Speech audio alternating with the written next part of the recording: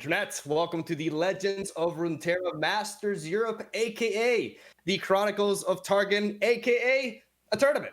We're basically in a tournament, but not just any tournament. Today marks day one of a month-long competitive journey featuring the best players in the continent who come together to form teams and represent their country. And to guide you along the way, we have two completely and utterly unbiased Spanish casters. And of course, we have two other casters here to balance out potential biases, as I am joined by my fellow casters right here. We got David Impetuous Panda, who is somebody who I've known for a long time, very experienced card game caster. We have Pulse, who is a veteran League of Legends caster himself, and Max, who is basically an LAC commissioner. And all these players, all us casters, are also ranked in Masters rank. So we do know a little bit of what we're talking about, which we want to preface this. And yeah, how you guys doing? You excited? We got a big tournament today. Yeah, good, man. Yeah, I feel like I just need to bring the bias back down from the two Spaniards, obviously, in the room. So I'll be back in the UK. Hopefully we can do better in an international tournament. We suck at Eurovision, so I'm just hoping we get something here.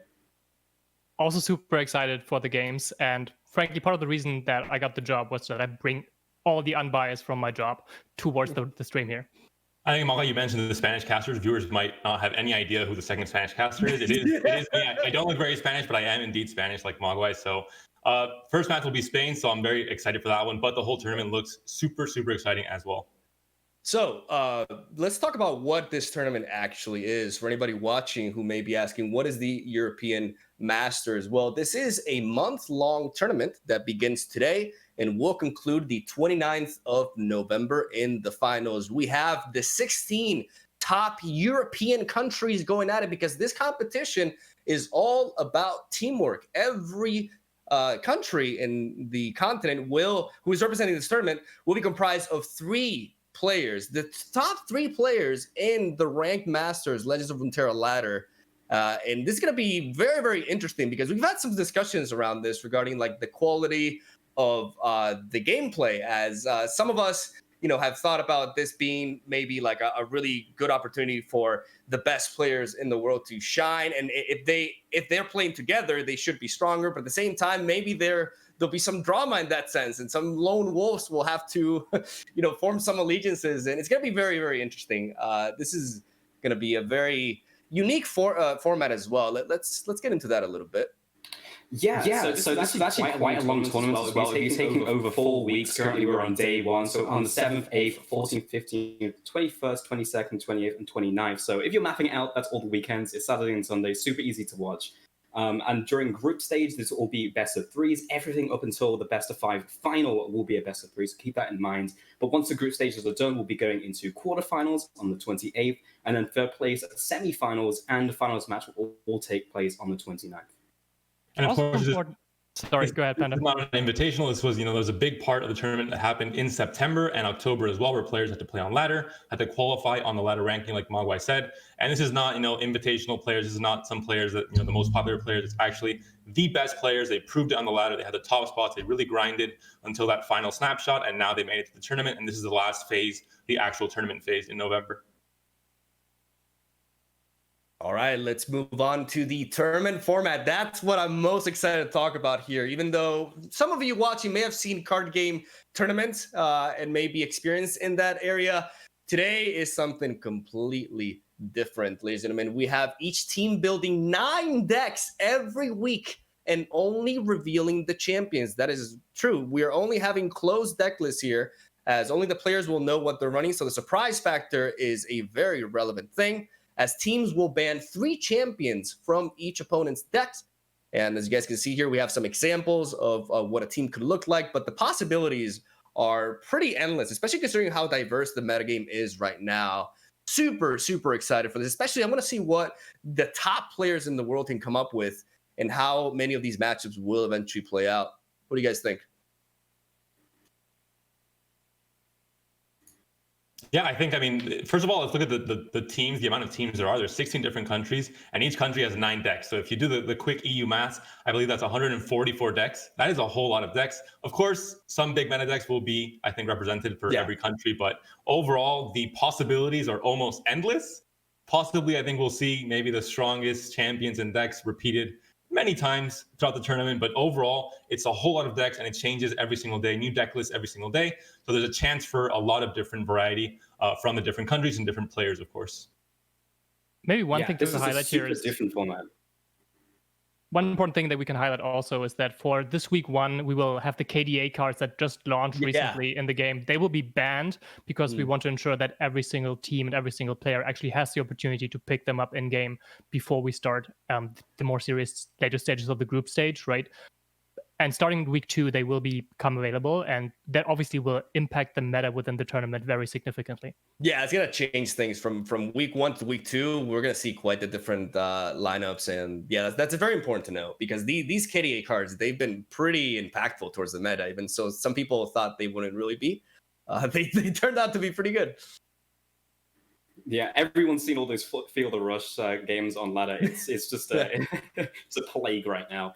And talking about this format specifically, because it is super different, there's a lot of nuance. And if you know anything about me, I love my cheese. You can do things like hide your champions, have no champions in your deck at all. You can have a deck because you don't show regions and then play dummy champions to throw people off because of how the banning phase works. There's a lot of nuance here for the teams to figure out, not only in week 1, but as the tournament progresses.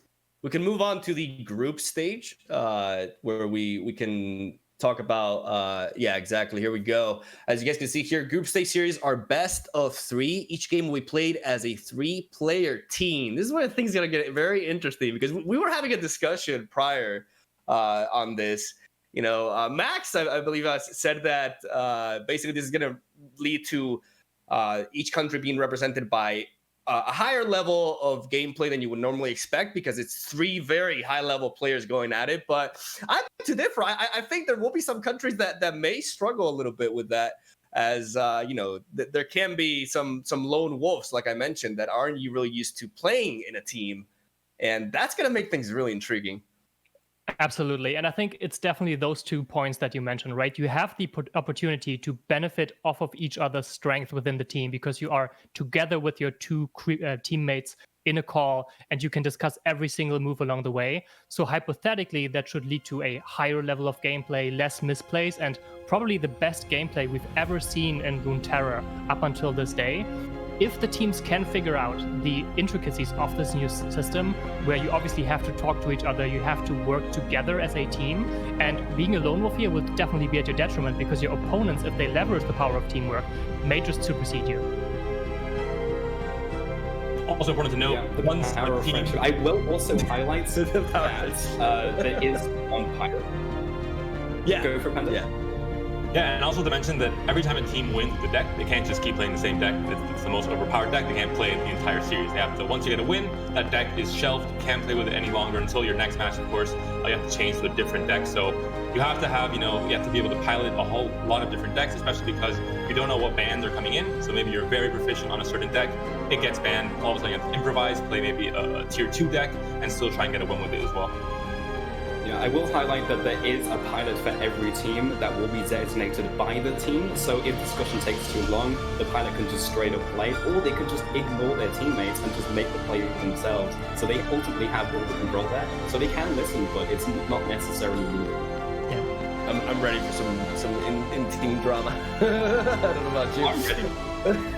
All right, let's take a look at the groups, shall we? We have the groups being distributed, as we see all 16 countries there in 4 different groups. We got Group A, B, C, and D. And today, the Group A, who's featuring Spain, is going to be actually our first game of the day. We got Spain, Belgium, Romania, and Croatia in Group A. We got Poland, Portugal, Russia, and Latvia in Group B. France, Bulgaria, Italy, and Austria in Group C. And last but not least, Group D with Germany, United Kingdom, Norway, and Czechia. Sorry for my mispronunciation there. What do you guys think about these lineups, these distributions? Because we got some powerhouse countries here. I think the important thing to mention, first of all, is that these teams are obviously in these groups for a reason. They were seeded off the ladder snapshot. Yes. The 4 top teams, 1, 2, 3, and 4, were put into one pot. Let's say the pot A, which are kind of the tournament favorites, coming off that first ladder snapshot, and those are Spain, Poland, France, and Germany.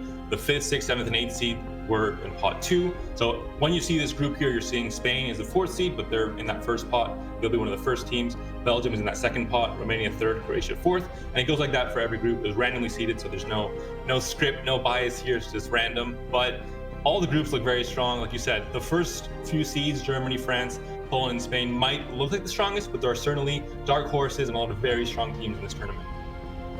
Oh yeah, 100%. I mean, for me, the dark horse of the entire tournament, actually, for me, is Czechia. They came in as the final seed. I believe they knocked out Turkey because Pokravac managed to just get to the top and get his country in. And if you don't know much about Pokravac, he's the guy who's managed to get world first multiple times on multiple different servers. This guy's an absolute madman. He's an absolute grinder.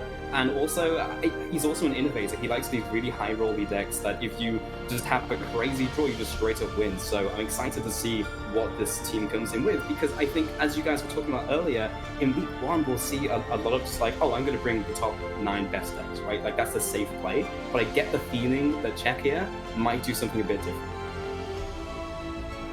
Definitely a very, very strong player. I agree. I've known Pokravac ever since I started playing Laser Runeterra myself. He was indeed the first player to achieve Masters, I believe, in Europe, and then he also achieved it in North America as well. So he's a very established, very accomplished competitor. And what's interesting to know, as we mentioned prior, each of these teams is comprised of the top 3 players in Masters rank for each country, but that doesn't mean that every team has the players in like the top 20 of the ladder. In fact, some teams can be comprised of 1 very high ranked player and 2, lesser ranked players to, fill in the team. So it's going to be interesting to see how this is going to dictate different power levels across the board.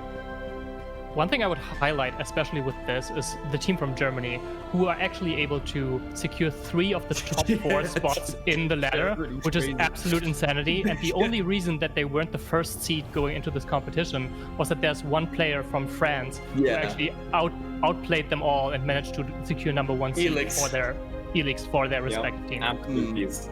Yeah, Germany is stacked, man. Like, let's be real here. Game Break Zor, who came, like, he actually made it to the very top with Heimerdinger Vi. Back then, when we were in a stage of the meta where nobody was playing Heimerdinger Vi. In fact, nobody thought it was viable due to its potential weakness to aggro, which was very relevant back then. And he climbed super fast through the ranks, and in a very, very contested country, as we had Fresh Lobster, who I thought was not going to make it for a moment, and then just had this incredible win streak at the end.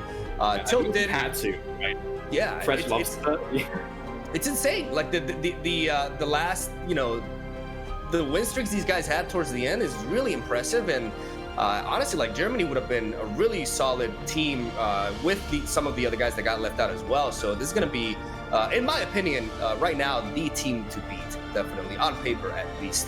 As I think it's really solid. But another team that's very solid and totally not biased in the statement at all, Spain is fantastic. Spain has some really, like, the 3 players that represent Spain ranked up really high up towards the end. I believe they were at top 10 at one point, even though at the very end that was not exactly the case. But very, very impressive scorings by these 3 players who are very experienced in card games in general. So I don't know, man, just really excited to see this high level action about to happen. So without further ado, let's get gearing and ready for the matches. Let's say goodbye and to our 2 fellow casters, as we are going to be basically dividing ourselves in 2 different groups. Today I will be casting alongside my good old friend David, aka Panda, and tomorrow Pulse and Max will be casting day 2 as well. Thank you guys for sticking around. I hope you're excited as I am for this event. We're gonna see some top-notch games, and I just want to get into the matches, honestly. Super excited. I wish you guys have fantastic games. Yeah, we're gonna love you and leave you, and we're gonna peace out. We'll see the rest of you tomorrow for day 2, and we will also be mixing up the caster pairs as well as the tournament goes on. Exactly. Good, guys. All right, cheers. Let's do this. You and ready? as we move into today's matches, we're going to take a quick look at the schedule as well. We saw it earlier in the countdown, but I think it's going to be important to look at kind of the match day itself, what matches are streamed. Of course, there's going to be 8 matches per day, but only 4 are going to be on stream. So there's going to be 1 match off stream every time, every game, and 1 match on stream. The first match, like you mentioned, Mogwai, is Spain versus Croatia.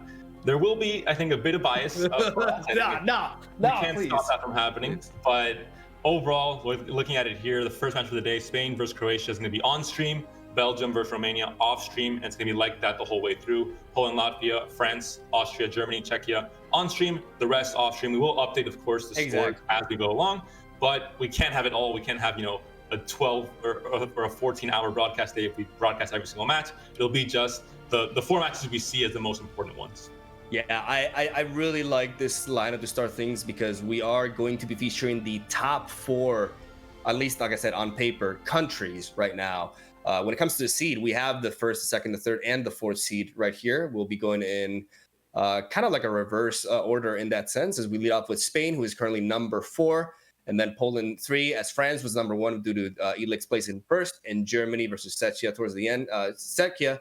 Sorry. Could you? Czechia. Thank you. Czechia.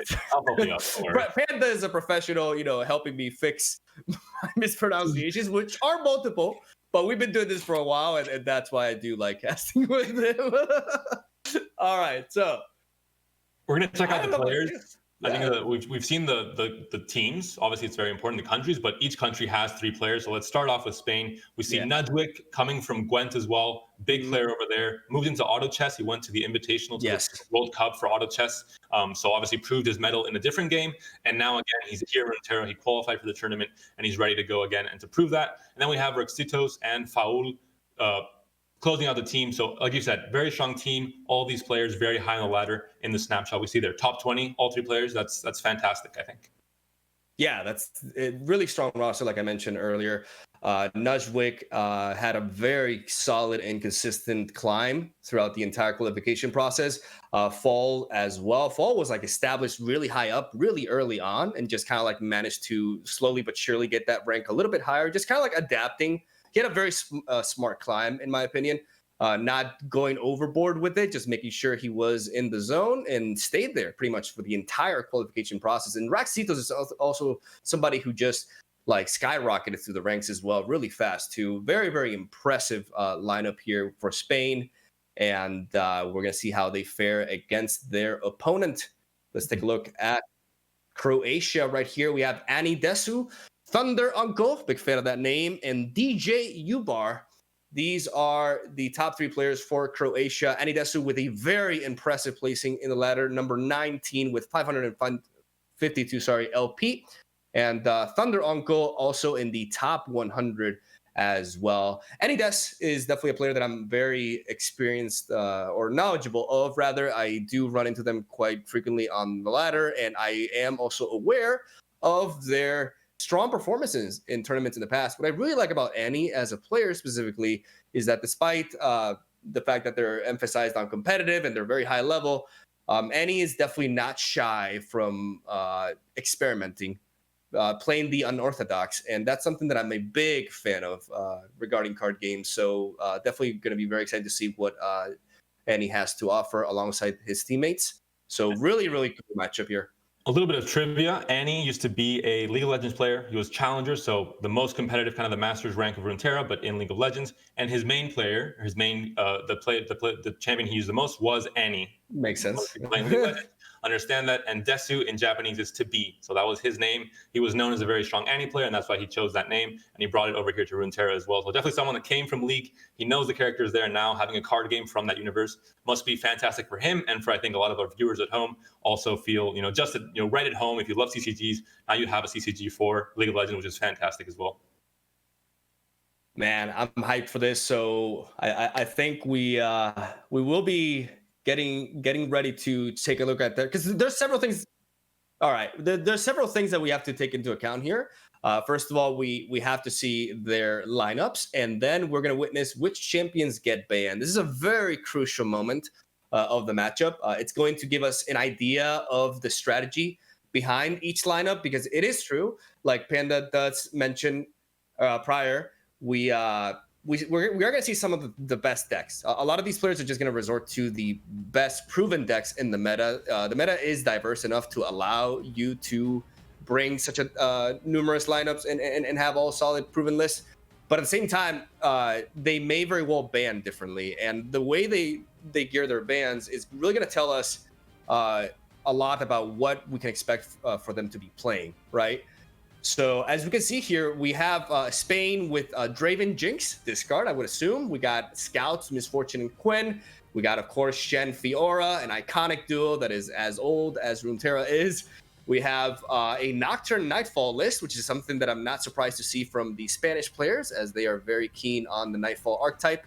And Kalista, Elise, Lee Zed with, the standard Lee Zed.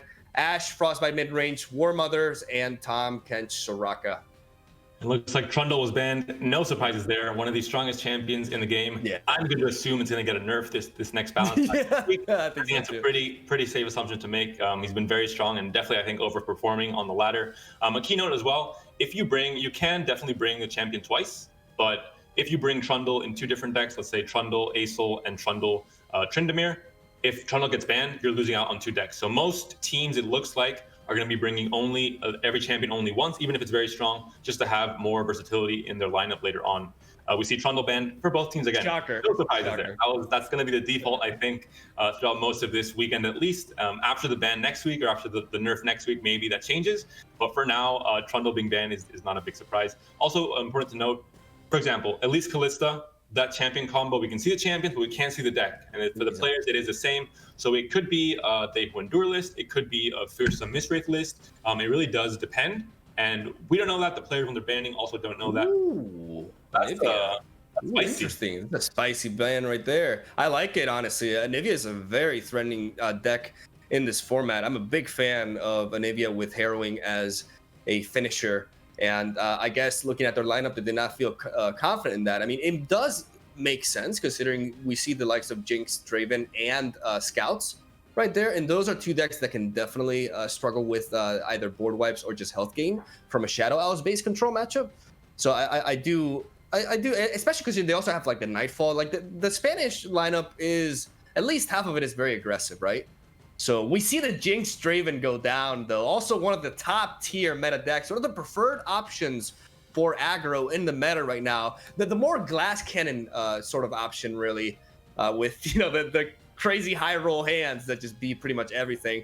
And that deck is going down. They're not messing around with that. So what's interesting to note is that Croatia is not running Jinx Draven instead, because they are playing Draven alongside Darius in a deck that you may be familiar with.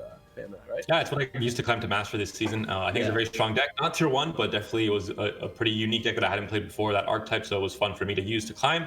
But as we're saying here, also to note, the bans appearing under Spain are what they are banning, not what's banned for them. So they're banning Croatia, so just for the viewers that might be getting confused. That's the reason why. And also Croatia bringing Draven Darius. They could have brought Draven Jinx, but like I mentioned before, because they want to keep their bans kind of not have their bans affecting too much, they decided, I think, to bring Draven Darius and not bring the pretty strong, like you said, discard aggro deck with Draven Jinx that can be very good, can have crazy hands, but can also have a bit of a clunky hand, and it's also very weak to things like Withering Wail. It's super vulnerable, exactly. Like, that's the thing. Oh, double Frostbite mid-range ban. So very similar bans in the end. The difference being one opting to take out the high-paced, dangerous aggro deck, while the others are going to be targeting the late game slow Anivia build. So that leaves Spain with mid-range Scouts. We got Fiora Shen, Nightfall. What we can assume is some sort of Shadow Isles, maybe Allegiance deck. We'll see. And then Lee Sin alongside Tom Kench Soraka. Very diverse lineup for Spain here regarding archetypes and play patterns. We have some very fast-paced decks, but also some very slow-paced ones, even though there's not really anything that's super slow. Tom Kench Soraka may be considered the slowest one. Everything else is actually pretty aggressive, potentially. So, yeah. The teams, of course, have these 6 decks now to choose from because they were very safe with their lineups. They didn't bring any repeated champions. They have 6 decks to choose from. They have to pick 2, and it looks like we're going to see Nightfall locked in for Spain and Tom Kench, the landmark deck with Starspring locked in. Very intriguing matchup.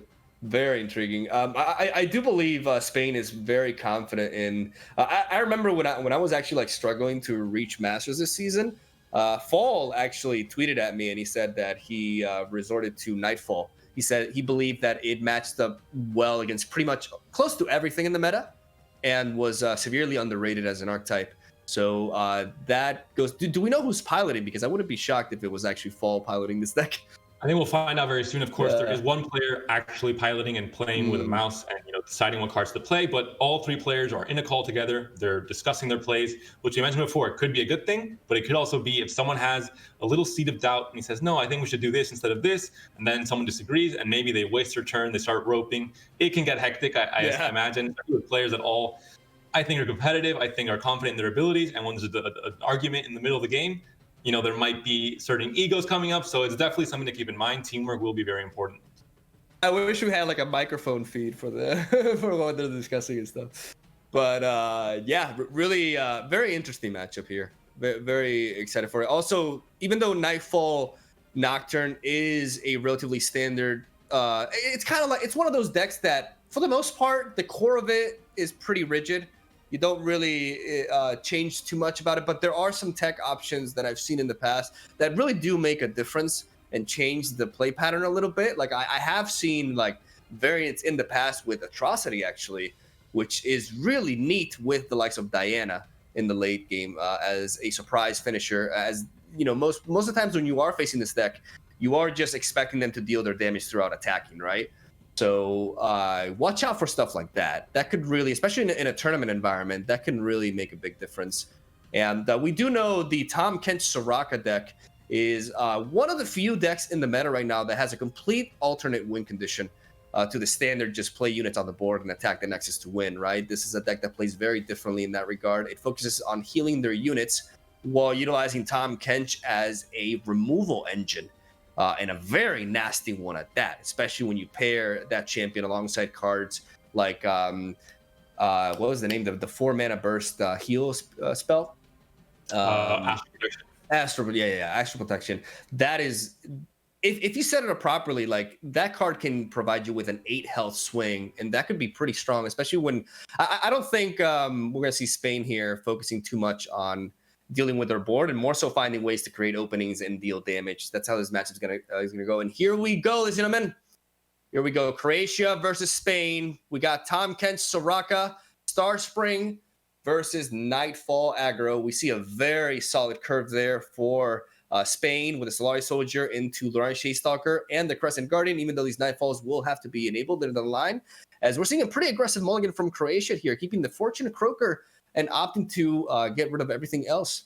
Yeah, it's a deck. I mean, the Tahm Kench Soraka deck is a deck that you need to find the right pieces at the right time. You need to find the landmark early on to make sure you have that as a win condition, and starts accumulating the points from early on. You need to find Soraka on turn 3. It's a massive power play. If you don't find it, it could be a problem. The same with Tahm Kench on turn 4. Whereas Nightfall, I think we see here a pretty nice curve. You obviously have to be able to proc that Nightfall mechanic. There's a lot of very important sequencing plays to be done with Nightfall. It's a deck that could be considered pretty high skill cap. You need to have the right plays, the right time, know when to play. That's why it's not as popular, I think. That's why a lot of players believe that this deck is not as popular as other variants of aggro because it is more punishing if you misstep with it. I believe Croatia here is really pondering whether to develop the Boxtopus. The problem with developing the Boxtopus is that they leave themselves wide open to an unspeakable horror, which would really slow them down. So they are judging whether they can build up the mana and potentially protect it.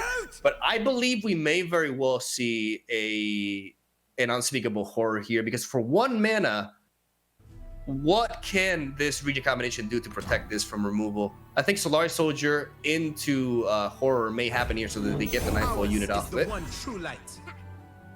You really want to remove this challenger from the board, I think. We'll see. Yeah, not just a challenger, but a challenger that has 3 attack. This Tahm Soraka deck, there are not many units that have 3 attack, and because Nightfall has so many fearsome units with Nocturne, with the Sticking Onlooker as well, that's a big win condition, being able to use the fearsome. And here we see it. You see his reaction too. Like the Croatian player here, they were definitely expecting. This is exactly what they were discussing, and I believe they took a bit of a risk and got punished. But now we're looking at the hand for Spain. They don't really have many activators for Nightfall. They want to activate the Guardian. They want to activate this Shade Stalker, but they don't have an activator. So this is what we talked about. It's a deck that you have to have the right cards in the right order. You need the procs. You need the right cards in the right sequencing. And if you don't have it, you lose out on so much value on your units. Yeah, that's actually, this is a very awkward situation for Spain. Like, you never feel good about playing 3 mana for a 3/3 with, that's too balanced, that's too fair. You never feel good about that. That's definitely something that they were considering as well. This is why this archetype is so intriguing, because it's an aggro deck that just requires you to constantly think of the next turn. If you are not thinking of the next turn every single time with this deck, you're just not playing it correctly, and you're gonna get punished. And this is a situation in which they're gonna have to go for a very underwhelming play, but they're still representing 5 damage on board here. Who's on top of the bounty board today? And of course, we're going to see probably an attack just with the Crescent Guardian. He would survive. His vulnerable is there, but because they have the attack token, the vulnerable is not really going to come into play for this match. It could come in later. There is 2 mana up though for Croatia, so maybe Spain being wary of that. Obviously, Tom Soraka has a lot of spells, a lot of protection spells to protect their units and also let them heal up later. You gotta respect the Pale Cascade. Playing very carefully, making sure their units stick on the board for a little while longer. You always gotta respect the Pale Cascade against Tarkin. Like, you always think that they have it, because they do. they always manage to draw it. Yeah, it seemed like a very solid start for Spain here, but right now the Tahm Kench is going down, and honestly, this card is a nightmare. This card is a big nightmare especially for a such uninteractive deck as Nightfall aggro is. This is really bad. And there is they have the Pale Cascade, but that's it. There's at least the activator was found, the 1 mana Dustbringer. Now can activate the Nightfall effect on the Crescent Guardian, for example. And possibly Crescent Guardian could be used to kill Tahm Kench with a surprise Pale Cascade buff later on, once the signature or once the card is used from Tahm Kench to remove it. But I think Croatia's players, they know what's up. They know to be very careful. If their spell mana up, and look at that Hush. Look at that Hush just chilling in Croatia's hand. That's just, Tahm Kench is just not going down. Like, if they play right, and especially like the kind of gameplay that we can expect from this high level of players, this is just not a misstep they're going to make. They're going to make sure that they always make as much use of their mana as possible. Never ever overcommit. Keep in mind that Nightfall's entire game plan is about developing a board and going in deep in 1 turn to deal most of their damage output. That's a lot of the times how the deck plays out. So they just gotta take it easy, make sure they don't get overwhelmed, and slowly but surely pick off their board. That's the game plan right here. Spain needs to find some sort of opening, and there are options. We do see the 6 mana Nightfall unit right there, Sickness. Sickness does provide elusive onto a unit if it does trigger Nightfall. Oh, we see an attack with the vulnerable right off the bat. I like this. Like, they really have to make sure they don't go wide. I'm a big fan of this decision.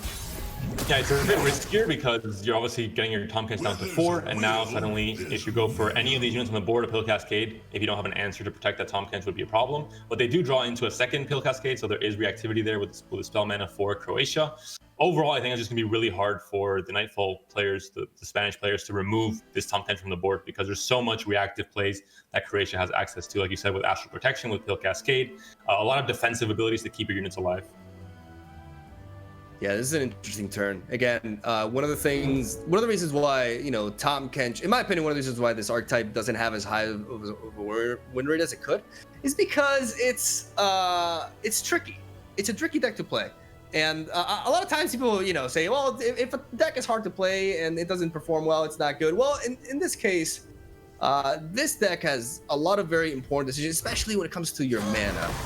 Like, making sure that you always have the option to heal and keep your engine safe is the priority here. So not rushing. You don't need to really rush Star Springs until you're safe to do it. Right now, Tahm Kench, even though you have a deck filled with healing, you don't really have any healing in your hand. And your Tahm Kench, except for the Star Springer scores, and the Tahm Kench here is very low. So I think we may, this could be a turn in which they don't go for an acquired taste. And instead, they try to spread out and develop the board a little bit more and get that Star Spring in there, and then commit to the removal next turn when they're a little bit safer, especially when they have the attack with Soraka that can heal the Tahm Kench. We'll see.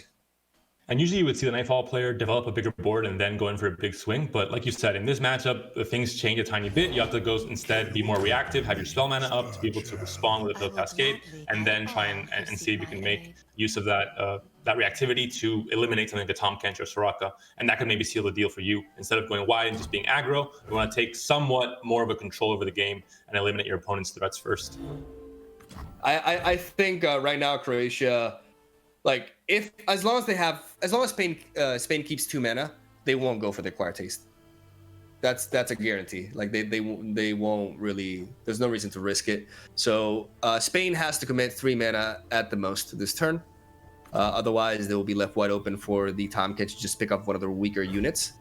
And you don't really want to give that to Tahm Kench because that would just make it get one step closer to leveling up, which is obviously not ideal. We're seeing how awkward it is for the Spanish players. They're doing the math. If they want to use a Nightfall activator in the pedal, then they lose 1 mana, and if they use a Doom Beast, then they're down to 1 mana, so they can't use Pill Cascade to react to... Yeah, exactly.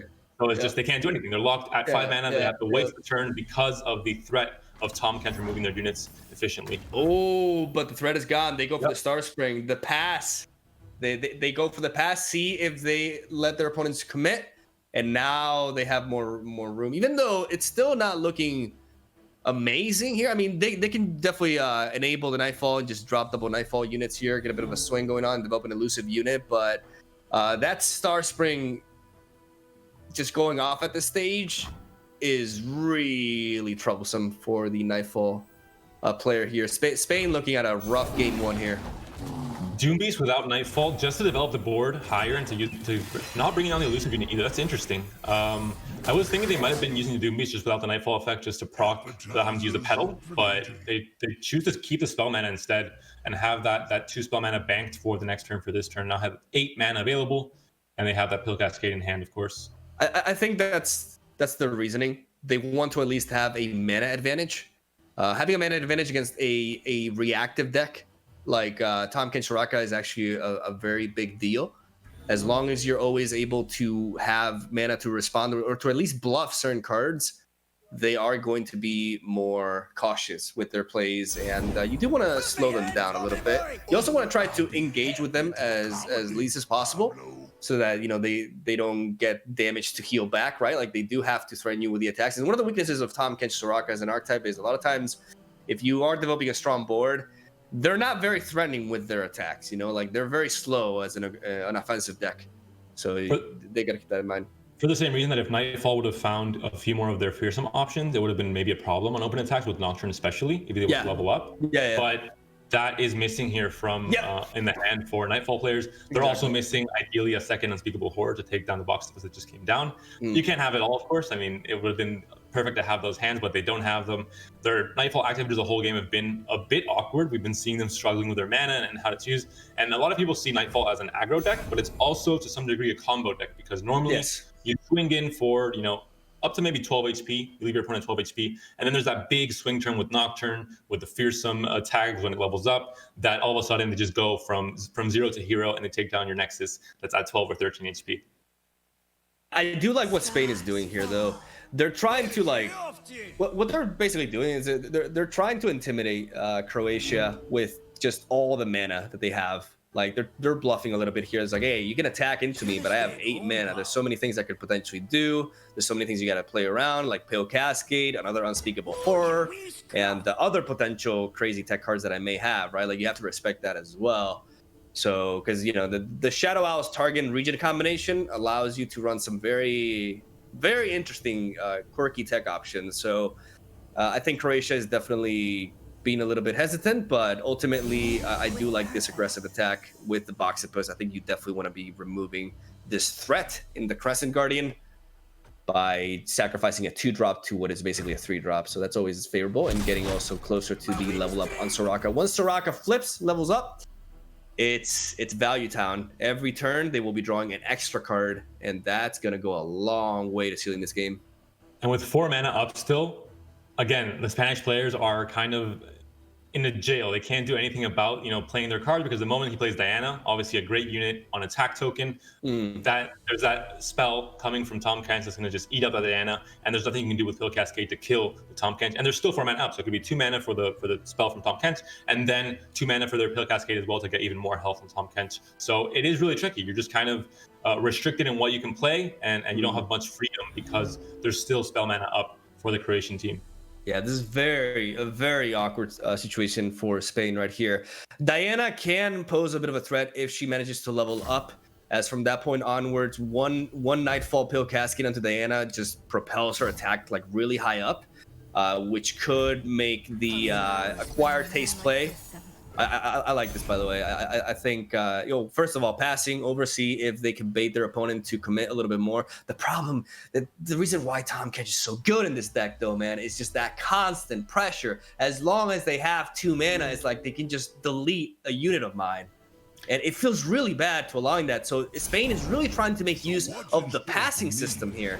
The initiative system. They're trying to give the initiative back as much as possible so they can bait their opponent into spending as much mana, and they're hovering over those 2 1-drops right there, knowing that one of them is going to bite the dust here. I would assume they're going to be going for the Solari Soldier, though they could get a little bit greedier and tackle the Doom Beast as well here with an acquired taste as they start picking up the board. Serpent there for 0 mana is a great Nightfall activator, not kind of what you would plan because it's not in your main deck, but you have to adapt, and obviously it should be used for 0 mana. It's a good card. It's very easy to activate Nightfall that way, so the synergy is there. Again, they had to play, I think, this very big 6-mana play, the Eclipse Dragon, because if they played anything smaller, it would be a Tahm Kench target. There's still 2 mana out for the Croatian team. Interesting. They're going for the 1-drop instead. They really want to start pushing for the Star Spring lethal here. I like this play as well. As we also see the level up from Soraka. Soraka just basically going to draw a card every turn here, and also now is the stage of the game with leveled up Soraka is when you're facing this deck, you have to be very careful, because if one unit starts to go really high up in health, and if they have no direct removal like Vengeance, then they have to be very careful with allowing Tahm Kench to receive damage, because Soraka can just bring that back all the way back up to full and get that Star Spring lethal in the works. Very tough situation for Spain right off the bat here. Croatia off to a great start with this like I said, alternate win condition sort of game plan that's really shutting down the Nightfall deck.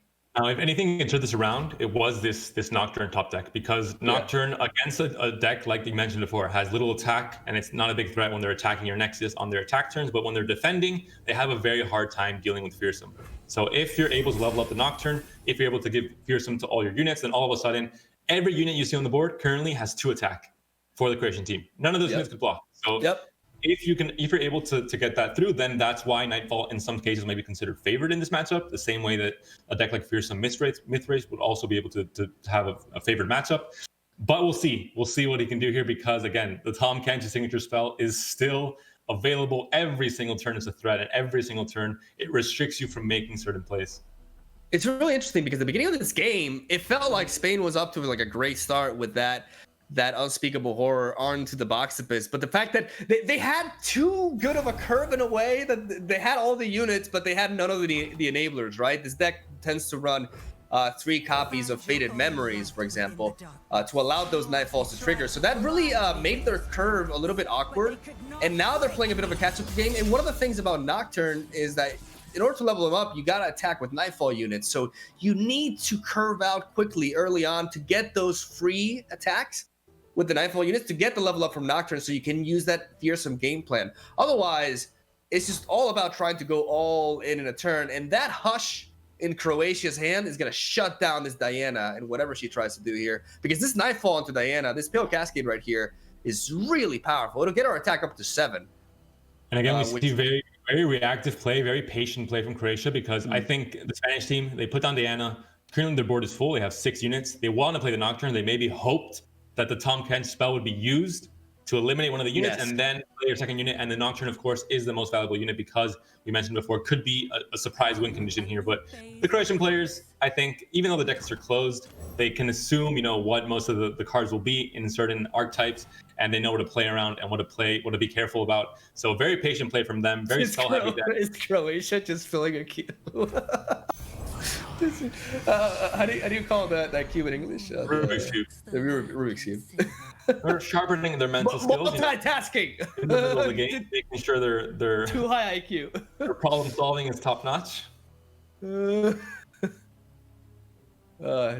much brain power. All right, and then we'll see. Right. It seems Belgium has won the first matchup, which was, let me actually remember what it was against here. Belgium was playing against Romania, so Belgium also Romania. So they're off to win their first game. Nice.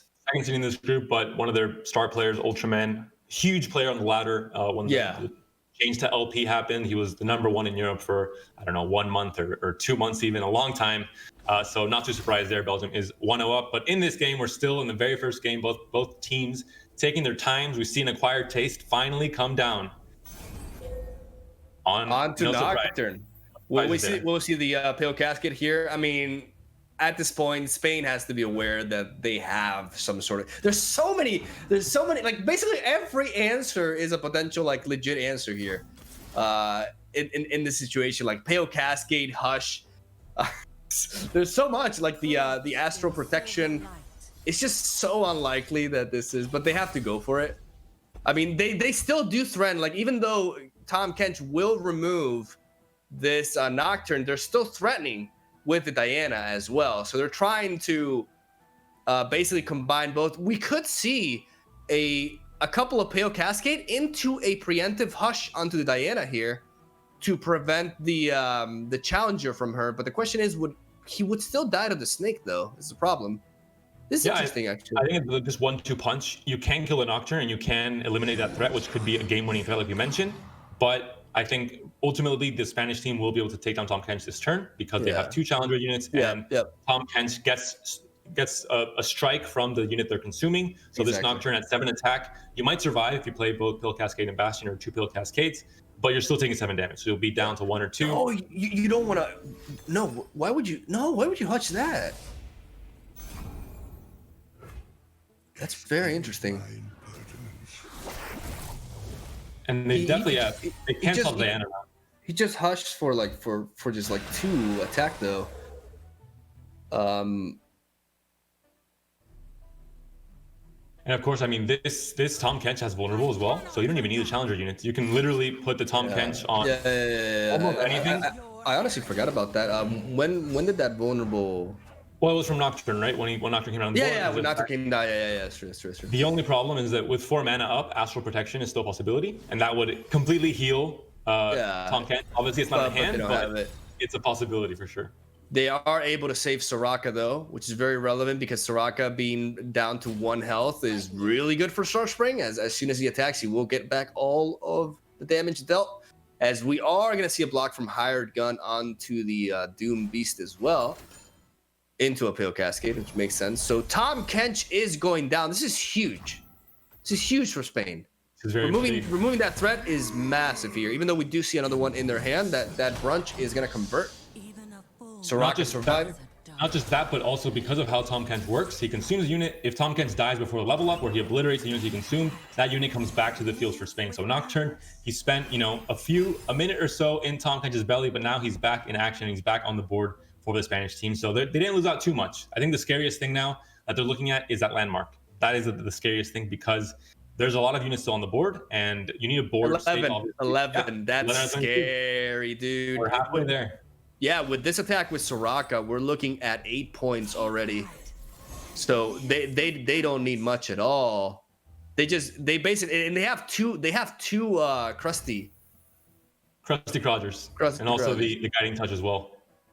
So like you mentioned, this is an alternate win condition. They're not playing for attacking the board. We see Spain at a healthy 19 HP. They might, a viewer might come into the stream. It's new to Runeterra, says, okay, these guys are going to win. They're still very far ahead. They have some scary units on the board. But all of a sudden, this landmark, it procs, it hits 22, and we're going to see a very cool animation, possibly, if it does happen, and the game will end. So it's an alternate win condition, one of the first ones added to Runeterra, apart from the Fiora win condition, and it's definitely a strong thing. If you don't have the answer, the removal for landmarks, then all of a sudden you're in a big, big trouble if you can't clear the board.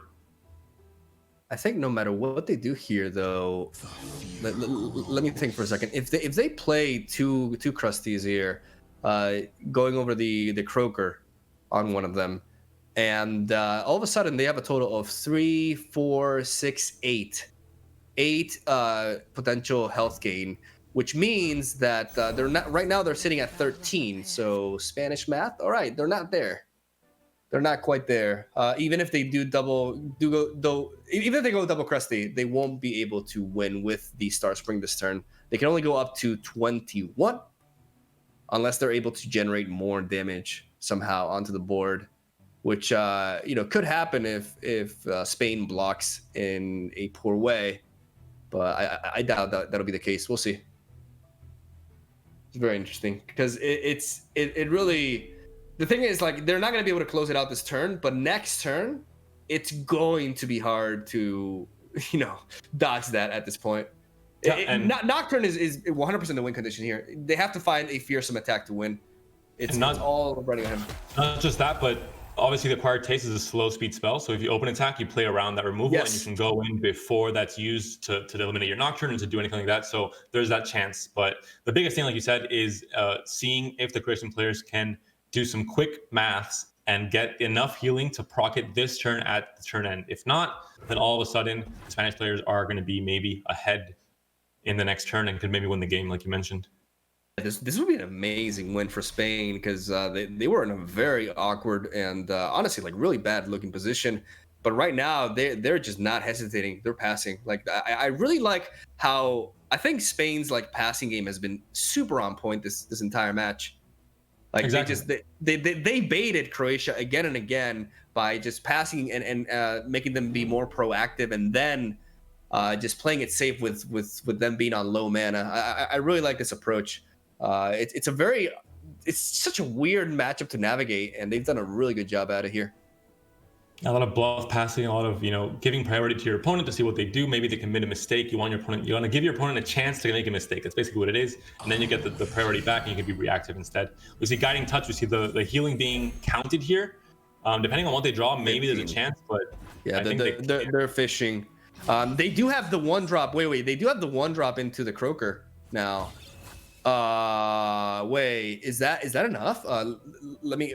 There are 15, right? Yeah, there are 15. Okay, so if they drop, they attack here. Okay, they get a total of 4, so they go up to 19, and then they play. Oh my God, they play the Croaker. Wait, do they miss on 1?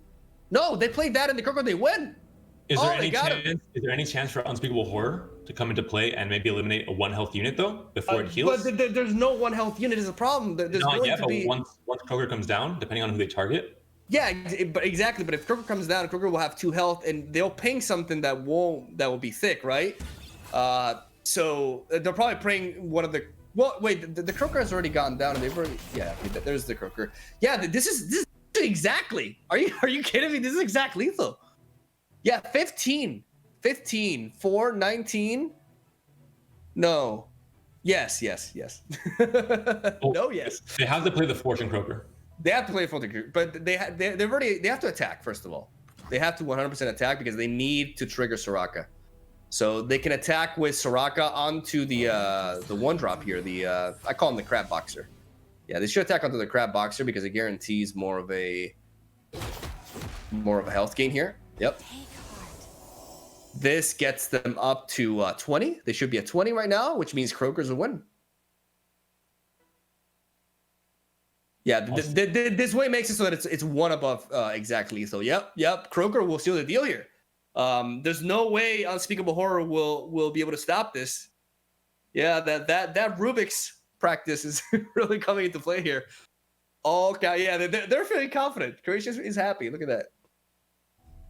Just further expanding their brain power. The attack with Diana last turn, where they did damage to some of the units, maybe was the problem because they gave. Obviously, you don't damage your opponent's units. It's much harder for them to get the heals going. But once you get into combat with these units and they get chipped down every time, they don't die, of course, because you have so many spells to protect the units as Tom Soraka. You still take damage, and then they have those extra heals from Star Spring. So again, it's a very hard matchup to pilot because you're not playing a usual game of Runeterra. There's an alternate win condition. It's kind of a mini side game almost. Yeah. A different way to play the game and play against a different opponent. So it can get very tricky. But that's why I love alternate win conditions like this and the introduction of champions like Tom Kench. I like this deck. It's fun to play, and it's like you said. It's like it turns the game into a bit of a puzzle in a way, and it reminds me of good old Ezreal decks too. As we see the Croaker go down, hit the Soraka, which is the best play because you want to hit the beefiest unit so that it's harder for the opponent to remove, especially in an archetype that really lacks any sort of reactive interaction. So right here, we're going to get that Star Spring up to 23. and Croatia is going to take game one. I don't believe there is anything Spain can do. No Nightfall unit that they can pull here. I believe they were very close to winning, because I believe an open attack next turn with Nocturne would level up, because there are 3 Nightfall units on the board. So they could have actually missed out on lethal by 1 turn here, which is pretty devastating, but very close game nonetheless. Of course, there is still 5 mana up for Spain, and I mean, obviously now with the pass here, we see it's going to be the win condition here, but there it is. GG. With 5 mana, something like a crumble could have been a possibility as well. So there is no checklist. Both of these players, we have full caster vision. We know exactly what's in each hand. But these players, they can't be sure. There could be a crumble, for example, in the Shadow Isles list, and all of a sudden you don't have lethal. The swing comes in next turn and you lose. So we have full caster vision. We have omnipotent powers. It's easy here. mode for us. Yeah. Well, we can make use of this and come off really smart, Panda. That is true. That is true. I'll not mention again then. But exactly. The first game for Croatia, this is, of course, a best of 3, so they have to win a second game now against Spain. Can still choose any deck. They have no win, so they have full possibility. They can switch the deck. They can play again with Nightfall. It's their call, really. Whereas Croatia now has a win with Tom Soraka. They cannot repeat. They have to choose a different deck. They have 6 decks to choose from, so they definitely have a lot of options. Yeah. And we'll see what exactly they decide to go for game 2 of this series. Very strong showing here by both countries and their teams. Very well played by both teams. It's very important, even though Croatia barely managed to get that last source. They really needed that Croaker. They needed that self-harm to be able to get for the go for the Star Screen lethal there. But very impressed by how Croatia set that up, and also very, very impressed by Spain's navigation through that really awkward matchup. They're definitely very used to playing that matchup.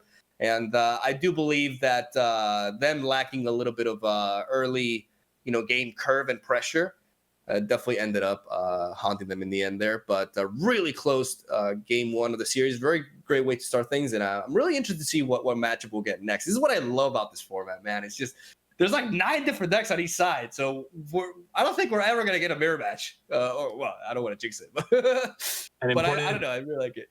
Important to remind the viewers at home as well. Off stream, Belgium and Romania is currently 1-1. So Belgium, the higher seed, maybe the favorite going into that match. Romania came back in game 2. They're now 1-1. And of course, the best of 3. The final game will decide who takes that first win.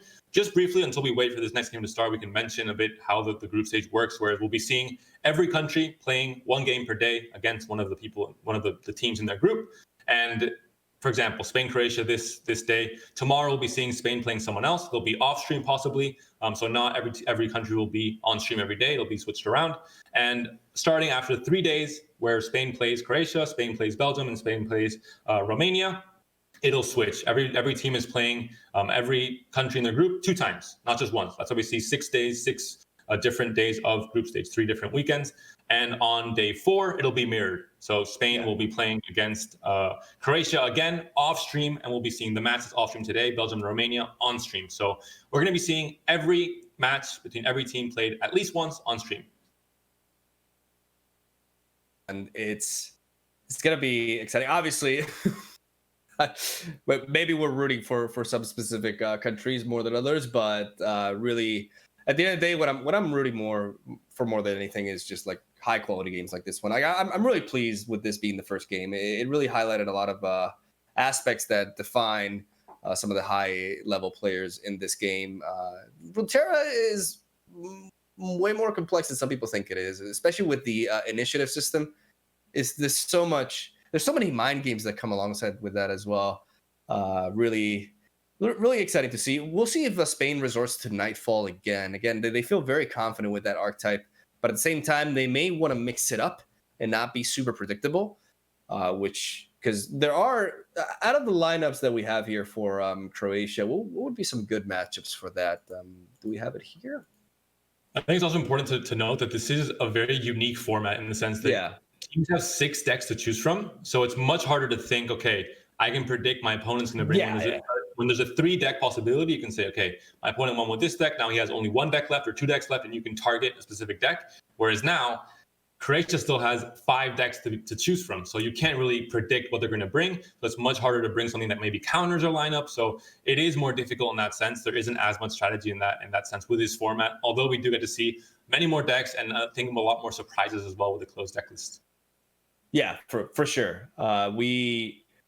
We have a series, like a very diverse lineups here, and the only real targeting that you can pursue is targeting an archetype, right? Like if you're expecting aggro to be super prevalent, then you can have like an anti-aggro lineup. That's basically as far as you can go, because otherwise it's gonna be too much of a risk for very little chance of reward. So yeah, I definitely think that they're just going to be inclined to go with whatever they feel most confident with. And like I said, they think really highly of the Nightfall archetype, Spain in particular. But it'll be interesting to see if they want to mix it up a little bit and try to kind of start fresh in a way after this loss, which is very close ultimately. And of course, the teams are now taking their time to maybe not only choose the deck, but also the pilot of their deck. I think they can change between matches. Also, yell at each other and stuff. Yeah, all that goodness. Maybe some maybe some plays were discussed in a different. So one player wanted to do one thing and then another. Yeah. So we're going to be seeing looks like Spain lose. They see the power of Tom Kent Soraka. They decide to choose that deck. Me too. I can do that too. All right, and they're facing your deck right there. We got Raven and Darius. I would assume it is a Noxus Targan variant, which for anybody watching and hasn't heard of this deck, don't get too excited. It's basically aggro with big dudes in Overwhelm and Pale Cascade. It's the movie. I mean, the match of it, that it's maybe not as aggro as other decks, but has a possibility of not only going wide, which it can do, and it does, run cards like many cards that go wide, like aggro normally does, like a kind of a zoo strategy. But in this case, it also has units that go tall, so you have kind of both sides of the spectrum, and you can play around certain cards in certain matches, like Avalanche, for example, or Withering Whale, by playing differently. You have Pale Cascade, which is a card that with Overwhelm units, you get the survivability, but you also get the extra damage that goes through, and it helps you hit the Nexus for even more damage as well. So it has a lot of things that work very well, a lot of great synergies that make the deck, I think, maybe not obviously tier 1, but from my experience, I think it's a very strong deck, especially into certain matchups. I think it's easily high tier 2 for sure. It's just a strong curve.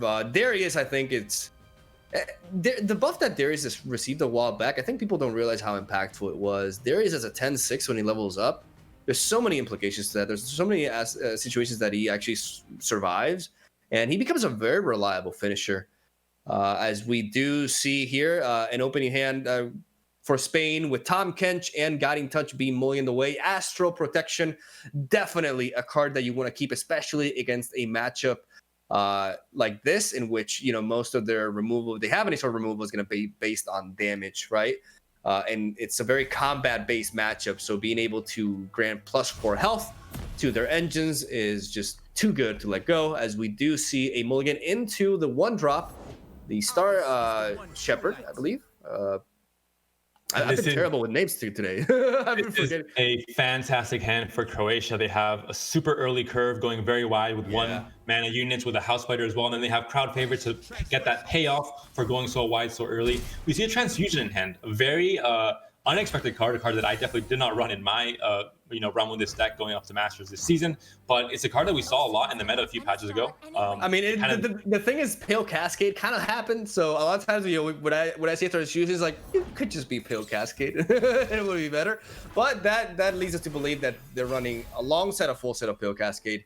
They're going even further with the 2-mana combat tricks, which I think is a good call, especially in a deck like this where certain Overwhelm units are the primary source of damage output, and keeping them alive and kicking on the board is just as important as dealing damage with them, right? So Transfusion can really help in that regard, as we do see Spain draw into Starspring here.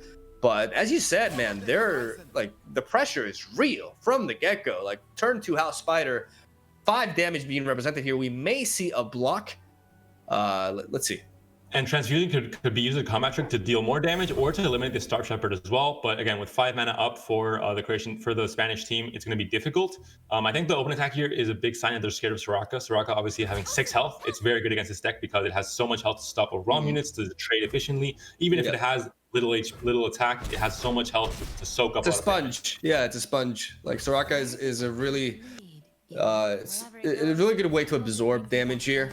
And we also know how threatening that can be. Broadback Protector is also going to be absolutely crucial in this matchup. It's And we see a second one right there. This could be huge for Spain. They've received a big hit early on, dropping down to 14, but these broad back protectors can just nullify the aggression unless Croatia just keeps spreading out as wide as they do. We have crowd favor going down here as a 6-5, and that's really menacing right there. And that's the magic of the last open attack as well. When you're open attacking into a 0-3, you know your units are all going to survive for the most part. They're not going to be dying. And that guarantees you have a wider board going into this, the crowd favorites. So a lot of, these players are not just playing for that one turn. They're thinking ahead. And all of a sudden, this is what the payoff is. You're looking at the board. This is looking scary. I mean, you do have some blocking. With double. And then they just highlighted over the decisive maneuvers in their hand as well. Decisive maneuver really powerful in a deck like this because you do rely on big, beefy, overwhelm units. So by stunning your blocker, you remove it from combat, which means you deal as much damage as the power stat of the overwhelm unit. So that's just like removing a blocker and getting a clean hit makes that card so threatening and also very flexible because it can be really clutch defensively as well. And this is why they're blocking a ton of units. They're not blocking the overwhelm units. They highlighted with the mouse. Yeah, that's super. They saw the 5 mana and they know that it could have been lethal this turn. If they weren't careful, it could be lethal. If you're blocking the overwhelm units, once you stun it with a decisive maneuver, it goes back to your bench. And because overwhelm units goes through, even if there's not a unit there's not going to be the blue little bubble. The damage will go through fully, and you might lose to it. So in this case, heads up play, the spider gets blocked, but they trade out the Star Shepherd and there's the Astral Protection. Very, very key Astral Protection here, as it is going to, like, Broadback Protector is such an ideal unit to buff in a matchup like this, as you're going to be getting that consistent health gain, and you also have a very threatening unit that's going to be self-damaging itself and building up that Star Spring as well. Once Soraka levels up, and if the opponent doesn't have anything, because one of the problems with this deck, correct me if I'm wrong, is like most interaction is combat based, right? So if Broadback Protector is very weak, it's not like this Darius Draven deck has many ways to like ping that and get it out of the way, right? Because that could be really, really important, because an attack from Soraka fully healing an 11 health Broadback Protector not only progresses Star Spring a lot, but it just like brings it back online completely. And that's basically, I think that's the win condition here for Spain, very, very clearly. But they're down to 6, though. That being said, they're down to 6. 6 mana up for Croatia. Darius is going to come down, leveled up. Next turn, decisive maneuver comes down. There's 3 overwhelm units. You have to block one of them, or else that damage goes through and you're going to die to lethal. There's a second decisive maneuver, and that basically means that, I don't want to call it just yet, but that might be GG. I mean, there's going to be so much damage. And the thing about this Soraka deck, it has a lot of protection spells and spells to heal your units and to get HP, but it doesn't have any spells that kind of interact with your opponent. It doesn't have any denies, doesn't have anything that can stop your opponent's game plan. So even with the heals, I think this might be GG. I mean, you're going to have 7 mana next turn, so you have mana for decisive maneuver and for the transfusion, and that might just be enough to win it here. I mean, there's nothing that Spain can do to stop this from happening. Yeah, I mean, transfusion into decisive maneuver is exactly 12 damage. We do see health gain with guiding touch, but there's also 2 other very menacing overwhelm units right there. It's gonna be interesting though. Like, this is gonna be close. There may be a way Spain can make it out alive of this, thanks to that guiding touch right there. We'll see. If I was the one piloting this Draven Darius deck, I would be thinking, all right, there's nothing they can do. I would be looking at the deck list, at the meta snapshot, Tom Ken Soraka, looking at the spells, like, all right, I'm good. It's just, I mean, when you have a board like this, too much power. It's that 6-5 on top of the Darius is just like, they have no good blocker for that. Even though they have the ability to survive Darius into a transfusion, they can't take everything else, especially after the attack boost. I forgot to mention the attack boost from the actually no, they can't even survive Darius because of the of the attack boost from the decisive maneuver right there. The +2 attack. This is Dunzo. Wow, they're just gonna get that hush. Hush. Did we not believe in the heart of the cards, Panda? I still think it might not be enough. Yeah, the crowd favorite could be clutch. It could, remove a lot of damage. I think they'll definitely survive here though, especially considering that hush right there. Like, because right now they're taking 7 damage from the wow, they're actually baiting it. They're baiting it. They're baiting the lethal so they can just shut them down with the hush. This is really, really strong bait by Spain. This is a high risk play because you never want to go that low, but they know they have that hush. in Transfusion here first, just to I believe so. Present lethal. And then once you see where the Astral Protection goes down, then you remove that unit with decisive maneuver. The Hush can come down, of course, but I think they'll be able to remove one of these big blockers at least. And it might not be lethal, but it's going to be very close, I think, for Spain. And keep in mind that unfortunately Spain has not even gotten their Star Spring win condition online yet. They could very well this turn, but they're going to lose a good portion of their board here. Yeah, they're playing. Great Transfusion. They're playing on the back foot. I mean, they're playing. Wow, getting it onto the crowd favorite there. Yeah, that's a great play. That's a great play. Is that? No, that's still lethal. I mean, is that lethal? Yeah, that's it. That is lethal, right? That's 7. Yeah. Oh my god. Believe in me. This deck is very scary. And the problem with Comstraka is that it has no interactivity. It doesn't have any damage spells. It doesn't have any denies. It cannot interact. It can only protect. That transfusion was perfect. That transfusion was actually perfect. Like the fact that they're not going all in on one, playing around Hush. Yeah, Croatia just perfect execution here. And that's, just look at the surrender button. Like there's nothing they can do. You always stun the unit with the most health just to get that buffer out of the way, and then they're putting through so much damage. Even though the crowd favorite doesn't have overwhelm anymore, they need only a second Hush. Only a second Hush would save them here. This is done. Wow, Croatia with the dominant, absolutely dominant 2-0 start over Spain. Bit of a bittersweet feeling. Not gonna lie. Okay, I'm gonna remain professional. I'm remain professional here, but I cannot lie. I am a little bit disappointed, but it's the first day, and it just goes to show how well Croatia played these matchups right here. Very, very great start for not sure how much the Croatian team. Mana was banked last turn. If there was a chance for them to maybe. Look at that knockout! Oh my God, Darius just taking it home with that huge attack, and that is a 2-0 dominant victory for Croatia over Spain. Not the words I was hoping to say, but they are what it is nonetheless. Shout outs to both teams. Excellent plays, and Croatia just phenomenal execution, man. Really, really top notch, and just very dominant start for them. Yeah, looking at the analysis of kind of this whole series, we saw a deck that was able to win for one country and then lose for the other. So that shows that in Runeterra, there are certain matchups where a deck might be very strong and might seem like they're completely in control. We saw the reactionary playstyle. They were taking the control, Croatia, with the Tomkins Soraka in their game. They had control of the match.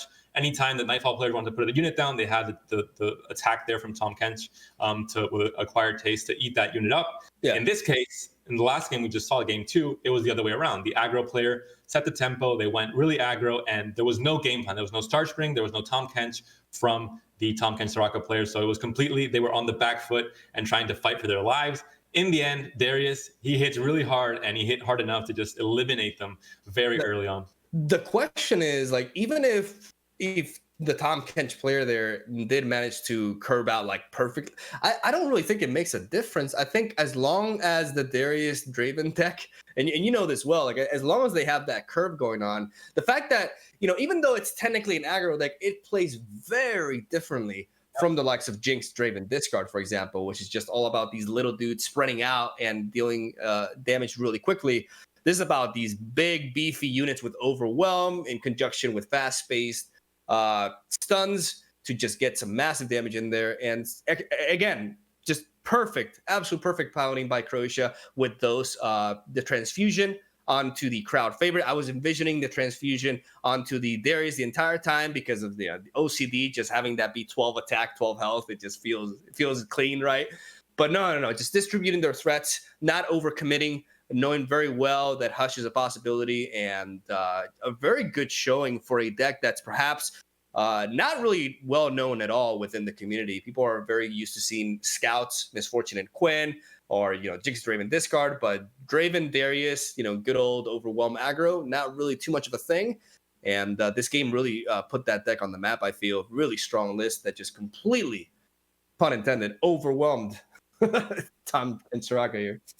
And the magic of that is the fact that there's new deck lists every day. So we might be seeing, this match on stream. We saw that deck dominating. I've played it a lot on ladder. I know for a fact it's a strong deck that maybe has been underrepresented currently in this day one. We'll see later on throughout the day. But tomorrow, some countries might think, all right, let's put this in. Let's bring this deck in. Let's maybe not play Jinx Draven discard aggro because it's more weak to Withering Whale, to Avalanches, and bring in a different deck. Every day is a new day in terms of deck lists and what these teams decide to play and bring.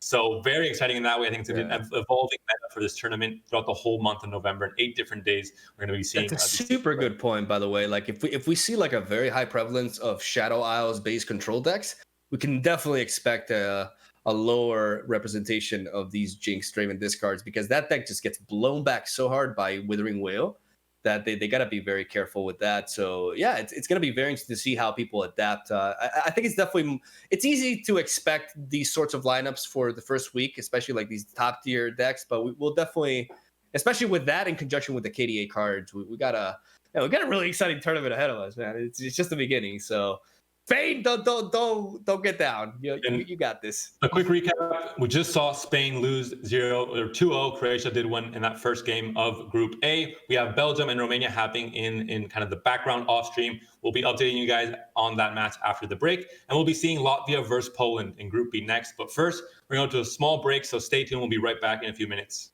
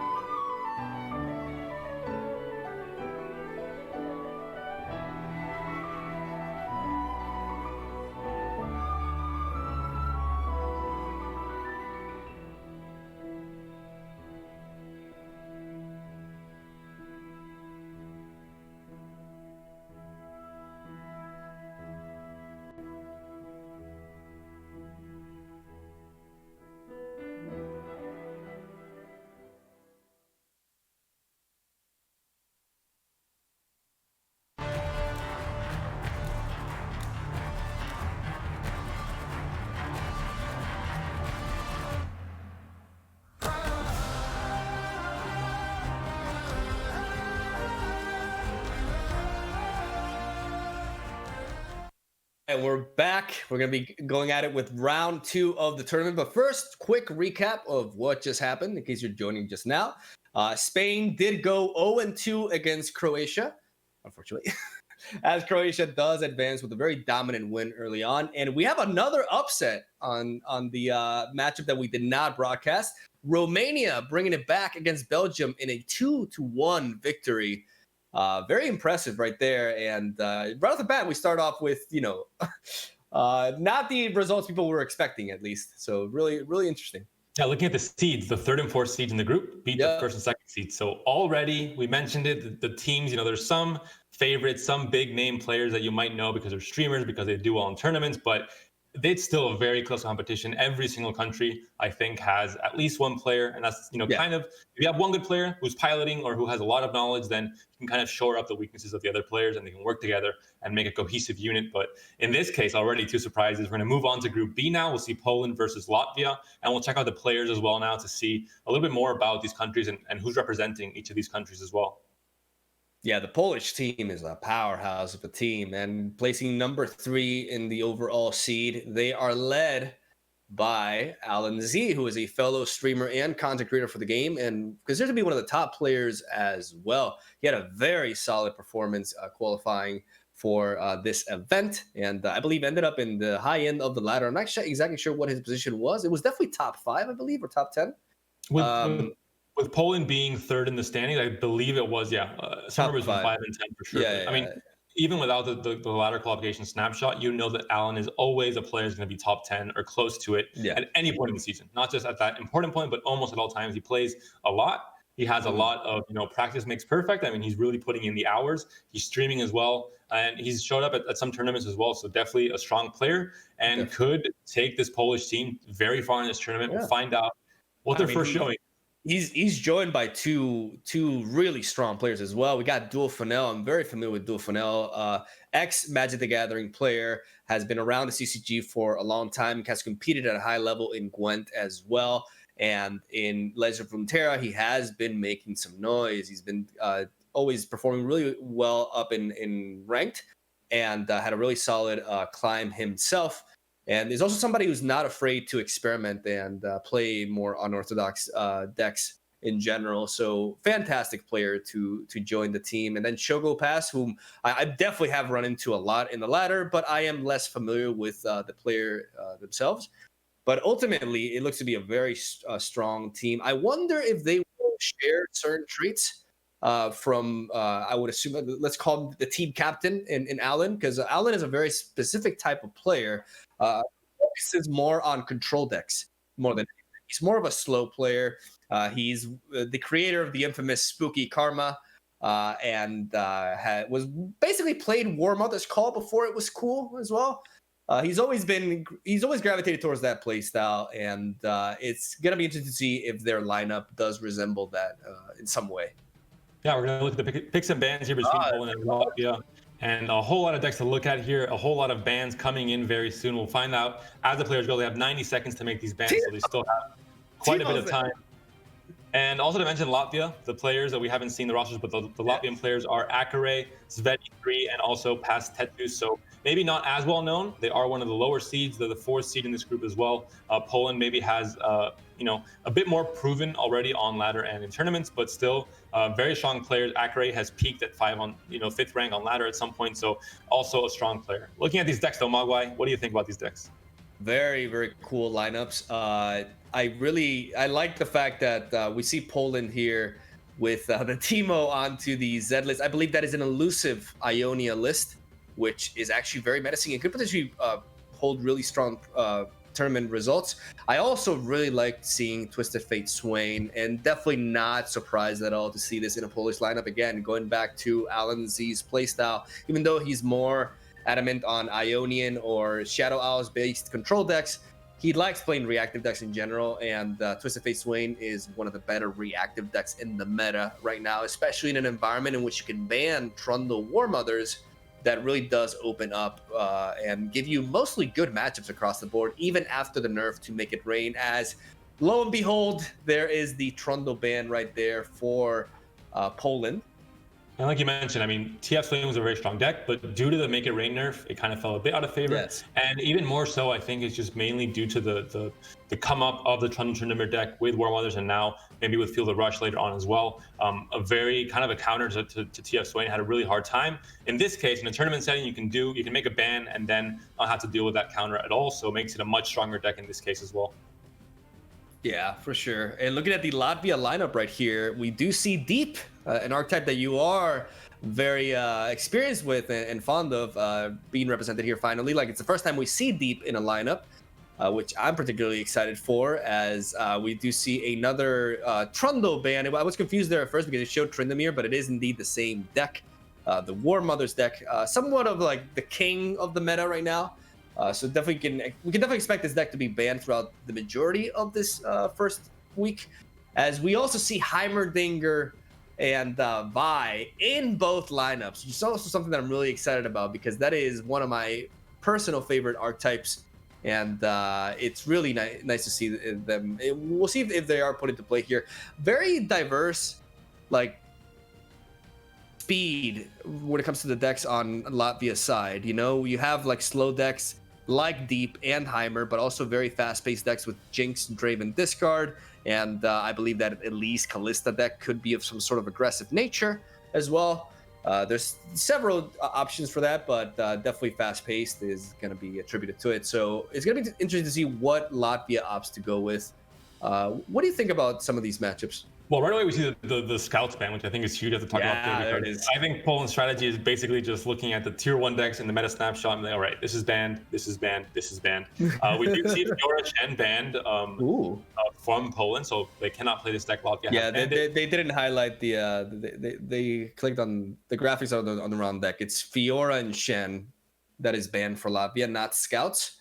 Well, no, and that leaves one Poland ban banned Scouts, so Scouts is banned. It's grayed out for Latvia. Oh, I think well, that was just that they're by my end. It's the opposite way around. It is a bit confusing. That's why we're here to explain it. Under the bans for Poland, we're seeing what they are banning. So they are banning Trundle, which means Latvia can play it. They are banning Scouts, which means Latvia cannot play Scouts. And for Latvia, the same way around. It is a bit confusing. I think as we see more and more matches, which there will be a lot of this month, we'll get the hang of it as casters and as viewers as well. But especially because this is not very typical, I think, in it looks like a League of Legends, ban and pick phase, whereas in card games, it's not as common. It's kind of a new thing. Oh, there it is. And there's a Draven, Jinx, aggro ban as well. So like I said, I think the tier 1 decks were banned, and let's just move along to the tier 2 decks and have to play against those instead. That is Poland's approach for sure. Let's see if Latvia, because right now they've had a similar banning pattern, though I do feel like Fiora Shen could prove to be problematic for Latvia. I definitely understand that nerf, especially considering they have an Elise Callista lineup, which is going to have some Spiderlings. Then you have Heimerdinger Vi, which can be vulnerable to challengers, and the same can be said about Deep, which can be capitalized in that sense, as we do see a Jinx, Draven, Discard. So very, very similar bans. The only difference being that Poland gets to play with their Scouts, while Latvia gets to play with Fiora. So we'll see if those matchups come into play. So let's take a look at what decks they're going to be locking in here soon.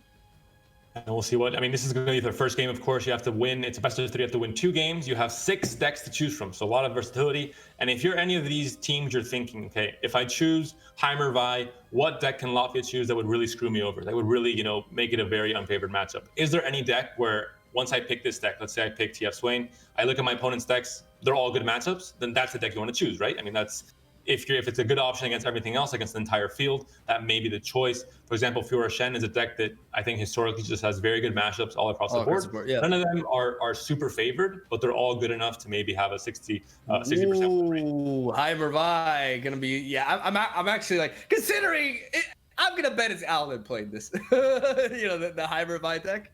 And definitely am not expecting Flash of Brilliance from this variant, because Alan is a big fan of Game Break Zor's variant of Heimerdinger Vi, which is more emphasized on just having solid 3-mana plays, and does cut the Flash of Brilliance because of the poor card pool that you have when combining Piltover and Target regarding 6 mana or higher spells, as we do see the opposing team locking in Ash Frostbite. This is a very interesting matchup.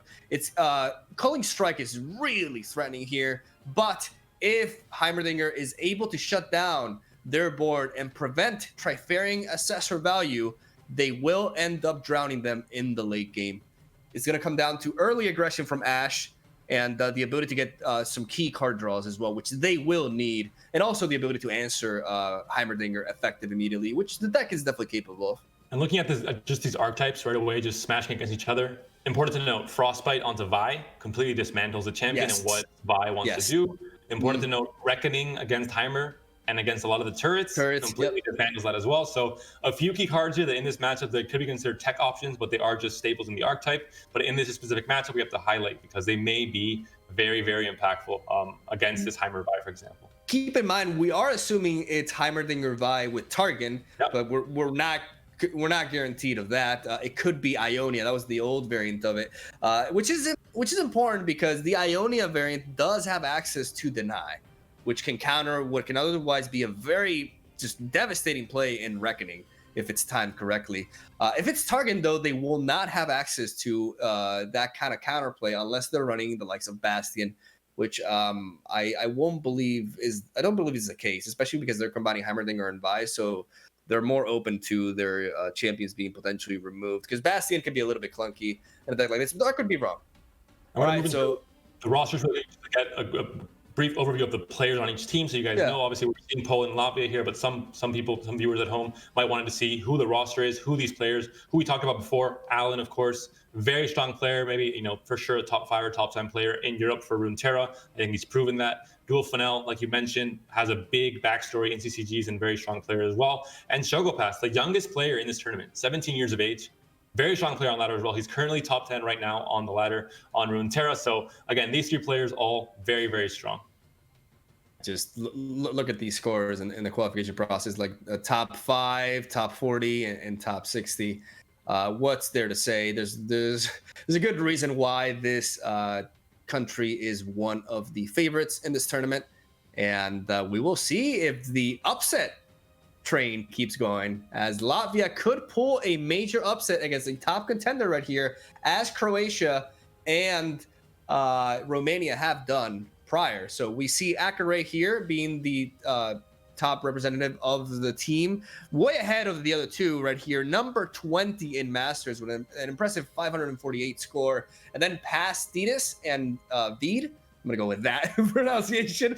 Both like sitting way back in the Masters ranked ladder. So Akare is really what's made this team possible, and I think they can definitely be considered the underdogs here. But I'm excited to see what they can do. I like their lineup a lot. You mentioned it. Some of these do the very unique qualification process. Some of these teams were very competitive because they're very competitive countries, like Germany, like France. I think the 4th German player, Guardia, he was not able to qualify for this tournament, and he was top 10. So Latvia shows why there's some players that can struggle behind but still make it to the tournament. And right away, I told you it was gonna be Alan. he loves playing this. He loves Heimerdinger. Just late game strategies in general is definitely his strong suit as a player. And he's felt very confident with his archetype in the past. So we do see a solid-looking opening hand for both players here, actually. We see a Omen Hawk, which is something that you're always very happy to see turn 1, and double Avarosa Sentry, which can allow them to apply some pressure and also draw cards later down the line, even though that Static Shock is also looking pretty clean for Alan. Right away, a very good curve here for Poland. I mean, or for Latvia, rather, the teams there are switched. We'll get that fixed shortly, I think, for production. But right away, we see the Omen Hawk into Avarosa Sentry. You have the cycle, you have units on the board, you have the perfect curve as well. And then hopefully you can move into a much, stronger base as well. All right, we're going to fix that real quick. So we're going to go back to our faces here. The magic will happen behind the scenes. But the next thing we'll be seeing, again, all the fixes and the board once again looking perfect for both of these countries and the webcams as well. But again, some minor hiccups maybe today for the first production day. Going to be a long tournament, a very complex tournament with 48 different players, a ton of different countries. I don't even want to count how many different decks that is because 9 per 116 countries, 9 decks per each one. So 144. See that's what Panda's for. He's the numbers guy. So. Yeah, very, very good opening on it. Honestly, decent start for both players. But what I am noticing from Latvia's hand is it's really going to come down to what they get to draw off those Avaros's sentries. Because besides that, the problem with Ashe versus a control matchup is before she's leveled up, she's a 4-drop with 3 health. And that is not what you want against a deck that I believe is running a full set of Get Excited as well. And there we are. The cameras have been fixed. The players are correctly represented now. Poland, Alan, we see him there. We know his face very well. He's a big streamer as well here in the Runes Hair universe. And Latvia, not too sure who that is because, well, he's not possibly a streamer, but could be accurate. Could be the highest ranked player. Could be the guy trying to pilot this team for a win. Could be. Seeing how the initial hands were and how the situation is now, it's safe to assume that Alan went for a relatively early static shock onto the Omen Hawk and Avaros's Sentry from Latvia right here. And Hao has developed a Mountain Goat as we're looking at turn 4. And Alan doesn't really have great plays. We could see a Thermogenic Beam onto the Avaros Trapper who got buffed from the Omen Hawk. This is why Avaros Trapper is such an amazing 3-drop. One of the best easily in the game, in my opinion. A 3-mana 3/3 that just grants you a 1-mana 5/5. Like I don't feel we talk like I don't feel like the competitive community has spoken about just how ridiculous that is, considering the curve of this game. That's just so much value for so little mana that right now Latvia is applying a lot of pressure. This is exactly the kind of opener that Latvia needs in this matchup as well. And they need damage early on, aggression.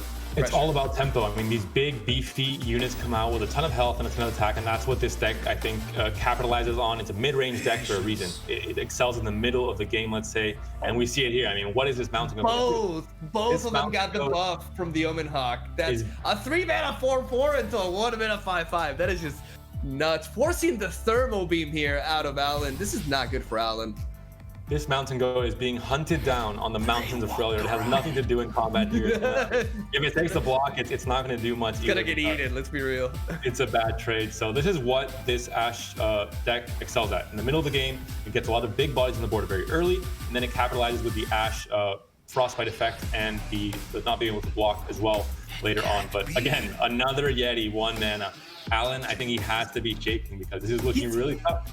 He's gotten the Yeti draw, like, first off, like both times, right? Like back to back. Because in case you guys don't know, the Avaros's Trapper leaves a Yeti on the top 3 cards of your deck. So it may take you 2 turns to draw into the Yeti. But both of these times, Latvia has been able to pick up the Yeti immediately at the turn after playing the Avaros's Trapper, granting them with a really crazy board state here by turn 5. And we have Poland with several options, but opted to go for a pass instead because they do know one of the things, and Alan will definitely make use of this as much as he can, is you know that if you are the Freljord player here, you have to attack. Like, the combat phase has to happen. But because you know it has to happen, you don't have to rush into using up your mana. Instead, you can scout out what your opponent's developing and then react accordingly. As I think a Thermogenic Beam is what has to go down here, honestly. And you're taking so much damage and you're already down to 50 HP. It is really, this is where you really suffer against this Ashe deck. In the middle, the first few rounds of the game, once that board gets developed, it gets very scary. And not just that, but Ancient Yeti being a 1-mana play, it's very good at play at passive priority. You can develop. Great play by Alan here. Preemptive Hill Cascade does not get a draw of it, but it does allow the Mountain to trade into one of the Yetis. Fantastic setup here. Much better than just going for Thermal Beam. Really, really good play by Alan here, making the best out of a bit of a rough situation. But if he does manage to make it out of this and rebuild this board state and take control of this aggression, that's when the game starts going in his favor. The longer the match goes, the more favored a deck of this nature will be. But playing Vi, this Archer, oh man, what you said earlier, man, to completely shut down, even though this gem will allow him to pick off the Archer here. So he still does have a blocker, but this, oh man. Okay, so we do see a Mystic Shot that can react to the Trifarian Glory Seeker, but if the Trifarian Glory Seeker is used to remove Vi as a blocker, which is what they should do, they're looking at lethal here. And I don't know if he can stop it. You open attack and it's lethal. You can remove the Archer. You have to target Vi though. You have to target Vi with that. Yep. It's done. Okay, so wait. If he actually can survive. He can actually survive. Mystic Shot and Get Excited onto the 5/5 plus Guiding Touch will allow Alan to live on 2 health. He's not out of it. Not yet. Hush is pretty irrelevant. It will be useful later down the line for countering a Frostbite. But right now, he's barely going to make it out alive here, unless we see Latvia take a different approach. But I do like the open attack from Latvia. That being said, he may survive, but he will lose Vi in the process. So all of a sudden, he's he's just playing on the back foot, trying his best to survive. And there's still going to be some big plays coming in from Latvia with the Hearthguard coming in after this play. So Alan's doing the math here. We'll see what he needs to do to survive. Does he survive with a guiding touch? Yeah, okay. He does with a guiding touch. Like he needs to take down the Yeti and guiding touch. He should guiding touch first to see what he draws into. Yeah, like because there's no like he has to do all of he has to tap out to live. Like that's the thing. But I mean, what is he worried about in this matchup? There's not like people don't play transfusion in this deck, so it's not like he has to worry about combat tricks going for lethal unless like a random Fury of the North, which is not really a thing in Nash Frostbite mid range now, especially after the nerf. So yeah, Mystic Shot and Get Excited onto the Yeti to live on 2. Alan is barely able to make it out alive, taking out the Hush, which is in a way his Frostbite counter, even though it's not really a Frostbite counter when you're talking about 5. But I guess on everything else it is. But as you said, now they gotta rebuild this board. Even though it is important to note that Latvia is gonna be down to 2 units, and then that Avaros and Hearthguard in the end. If Alan can build up a board state that can spread out enough here, he may be able to make a comeback, especially considering how Latvia is just completely running out of gas from this point onwards, even though Avaros Sentry does grant them a card. So is Poland. I mean, looking at the hand all done because of the Get Excited having to discard a card. Yeah, but those two cards generate. Those two cards generate more stuff though, which is important. Yeah, that's not a good Pill Cascade to draw there. No, like you need tempo. You need board generation. You don't need cycling here. This could be a very clean opening win for Latvia here. Oh, I mean, you gotta go Traveler, right? But if you go Traveler, you get Reckoning. Oh my god, dude. Yeah, this could be a blowout, especially with I mean that Trifarian Glory Seeker will get taken down by Thermal Beam though, but you commit all your mana at that point. I mean, you can use it. Never mind. It's a 6/2. Never mind the Hearthguard. Oh, that's a wrap. That's a wrap. How do you get out of this? You can use Pill Cascade to cycle and then use a Thermal Beam on something like the Glory Seeker, like you said, but I think it's just too much damage. And right now, Latvia is presenting lethal. So they can play in a much more reactive way. They can wait until this lethal gets disrupted because on the next open attack, next turn, they do have lethal and it's pretty much guaranteed. So they can play reactive. And whatever Alan commits to here, then they can react with a Reckoning. They can react with different unit hands. So we'll see what they go for here. But it is looking very, very favored for the Latvian team. There is an argument for the Static Shock being played early on to perhaps have been a nice card to preserve, especially considering that it's such a good way to deal with the Trifarian Glory Seeker, for example, which has proven to be pretty problematic here. As the second one with the health, it's really impressive how it's basically. I think this game has really been a great showing of the Avaros and Trapper. Avaros and Trapper just absolute MVP here for Latvia. Enabling them to just apply so much pressure. In card games, you have what is called a high roll or a perfect hand or curving out. And I think all those terms apply to Latvia. Open Hawk into double Avaros and Trapper, exactly. making them 3 mana and finding the Yetis on both turns. I mean, yeah, exactly. Yeah. Yeah, you can't deny it. I mean, I think you 100% go for the Reckoning. Like for 1 mana, what can they do? Yeah. I mean, you go for Reckoning. That's the biggest thing. When you tap out to such low mana in Runeterra, even if it's closed decklist, even if you don't know what's happening, 1 mana, I mean, it's no Reckoning. Oh, I'm surprised. Playing a bit greedy. Yeah. Maybe saving Reckoning for later, but I mean, they had lethal this turn. Why? I don't understand what they could have thought. I think they're worried about star shaping into like Mystic Shot, for example. You know, something like that. So they actually want to preserve the Reckoning for, in case Poland is able to rebuild. But the thing about this is this preemptive play may actually end up being pretty devastating for Latvia here. Like if Poland, this is Poland's chance to recover. They're gonna look for draw though. Oh, okay. There's a Mystic Shot. But that's not enough. Because the beam is a slow speed. Yeah, you can't do anything. So Latvia takes that first game against Poland. Wow. Poland goes down. in the end, we talked about it, it was a bit of a high roll draw, and the dream game for the Latvian players. It was maybe also a favored matchup, I think. Ash Noxus against such a slow deck like Heimer Vi, especially at the beginning. I mean, you can't fight for the board. Like I said prior, if Ash wins, is through that fashion. Because once the deck, the Heimer Vi is able to stabilize, yes, cards like Reckoning are dangerous, but there are ways to navigate around that if you manage to build up enough momentum. So definitely super ideal start for Latvia. Like we mentioned prior, that Omen Hawk hitting double Avaros and Trapper, and the fact that they drew Yeti off the top both times, that was definitely a series of events that led to a pretty dominating victory right there. Just completely kept up the pressure, never let go. Very good use of the Trifarian Glory Seekers as well. It seems like something very minor, but it's a mistake that a lot of newer players commit or would potentially commit in a situation like that. Using Trifarian Glory Seeker to push for damage instead of, using it more so for removal. I don't know. I really liked how they approach. I really like the aggression right there. And just solid execution by Latvia. Didn't really give Alan a chance to do anything really. So we'll see if they resort back to Heimer Vi, because we did see this is a deck that Alan is very fond of, right? This sort of archetype. And the same can be said about Spain with the Nightfall, right? But taking an L right off the bat with that deck may encourage you to try something different, maybe to untilt a bit. And not just that, but taking L against, in theory, the worst country in your group as well. You just started off, the tournament just started, you have maybe a few nerves or a bit of pressure, and you lose the first game. It doesn't feel great. Right now, Latvia obviously cannot replay the next game with the Ash deck. They have a win already, so it has to be shelved. But they still have 5 decks to choose from. We're going to go to take a look at the decks again, I think, just to find out what options each team has, what they can still pick for this next game. Obviously, Team Poland with Alan, Duel Fennell, and Chogo, they still have the full roster of decks. They have 6 decks available to choose from, and have to decide, looking at the matchups, what is a deck that can maybe guarantee me a win in game 2 and put me back into this series? Let's take a look.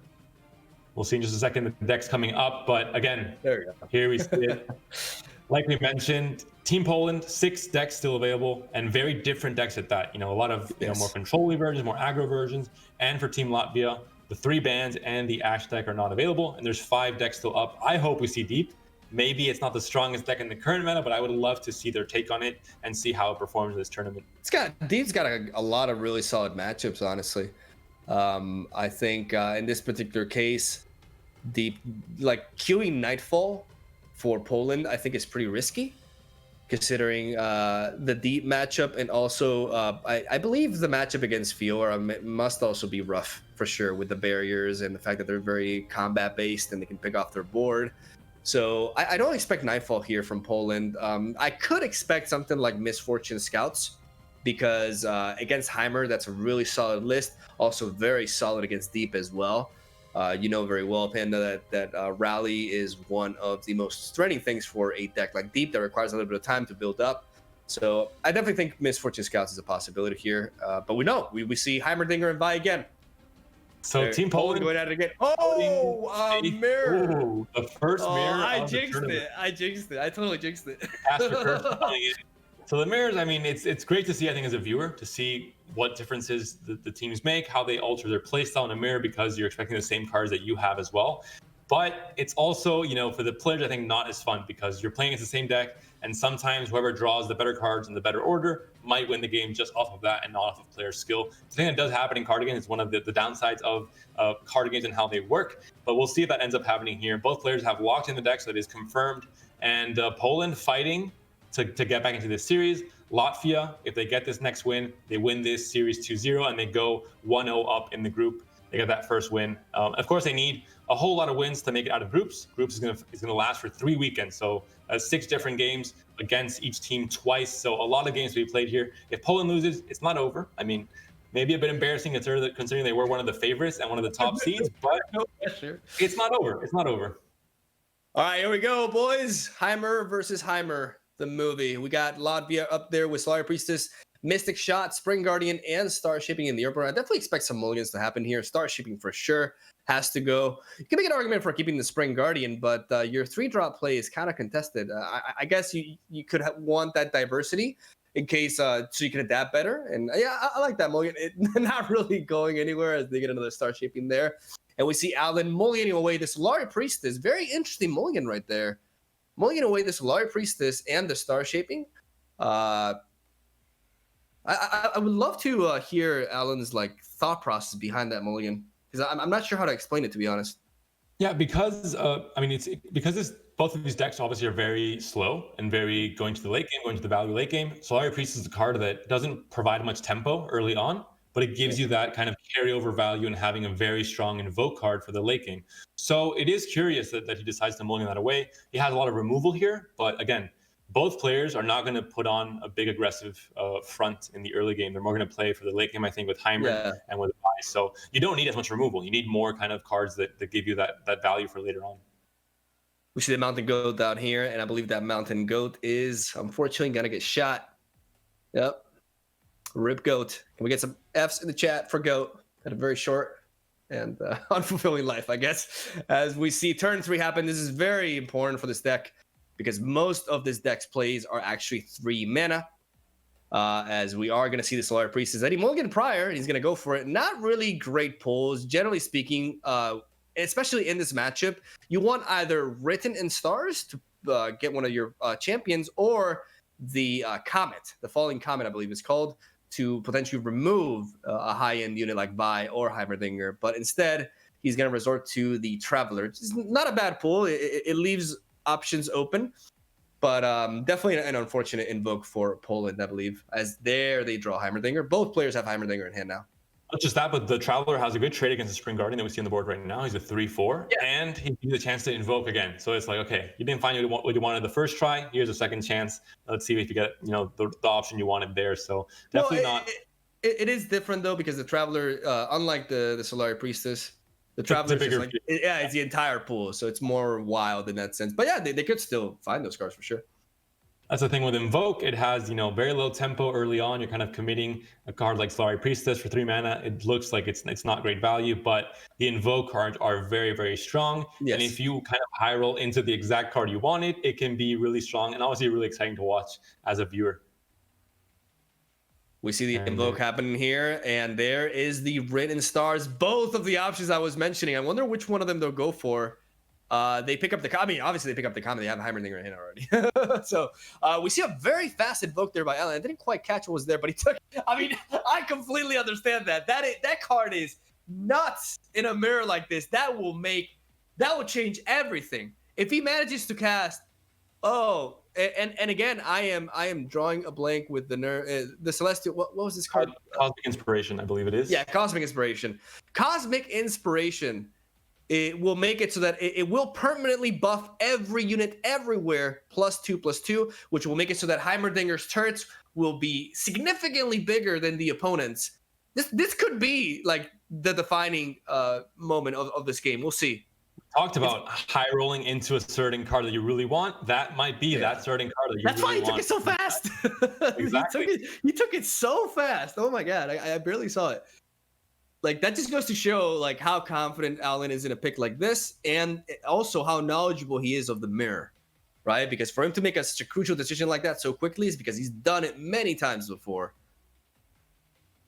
And of course, this is going to be a game that I think this might be the first game we watch here on stream that's going to be a lot slower, a lot, players taking their time. But this deck, the kind of the magic of it, and the reason why Gamebreaker created this deck in the last season when he qualified to this tournament, and now is still piloting it really well on ladder, is because it's kind of a toolbox. You have so many different options, so much decisions to make, and when you're a very good player that really knows all the different lines you can take in the sequencing, that's where you take that benefit, and you can really take advantage of the skill ceiling that you might have. So a lot of decision making, a lot of thought process, not just for this turn, but for every turn after this. They're thinking several turns ahead, and we're going to see a slower game, a longer game, but definitely for people that really like Runeterra and really want to see the best players play at their top level, this is the match to watch, I think. Oh, 100%. I'm also a bit biased because I love Heimerdinger decks, and I'm particularly a big fan of this one. In case anybody's wondering about the 3-drop, the Spring Gifter. Spring Guardian, I believe it is. Spring Guardian. That 3-drop may seem a little bit out of place in a deck like this for some people, because it's not a very intuitive addition. But the reason why these players are running this 3-drop in this Heimerdinger spell-based control deck is because that 1 mana card that will basically heal an ally for full is actually utilized as a cantrip. Like you have it in your hand so you can play some Dredger and have a very easy discard outlet to just draw through your deck. Also, it allows them to run a full set of Get Excited, while also guaranteeing that they have fodder for it as well. Get Excited being a very big card because being able to deal 3 damage to anything in this game is actually very, very relevant. There's a lot of things you can. Here it is, the Cosmic Inspiration. This could be the game-winning play. Like from this point onwards, everything is just going to be so massive for Poland, and Latvia is going to become overwhelmed here. And because this game is going to be, grinding out the win over several turns, this value is going to be there for every single turn from now on with every single unit, and it's so hard to deal with. The more devastating it is. That Heimerdinger is going to go to the gym, son. It's going to become a 3/5. Good luck killing it then. We did see the Latvian players invoke into a Supernova, which is going to be great, but it's great at answering 1 or 2 key units. In this case, because of the Cosmic Inspiration, every unit all of a sudden becomes somewhat of a threat. I think your value is much more spread out. It's not just on Heimer or on Vi. And it's going to be, like you said, in a very long game, so hard to deal with. I mean, right away, look at this board. Look at the puny board. He's super, like, Alan is very relieved that went through without any complications and is feeling very, very confident. He must be feeling very confident in this scenario right here. Keep in mind, guys, that Cosmic Inspiration is actually the only Celestial card that was nerfed. Actually, no, alongside Living Legends as well. It was nerfed recently. It used to actually refill the spell mana as well, which was a little bit excessive for what it does. As right now, Poland's got the upper hand. And one of the key things, a lot of newer players watching specifically may be a little bit confused about the reluctance that these players are showing for playing Heimerdinger. It's because, especially in a control mirror like this, Heimerdinger is such a powerful and valuable, or a powerful value engine rather, that you want to play it as safely as possible. You want to guarantee, if you can, that it will survive so that you can get as much value out of it as you can. So right now we see a pass here from Poland as they are down 1 mana. So right now they have the dominant board state. This is something that happens a lot in Runeterra that a lot of new players don't realize, is that you don't have to commit to a board most of the time in which you are already favored, right? Let your opponent do stuff and then react to that. Exactly, because once you have the upper hand, once they make a play, you can decide what the best play is to counter that play and to keep control of the board. And like we see here, I mean, Alan has a great open attack. He has the possibility to put through damage or get really good trades by attacking here on the attack token. If his opponent would have passed, would have switched back to the next round, and he couldn't have used this attack. But because this deck is so slow, because this deck is so controlly, it does not care about putting in 5 damage to the Nexus or 6 damage to the Nexus. It cares about dominating the board, making that final kill on whatever big play Latvia makes, and then going all in and choking out their opponent very slowly. It's not an aggressive, aggro deck. It's more of a slow and tender choke, and eventually Latvia, looking at the board for Poland, looking at all the units that are going to come down, is not going to be able to withstand this pressure, I think. Thick Buy goes down immediately, threatening the puny Heimerdinger in the back right there. Poland probably going through several ways that they can stop it, but right now, looking at their hand, we see no real answer for 5 mana. If they had 1 more, the Comet could go down, but then Alan would not have committed Vi here to begin with. Alan very aware of the fact that his Vi is most likely safe, except for like a Hush, for example. And I really like how you highlighted that earlier about explaining, especially because that was probably the more confusing aspect for some players, like why Poland did not open a tap. And this is exactly why. Baiting the opponent into developing their win condition and then dropping Vi to get that thing out of there and prevent Latvia from really building back into this board. As long as Poland is able to shut down Heimerdinger and any sort of value engine and keep the board, the board size even, then their superior stats will just prevail. It's as simple as that. And we're going to see a star shaping, bit of a premature one right there, but to get the turret value at least, as we do see another Cosmic Inspiration. Okay, maybe this just got started, folks. If there was one way to answer back, that might have been it. But the moment that Latvia commits 7 mana next turn, considering they're going to have so little, that's the moment where Alan says, all right, time to press on the gas. Go all in and start playing completely aggro because they have such a powerful board state right now. So it's going to be really tough for Latvia. I mean, right now, Alan has a chance, if Cosmic Inspiration comes down, to play Heimer next turn uncontested and develop their board very quickly and maybe go in for some kind of lethal or just a lot of pressure the turn after that. So it's maybe too late for Latvia to commit 7 mana to a play that doesn't do much in terms of developing their board state. Could be. Poland really debating here whether to go for the Static Shock now preemptively or not, and they are going to resort to that, respecting the likes of Pale Cascade, amongst other combat tricks that would otherwise keep it alive, making sure that they can shut it down now that they are down to 0 mana. I like the timing of the Static Shock a lot, even though you could be looking forward to combining with Heimerdinger for some turret value. As we see Alan drawing into Hush, that is very big.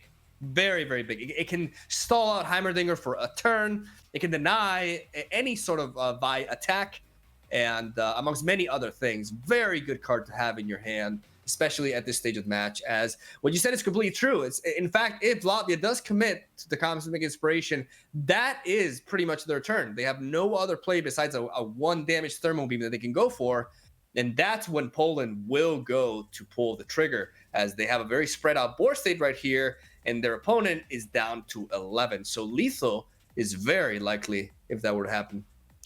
Exactly. Both players had no spell mana, so both players at 8 mana for this turn. No ramping being done in these decks, so gonna be playing by the rules for this mirror match here. But again, Cosmic Inspiration comes down. It might be too little, too late. Sure, you get buffed Spring Guardians. That's fine. They can trade next turn if there's an open attack from Alan, but it might just be too late. You don't have enough of a board to really get that full value. And Alan, it's the opposite. Every card he plays, even Heimerdinger is going to come in quite beefy. He normally comes in as a very puny, vulnerable 1/3 we saw dying last turn. In this case, Heimerdinger coming up very clutch.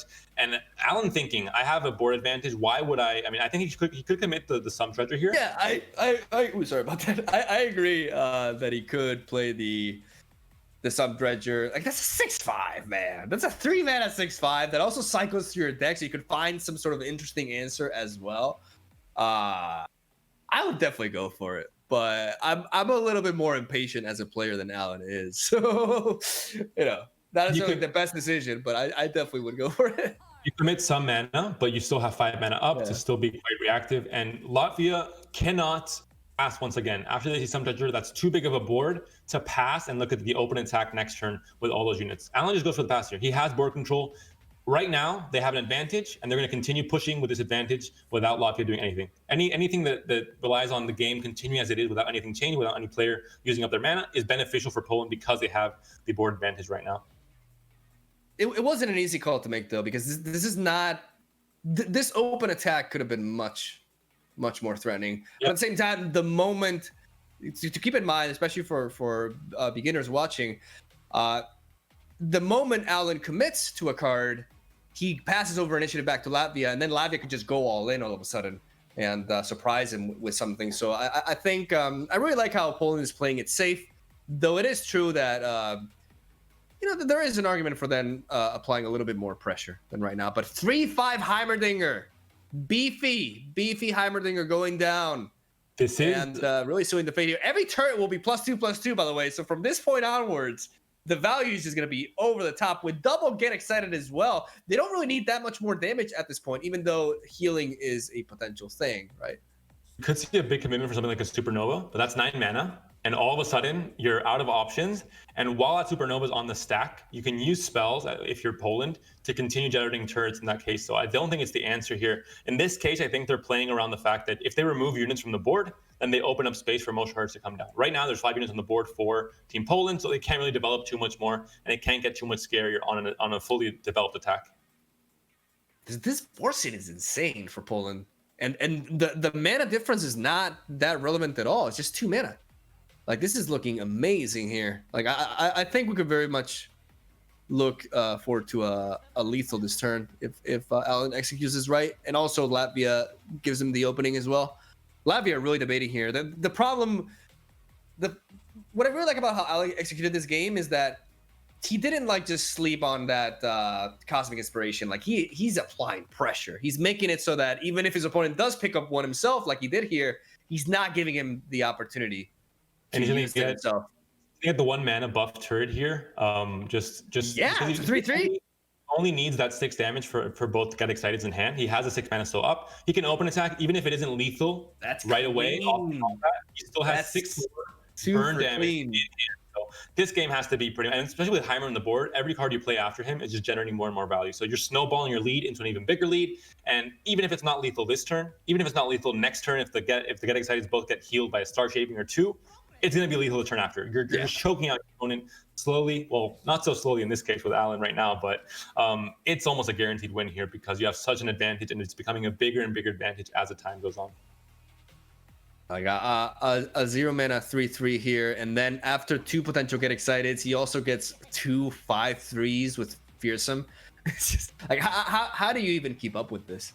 Like, how can you keep up with this value? Like, Heimerdinger is already one of the most snowbally champions in the game. That's very hard to come back from if he starts going. But a Heimerdinger after a Cosmic Inspiration, that's just wild, man. And looking at Latvia's hand, it's just a whole bunch of nothing really for this scenario. Like 3 1 mana springs right there. Like there's just not much they can do. Everything is so slow. Everything is so either very expensive or just non-impactful. And we're seeing here Alan pushing for 9 damage, which would set up a very easy lethal here with double Get Excited. As Latvia is debating here, he could cycle with a Guiding Touch, seeing if he can find something, but he opts not to.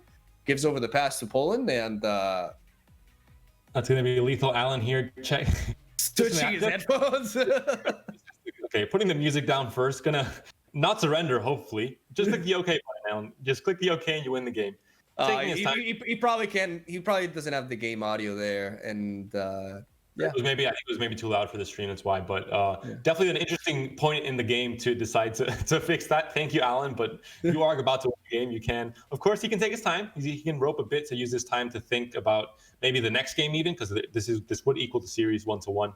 The Latvian players might be a bit confused. They might be thinking, Alan, you have lethal presented here. If you just get excited after, or just win it here, like going to do 3 damage, and then he has 2 Get Excited as well. So it's going to be lethal. Board wipe, just absolutely dominant performance here. Poland bringing it back after the upset round 1 from Latvia, and establishing some Heimerdinger dominance right here. Definitely, like that's one of the things that I really wanted to emphasize though when we were talking about Alan as a player.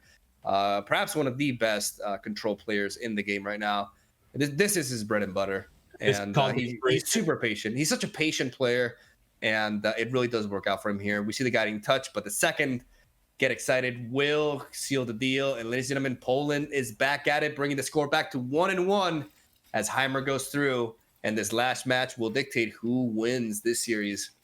We mentioned it, Latvia taking the risk, using Cosmic Inspiration to try and come back into the game, but too little, too late. There was burn damage, and so they just couldn't do everything. Just getting the Cosmic Inspiration in so early as Poland, and then keeping the foot on the gas as Poland, making Latvia either play defensive, and they couldn't use their own Cosmic Inspiration, because if they did, they would fall too far behind on the board, on tempo. They just used that to their advantage, like you said. They really took advantage of that Cosmic Inspiration that they found very early on, were able to play very early on, and they had the better board as well. Just at the moment they used it, it was already impactful because they had a good board as well. I think one of the things that defines Alan as a player, and one of the reasons why he's so successful, is he has a very good understanding of the initiative system in Runeterra, and with his with his preference for control decks, he makes really good use of it. He knows when to commit, and he knows how to take advantage of a superior board state every single time. He's one of the most patient players I've seen in that regard at a competitive level, and it really does show. But it also shows his ability to apply pressure and not let go as well with a deck of this nature, like what you mentioned prior. That Cosmic Inspiration followed by non-stop aggression, but again, not overcommitting at the same time, was super key. And it just led into that pass that he baited his opponent into, led into just that pretty much unstoppable attack with double Get Excited and the Cosmic Inspiration going, and having the opponent burn all that mana. Yeah, it's like honestly just perfect performance here by Alan, and really showcasing why he is as high ranked and regarded so highly as a player in general. Very, very strong performance by Poland. And quick recap: the series is 1-1, so we'll be seeing the final game of this series between Poland and Latvia. Of course, two decks cannot be played anymore. Poland cannot play the Heimer Vi deck. They do have a win on it. And Latvia cannot play their Ash Frostbite deck they won earlier on in this series. This last game decides who wins this match. So it's going to be the crucial moment. And maybe, like you said, Alan is a very good decision maker. Maybe he prefers the control decks that have, much longer games, a lot more decision making, and a higher skill cap overall, higher skill ceiling for some very good players that can prove just how much they know about the game and how much they know about passing and initiative as well. We'll see what other decks he has available. We're going to check out the decks in just a few seconds to see what options he can. I'm pretty sure he can spork too. I say he prefers slow decks, but he knows he can go face basically. And I definitely would not be shocked to see scouts as the last option for Poland here. Again, I was saying about that earlier. I do feel like it's the deck that just matches up overall the best here. I could be wrong because there's also a good candidate there in Swain Twisted Fate. But I don't know, honestly, how the matchup against Deep would go exactly. I don't think it's heavily favored in that one. And there's also the option of Tom Kench Soraka, because that's also one of the most polarizing matchups, right, for decks in general. And looking at, the thing is, Heimer Vi is a very good answer to it, though, because they can invoke. Oh, but they are going to win. Oh, or not. Ooh, Fiora. It's Fiora. It's Fiora. Okay, so that was, in fact, an error. They have not chosen yet. Fiora is the best option, though, that Latvia could bring to a potential scouts matchup here. So, ideally for Poland, I believe they go Twisted Fate Swain. It's definitely an option. We mentioned it before, it was a very good deck. Now without Trundle, it's much better. The big thing against, for example, they can't see the deck their opponent's choosing, right? It's locked in for us as viewers, but I'm fairly certain for competitive integrity. Yeah. Both teams are picking their teams. There's a delay on stream, so both teams rather do not know what deck is being brought, so they can't know for sure. Scouts, I think, is a deck that just is very strong. It's a tier 1 deck by far. Has it's just very strong overall. But in this matchup, it could be a bit less favored, because you mentioned this is all about going into combat and having the spells to back you up. Exactly. And Fiora and Shen does that very well with barriers. Like I said, I think the Scouts deck is the best option. But I also believe Latvia was aware of this, and they went with the best matchup for it. This is going to be very tricky for Poland, actually. It's going to be a matchup that's going to be defined by just how much pressure scouts can apply early on, and if they're able to keep a spread out board state, because that can be one of the most difficult things to do against Fiora Shen. If Latvia manages to get Fiora and Shen on curve, that could be a terrible time for scouts. Barriers are just so brutal in a Demacia matchup, and that is what we're going to be witnessing here. But these decks have Bilgewater and Ionia as support regions, but don't be misguided. This is a Demacia on Demacia battle right here, and the barriers are really going to make the difference. I think Poland's got an uphill climb here, I believe. And I think the most important thing to highlight as well is the importance of the champions in each of these decks. If you don't draw into Fiora and Shen, and you don't draw into Misfortune and Quinn, especially in this version of Scout that's very heavy on having the level of ability for Quinn and Misfortune, all of a sudden your deck doesn't make too much sense. And if you don't find the right curve as well, especially with Scouts, where you want to have the units on the board and have the buffs if you have that turn 6-7 attack with Genevieve, if you don't have units on the board, if you don't find the right curve, it makes it much more difficult. So, and Fiora Shen, in the same way, you need to find the champions, and also you need to find the right balance of units and spells. If you have only spells and nothing to buff and nothing to use and get barrier on, you're going to lose the game. It's going to feel that, for sure. Both players hoping to really high roll into their ideal hands, because these two decks, with ideal hands, they can beat almost any other deck in Runeterra. Yeah. They have very good matchups overall, I think, against almost everything. But if they don't find those hands, or if one of the two countries does find that great hand, they can be in trouble. So we'll see what ends up happening with the mulligans, and the cards drawn are going to be very important in this matchup. Well, one of the most key things about understanding these decks is basically Misfortune Scouts is a really good way to punish greedier ramp decks because of the threat of rally. Misfortune Scout decks can really punish the opponent with multiple attacks in one same round, while the Fiora Shen list is more of a mid-range list that is not as aggressive or threatening, but is still very resilient and powerful, and just thrives in combat with the barriers. Misfortune is really important for Poland because it will allow them to attack very safely and not have to worry about the barriers. So definitely a card that they should be fishing for here, as we see a more humble mulligan here by Latvia, only going for the concerted strike, it seems, as Poland has double Bannerman alongside double one drop and Ranger's Resolve. Honestly, pretty solid opener as well. Well, I mean, I think you're missing the key champions we mentioned. Fiora. Fiora's there.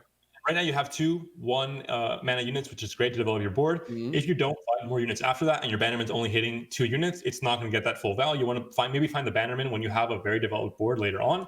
So maybe missing a bit in terms of the mulligan. I think they would have loved to see Fiora. Also important to notice the attack token. Who has it on the first turn? Who has it in the second turn? Both players want their attack token on 3 most of the times. Sometimes it depends on their hand, but you want to get those procs early on Misfortune. You want to get those kills with Fiora early on. Okay, so that does change though for the Demacia player if they manage to find the tracker into my steel protector curve here. Which they don't have. If they would have it, turn 2, they can almost cheat like a free removal basically.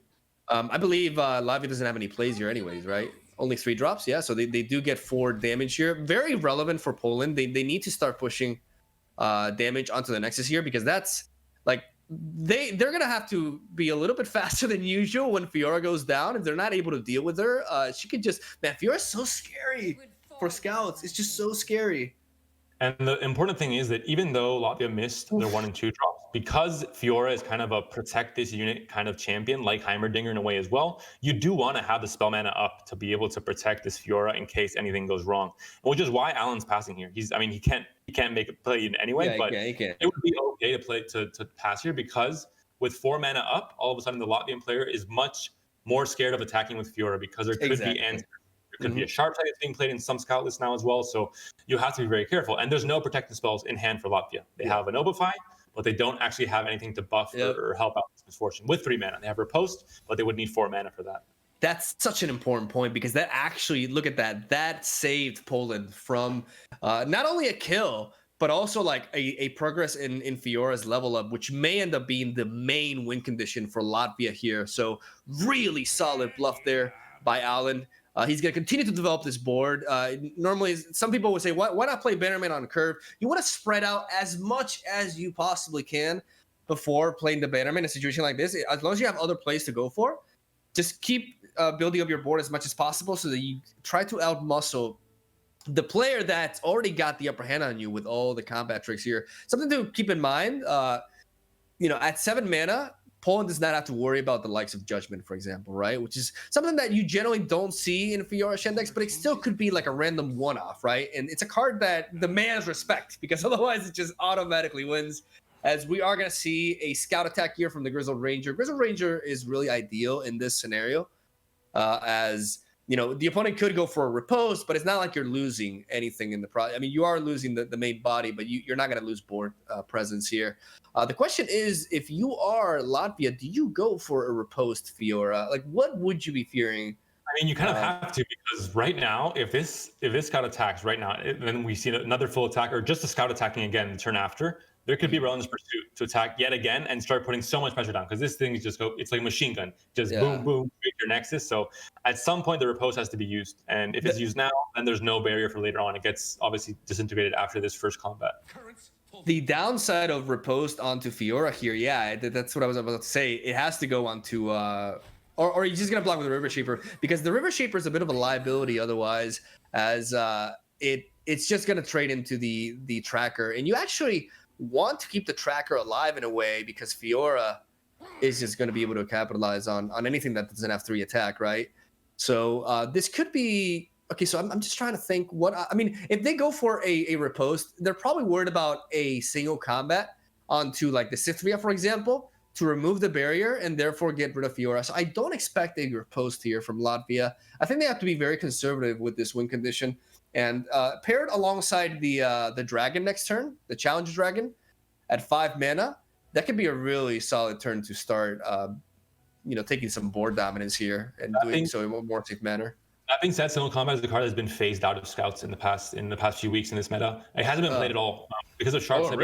Really? Like no copies at all. It completely got phased out for sharp side. Then. got phased out for riposte, for example. So again, it's closed deck lists, and Demacia single combat is a staple of Demacian decks. So you can definitely think you might see it. It won't be a huge surprise, but in the current meta, scouts have favored much more Rangers Resolve. They favored Sharp Sight. They favored riposte even. They favored Relentless Pursuit, of course, but not single combat because I don't think they can capitalize on it as much anymore. Yeah, for sure. Yeah, for sure. Like most of the units in scouts are don't really have a high power stat. So unless you are talking about the likes of potentially Cythria or Genevieve, which is not even that amazing target, that's exactly the case. Like they don't have the best for it. Even if they did, though, we do have to remember the Nopify in Latvia's hand right there, which is also like another reason for them to perhaps be a little bit more conservative about this. We're going to see Cythria go down instead of the bird. I like that because double challenger is going to happen and there's not much they can do about it. So he may as well trade off the Cythria. And next turn, he can follow it up with the tracker into the second Bannerman, potentially. So I do like him setting this up instead, passing over initiative and not giving Latvia too much to take down this turn, as they also have to respect the riposte. That's the thing. With so much mana open, the possibility of both riposte and single combat exists, right? Or Relentless Pursuit as well. So I'm surprised that with the mulligan for Poland, they decided to keep Rangers Resolve. I think in this current matchup, it doesn't really do too much. Yeah, I'm surprised about that too, actually. And they did keep it. And that's just one card that you're not going to get much value out of, and they're going to start slowly running out of gas. This is a deck that has to win quick, and if it doesn't win quick, if your board gets answered by a Ruination or certain answers in the mid game, you can't really redevelop your board. It's very hard to get card draw or cycle in this deck. Whereas the Fiora deck, it has a River Shaper, it has much more tools to play a bit slower. And we see the top end for Latvia, Cythria and Brightsteel Formation. If they can survive these initial pushes here, the win condition isn't just Fiora. The win condition is those big units coming out later on. Yeah. The Brightsteel Formation specifically can just single-handedly end this game. It's just a matter of Latvia minimizing damage as much as possible. That Bannerman, like, Poland can afford that Bannerman and not bluff riposte anymore because now everything has 3 attack, or 3 power rather, which means Fiora cannot trade favorably into anything, and there's no barrier for 3 mana in Latvia's hand, no prismatic barrier, even though that's not generally a card you see. It could be a thing, but it's not in this case, which just limits their attack to the Screeching Dragon, which is still going to lead Poland with a very spread out board state that is just going to be complete again once they follow it up with a tracker onto Bannerman next turn with a threat from Relentless Pursuit as well. And actually, if I remember correctly, I think there was a mulligan we missed. We came into the game a bit later, but basically Poland mulligan their whole hand, and they drew into the Rangers Resolve and double Bannerman. Because I remember there was no replacement. Yeah, I was focusing on Latvia's mulligan because it was like more conservative. Like it only mulliganed 1 card in the end. So this is the big swing turn. This is the turn where you can play either a tracker or a protector into the Bannerman, and it's a huge board. It's going to attack once. And then once the Latvian player thinks, okay, it's over, that's all there is, you play Relentless Pursuit and you attack again. So with Rangers Resolve, double attack with Rangers Resolve. Like, even though this is not the ideal matchup for it, it definitely will come into play. Like, wow. Like, that's the thing. Like, I think the highlight of this game are the bluffs. The bluffs from Poland. Because that Fiora could have dealt a lot of damage early, but they were just so reluctant. They were just so afraid of the riposte. And Poland was always threatening with that open mana that now is when they become the aggressor. And Latvia has some really solid units on the board, but he just doesn't have enough, man. He has 2 units. That's the thing and Poland's going to have 6. And a second Bannerman. This is a crazy attack, dude. We're going tall, we're going wide. When you go wide and you attack with all these units that don't have, there's just no blockers to stop them. You have a single combat possibly, but Rangers Resolve might screw that up as well. But you get that full damage to Nexus, maybe 4 different units are hit. This is a big play, though. At least the protector makes the attack seem. I like it a lot. But it's still going to come down. You have to go into this with this full board. You have to swing. This is the win condition for the Scouts deck. This is a turn where it really pops off, either with Bannerman, and we mentioned it. There's no Misfortune, there's no Quinn, but there's this alternate win condition with just going super wide, playing Bannerman, and having a very beefy board that we're seeing here. So it's going to be a full swing, and after that, a second swing that might end the game. Only 7 mana up for Latvia to respond and try and make a big enough impact on this first trade with single combat and riposte to then survive the next push after that. But it will be very tough. Very difficult here. Also, like a very diverse but also awkward hand for Latvia here. Everything's just a little bit too slow. They have the riposte, they have the single combat, and that seems to be like what they were gonna have to go for this turn. Honestly, like they don't have any more units to develop. They have to pass here. They have a solid line of defense here. Like I said, this riposte into single combat can go a long way. But Alan, I like that attack pattern very much. I like using the tracker to get rid of the barrier beefy blocker right there and just threaten to take down the others. But riposte here is interesting.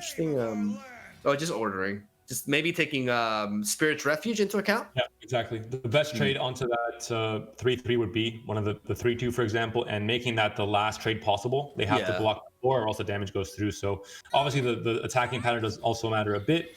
I think he knows he's maybe baiting it because he has Ranger Resolve. So he wants you to use Spirit's Refuge because you're not going to get kill on my unit. So that would make a lot of sense here. Plus, it's not like he would be able to threaten lethal anyways with the attack ordering, because even if he does place the Bannerman at the right, one block from the Protector on the 5/6, and he's threatening 12 damage. So the health gain would happen anyways. So I like him realizing that and reorganizing his attack this way. These minor decisions, they don't seem like they matter much, but they do. In many scenarios, they make a difference. That's why high-level Runeterra is so, I don't know, for me, so fascinating to watch, man, because these micro decisions just make all the difference here. Riposte onto Fiora to take down the Badger Bear. This is where Rangers Resolve should come down. And very interested to see how they're going to resort to their... I would assume single combat is going to be happening onto the Screeching Dragon and not Fiora here. We'll because Rangers Resolve, I mean, the Latvian players have to think about both Rangers Resolve and Pursuit. They couldn't really use single combat here to stop damage. They could have used, it's just a really hard... They're taking in 12 damage now, and they might think, okay, there's no burn in Demacia, I survived, but there is Relentless Pursuit, and the board will still be quite wide. Both the Bear and the Bannerman both survived the trades thanks to Rangers Resolve. So in the end, it came out super clutch because of the current board state. And it's 5 units versus 2. There's only 3 mana up for Latvia. This is done. What will be lethal. Execution by Poland here. A really awkward, like, believe me, it seems like it isn't. Like, we were talking about how it's hard, but, the way it played out, trust me, this matchup can be really, really, really awkward with all the barriers and everything. But Poland with the bluffs, first of all, the clutch bluffs just constantly threaten riposte. We have the Notify, though. We have the Notify for Pursuit. We missed the Notify. Pursuit is denied. Only 3 mana. Forgot. Oh, yeah, exactly. Like, I was looking at the knives, like, he can't do it. Oh, I forgot. I was so focused on Notify onto single combat that I forgot about that. That's huge. Can Latvia make a comeback here?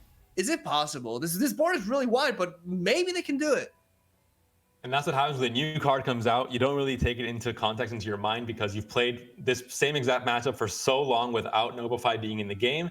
And all of a sudden, for 3 mana, Notify becomes possibly a game-winning spell for these Ionia decks. So huge. Dude, this Cithria with double Challenger can really bring this back, man. Especially with that single combat in the back and 2 spare mana for the +2/+2 combat trick there at the far right of the hand there. This could be the turn for Latvia at this point, dude. You're at 1 health.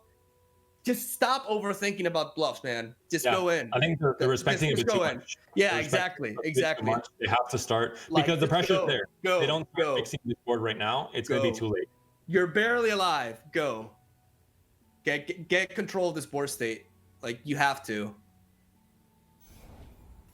Yeah, Cithria has to go down, and they have to go for a full attack here and start wiping this board. That's a very resilient unit being dropped there with a death wish effect. It's going to just come back to the board. So still going to be a very wide board for next turn. And one of these units, you can still play the Protector this turn as well for the open attack next turn. Now, single combat is there though. Single combat and deny. I'm telling you, this is the makings of a comeback here. Like they could actually do it, especially with the current hand that they have with the Relentless Pursuit and the Bryce Steel formation can just seal the deal. This could be a ridiculous, comeback here if they manage to pull it off, but it's going to be tough. Alan could have some really crucial top decks here. Fiora, but this is such a great trade, man. Such a great trade, preserving both challengers thanks to Cithria. And now the Bryce Steel Protect, he's thinking about it, but I think it has to go down, right? Like, I mean, it depends on what you draw next turn, because your opponent is mostly going to want to use spells. They're going to have the possibility to use spells in response to an open attack. So if you can get that mana that you have and use that up to develop your board when you still have space on the bench to develop 2 more units, it might be the better, especially with a scout, right? You can put the protect the barrier on the scout unit and attack twice, and there's only 1 HP. So, dude, oh my God, man, if Alan plays his Bryce Steel Protector and Latvia does not top deck like anything that they will go down to the spread out, like to the swarm. They will go down. So I think it's a tough call. I know it's a tough call to make, but the biggest thing I'm thinking about is that the deck that Latvia is running has so much answers with spell mana that when you open attack, you're not guaranteeing that the open attack is going to resolve. Exactly. That's many answers that Latvia can have. That's a dilemma here. But I mean, that's obviously we have the answers, right? Which is what makes it so tense to watch. Oh, he's gonna pass. Oh my god. Okay, that's granting him a chance. But at the same time, like, Latvia needs to top deck something relevant here because they don't have units either. Like, they have a little bit too much, like interaction in that sense, right? So even if he doesn't play Brycio Protector here, if Latvia were to draw, like, for example, like another Deny, right, or another Relentless Pursuit, then they're locked in anyways. Like, they're kind of screwed. Yeah, and Bright Steel Formation will be 1 turn too early. We're gonna be at 8 mana next turn, so it's just they cannot get those. That would save the game, of course, and it could be the decider the turn after if they do survive. But with the current hands, Poland is still looking like the favorites there. But all of a sudden, their board stays a bit diminished. That's a big kill there on the Bannerman, and all of a sudden the board's not wide enough. They're gonna now, I think, definitely gonna take it slow. See what they can draw here. The top deck is huge. Quinn is a huge. Quinn is amazing. What did they draw? There's a little bit of delay there for the hand, and I need to know. What is that? Dude, it's taking a while. There's a bit of delay on the hand for Latvia. We'll see in just a second. Hot damn, it's the boss. You best start running. Damn, boss. And there's still no interaction. I mean, Deny, Pursuit, and Sharpsight don't do enough. Relentless Pursuit can stop Poland from developing more, but dude, I'm trying really hard to. Okay, there it is. Finally, I was losing my. Okay, there. Oh, it's a unit. It's a unit. No! Oh, he's got him. I think he has him. I mean, the Quinn top deck, ladies and gentlemen, the heart of the cards. And you want to units spread on one. You want to put, of course, I think the barrier not on the 3/1 because you want him to die because you're going to get that body anyway, right? You want to put it on either the bird, on the challenger for sure, on the Valor here. Also, like, that's wild, dude. Oh, they can't stop this. They had the makings of a crazy comeback too, but unfortunately, like, the diversity in spells and that actually ended up really hurting them. They have 7 mana, but they can't really do anything to interact with this board. Everything is just like either more attacks or disruption. But oh man, that's tough. It's going to be the attack here from the scout units first, guaranteeing that the damage goes through. They have 7 mana up still to defend, but I think it won't be enough if you're Latvia. I mean, looking at the board right now, Latvia seems visibly upset. I'm not sure they were handling like 9. I'm not sure what 9 means, but you can tell they weren't pleased about it. Yeah, this is a good attack for. Would you also attack with the Quinn, or would you leave the Quinn behind for the next? I mean, right now. I mean, the thing is, like, they have all this mana open, right? But at the same time, like, Quinn trades into everything here. Right now, but there's mana up. I know, but I don't think at this point you're going for a Quinn level up. I don't think the game is going to prolong that long for that to happen. Personally, especially considering they have 2 challengers on the board as well. I think you make as much use of the body there and try to punch through. Because if they have a repose for Quinn, that's fine. They still need to block the other one, and you still have all those attacks. But he's holding back. I think it's correct too. I mean, because if you attack with Quinn and you don't get the 1-for-1 trade, 1 unit for 1 unit, then you're losing on that going wide strategy later the next turn. That's true. Turn, even if they have great blocks to get those trades against the units, they can't block all the units. So the more units you have, the wider you can go, the better it is. Yeah. Here especially because it's 2 different attacks as well. Like, that makes sense. I think it does a better job of guaranteeing lethal because you only need 1 unit to hit the Nexus, and it's game over because you're at 1 HP if you're Latvia. Yeah, but they can't save this Sith 3. Yeah, this is just Yeah, like the thing about this attack is that Poland is losing no board presence whatsoever, That's and the biggest Latvia is just this You might done. take a bad trade, but that's fine because you're going in with, again, because of the death wish, you still have another unit later on, so you want this unit to die in some sense. You want him to get that damage into one of the units on your opponent's side, and that's it. It's surrender from Latvia. Poland rat boys comes back 2-1 to take this very first game in the tournament. We're safe for now. First game in Group B. Of course, we had another game off stream was also happening, so we'll check out that score later on. But right off the bat, that was, I think, a great series. The first game that was maybe a bit high rolly with the Ash deck for Latvia. They got a surprise win with a great hand, just a great curve overall. Then Alan came in clutch with a Heimer Vice, showing why that deck is so strong in the right hands, especially with a Cosmic Inspiration coming in early in that mirror. And finally here, a nail biter. I mean, we also got amazing game there with the Pursuit, with the Nopify coming in, like a lot of plot as well. But in the end, I forgot about that, man. I know the chat was probably going like just spamming foreheads, but I didn't. It happened. I didn't. Or no, sorry, Papekas rather. my Twitch. And I think the biggest thing to note in this last game that we mentioned at the very start, the importance of champions and the importance of drawing MF and drawing Quinn. Quinn and MF were not the superstars of this game. It was more the Bannerman and the going wide and kind of the alternate win condition. Whereas nowadays, a lot of these scout decks are going much more into the level ups for MF and Quinn and winning that way, and not so much just swinging wide very widely, or wildly rather. Instead, it was that case in this game. It was the Bannerman, and it was just going wide and getting damage that way. So playing more aggressive. Just honestly very impressed with Poland's piloting. I think in this series, I think honestly at least for today, the better team won in my opinion. Like they really sequenced that really well. They not only the mirror match, like the pacing of that game was very impressive, but this one is just like, this is actually a disadvantageous matchup for scouts for the reasons we see, like just the constant threat of barriers, the fact that you're very scared to attack into them, and you're so vulnerable to their challengers as well, picking off your weaker units.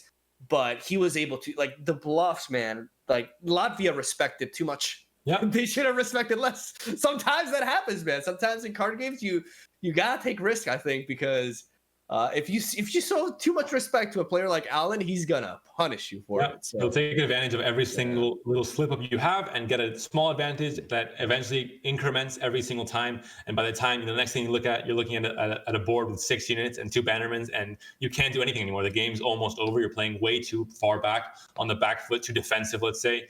So like you said, I think if you're in a bit of a pickle in a card game especially, you have to start taking risks. The further behind you are, the more risky you have to be with your plays. You have to make that Hail Mary YOLO play. If it goes through, maybe you have now your possibilities of winning that game just went up like crazy. If it doesn't go through and you lose, then you're going to lose anyway, so it doesn't matter too much, I think. But I think that's go ahead. No, I just wanted to like emphasize, like I think that really highlights the importance of bluffs in card games. Like people don't really talk about that enough. I think because if Latvia applies pressure early on and ignores those potential cards and just starts getting that Fiora value, we could have seen a completely different game. It really does make a big difference. And I really think Alan has been doing a great job of that throughout this entire series. And I am very excited to see more of Poland in the future for this tournament. I think they're going to be really strong contenders, honestly. That being said, we're going to be going to a small break just for a few minutes. So stay tuned and we'll be right back in a few minutes.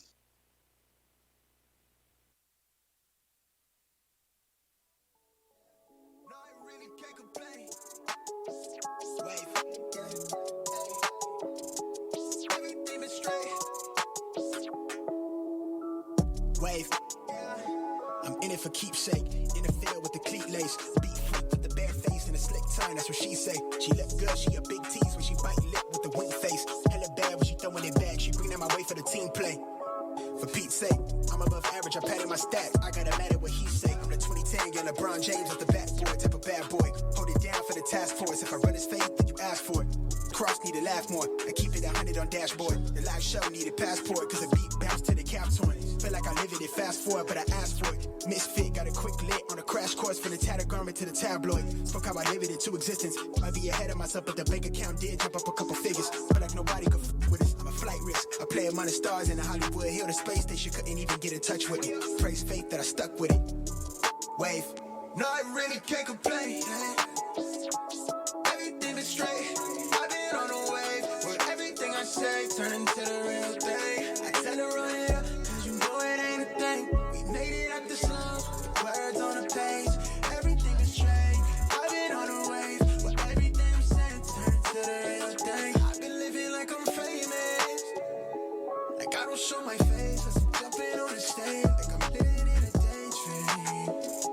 Lost in imagination. She only want me when she fake. She quick to tell me I'm a fake. She ain't told no lie, she love it when I catch my cadence. She gone off the deep end. Pull up every weekend. I hate to let it down, but I'm in a fast life, so you never slowing me down. Heart rate jumping like an old sleep out. How you switch up, you always help me down. Wonder why I turn into a cold of me now. It could be worse, right? I got where I'm at without no work life balance. You tell me that it's love, but I'm knowing that it's malice. Squad with me, God cut us from the same fabric. No, I really can't complain. Everything is straight. I've been on the wave. Where everything I say turn into the real thing. Tell them run it up, now you know it ain't a thing. We made it out the songs with the words on the page. Everything is straight. I've been on the wave. Where everything I'm saying turn into the real thing.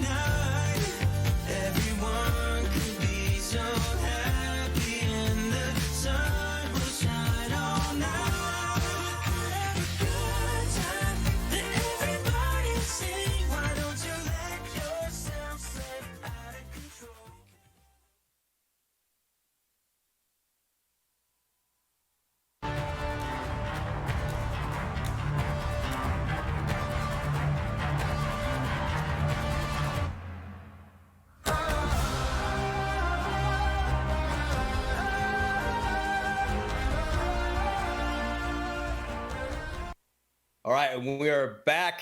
And yes, I saw those papayas in the chat. Thank you, chat. We're on round 3. We got France versus Austria next, but we are going to do a bit of a recap as usual as to the matchups that have gone up until now. We start off the event with Spain versus Croatia. Croatia upset Spain in a 2-0 dominating victory. I cry every time. Belgium, Romania, 1-2. Romania also with the upset, losing the first game and then getting that back in. As we just witnessed Poland versus Latvia. Latvia with a really strong performance with Ash at first, but then Poland just dominating the next 2 games, playing really well with both bluffs and pacing, and taking the win over Latvia, establishing some dominance for some of the more favored countries for once. As we also have Portugal and Russia on the side, but that series has yet to actually conclude. Yep, they are still 1-1. Should be on the last game already, but that hasn't concluded just yet. But that doesn't matter for us because we're going to move right into the next game on stream, which is going to be France versus Austria. France, the team that ended up first in seeding, Alex, one of their players. We're going to check out the roster now to see the exact roster for France, but this is the team that you have to watch out for. All 3 players have been ranked very high on ladder. Alex had the #1 spot in the snapshot, and that was not too long ago. So I think his play is going to still remain top notch for this tournament as well. And an Austria may be a bit of more of a dark horse. They don't have players that are considered, super well known or super, proven players on the ladder or in the tournament scenes, but they are players that have proven things in other games, not Runeterra. So we're going to look at that, but let's check out the roster for France to start off. One of the favorites in this tournament with Alex is one of the key players, and a few more players rounded out, Flaxo and also Owi, 2 great players in that team. Very, very interested to see Alex, because honestly, I've known of the player a lot, but I've never really particularly run into him in ranked, nor have I really heard much about him in the past. So considering he was the #1 and he stayed there for the entire qualification process pretty much, is very, very impressive. And I'm just very intrigued to see this player in action, honestly. And talking about the Austrian players, we have GM Ying, we have Spoogie as well, and Charmin, some great names I have to mention, I think. Yeah, I would have a great time pronouncing all those. Maybe the best name, to be honest. Spoogie, that's a great name. Charmin, help me! Charmin, the bear with the toilet paper, also a great name. But let's get into, kind of their background, because they might not be super well known in Runeterra, but GM Ying, he is a player that really was big in the Yu-Gi-Oh! Card game scene, so he's been proven there. I'm not sure if he's a world champion, but he's definitely a proven player from what I talked to him. And also, and he knows the heart of the cards. Very important. He also has a Yu-Gi-Oh! Background, so both players. But looking at the France roster first, Alex, we see their master, #1. That looks, very neat. Very that looks clean. That looks great. And these 2 other players, it's funny because I know more about Flaxo and Aoi than I do about Elix, which is kind of bizarre, but Aoi definitely, I believe in some stats you had, Aoi was the oldest player. He's the oldest player in the show. So we saw, for example, Team Poland, Shogo, 17, the youngest player. Baby, all right. Aoi, he's 32, so he's an experienced player. He's a veteran. He's played MTG, he's played Hearthstone, he's played Gwent. He has a lot of CCG experience, and he has the chance to bring that experience to this match against maybe a team in the Austrian team that's maybe not as experienced, but we mentioned it. They also have the Yu-Gi-Oh! Experience as well. So all these players, this is on average the oldest team in the tournament. France, they have an average age I think of 29 or so. I proclaim them the senpais. They're the senpais. They have the experience. They have the wisdom. They're not under any kind of pressure. Possibly they have experience in other card games as well. Alex has experience with Dota 2 and Warcraft 3. So really old school gamers, and maybe they have the chance to bring that experience and that skill set into Runeterra as well and prove what they have to maybe win this tournament. But it's gonna be an exciting one. And looking at Austria, kind of a different story. We have GM Ying, Master 22, still. Okay, so I'm actually familiar with GM Jing. I just never pronounce his name like that. But yeah, I do know GM Jing. Great player. Yeah, I actually played GM Jing a long time ago in a tournament back in the day. So yeah, okay, good to know.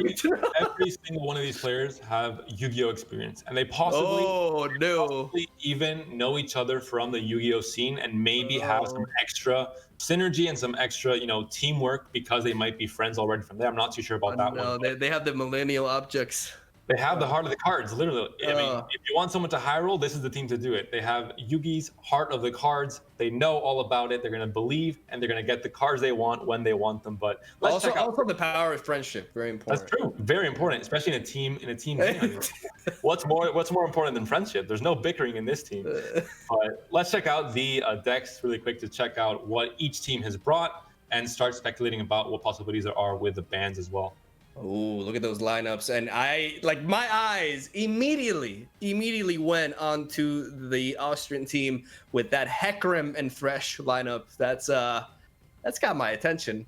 I don't know about you. And of course, we see the champions, but we don't know what the deck is made up of. It can be a few different archetypes. It could be mist rates. It could be a lot of different things. It could be just a fearsome aggro kind of with more spider setting. Although without Elise, it wouldn't make too much sense. But we don't know for sure. France doesn't know for sure when they have to start looking at the bans. They don't know exactly what the decks are. But one thing I do know for sure is that Trundle is not going to be played this game because he's a very... Oh, first is a Zed ban. So Zed Lee Sin gets banned for Austria. No ban. Nani? Not yet. Mongol, be patient. They could be holding, they could be teasing us a bit. I think it will come down because Trundle is just a powerhouse right now, and the deck itself as well with War Mothers and maybe with Field of Rush next week as well. Important clarification for the viewers, KDA cards cannot be used in this first weekend. So it's something that we touched on at the beginning of the broadcast, but maybe if you missed out on that start, you didn't know about that, which is why you might be surprised to not see some of the very strong cards that aren't being played right now. That is the reason why. See, the first ban right there, while Austria is taking their time, there's a lot of options to go for, but they opt to go for Ashe right off the bat. Interesting. I mean, honestly, looking at their lineup, Ashe actually puts in a lot of work, especially because Ashe must be one of the most awkward matchups really with the Draven Darius aggro decks. It is more focused. At least it's more focused on straight up, building up all the power on units instead of spreading out more like others, right? So, I guess that does make sense. Also, Ashe. Well, yeah, but besides that, it's not like it's such a... definitely an interesting ban. Honestly. It could be that they were watching the stream and they saw the last match and they saw Latvia completely dominate with a high roll hand. Like, all right, let's not deal with this. This is a possibility they can high roll these Yetis. Let's get rid of this. But there we go. Thank you, France, for appealing to my demands. And Trundle does get banned in the end. No surprises here. I don't think we'll be seeing him all weekend long. At least honestly, especially considering there's 3 champion bans. If it was just one, but and there's the back-to-back Lee Sin ban. I am absolutely devastated about that. I'm very happy. It's not Lee Sin can be very explosive, almost unfair in some situations, but both players respecting him. He got nerfed recently from 4 mana to 5 mana. Some people thought he would be unplayable. Some people thought the deck would fall out of the meta. It did a bit. It's not as oppressive as before, definitely. And even before, it wasn't as played, I think, as other decks. But we haven't been seeing it in tournaments either. In this case, maybe being used as almost a ban magnet. You bring it to lineup, it takes a ban. You're happy about that as well. At least Callista take the axe here. Perhaps maybe fearing They Who Endure or something like that. There's definitely several different variants you can run with these 2 champions. It doesn't really say too much. A lot of these decks, don't really I'm not even sure what to expect from Hecarim Thresh if I see a champion lineup like that I'm running into. So, interesting ban. Trundle went through. France is allowed to play. Whoa! We're going to see the first. I'm going to assume it's going to be locked in from France at some point in this series, but the possibility for Trundle to come into play finally, we're going to see exactly what kind of power he has and why he's being banned. Before Trundle goes 0-2, don't jinx it. And before he doesn't get played, maybe France. Yeah, it's true. Maybe they think they didn't ban for a reason. Maybe why did they not ban my Trundle? If it's not banned, it might be because they think they have an advantage in some matchups. Maybe I shouldn't play it. The mind game aspect comes into play here. First of all, I don't really know. I'm very intrigued by how the War Mother matchup should go against Anivia, because Anivia with a well-curved Anivia control with the Harrowing could potentially overwhelm. And oh wow, they're leading it with Hecarim Thresh. Mogwai, I'm an Austrian. I'm an Austrian now, Panda. I'm an Austria fanboy. I believe in the heart of the cards. Oh my god, the Yu-Gi-Oh lineup! If this deck is a misrates deck, the heart of the cards can do a lot in that archetype, because if you get the right draws and your opponent can't answer, you get in real trouble. Although TF Swain, I think, is an okay matchup into it. You have a lot of wide removal.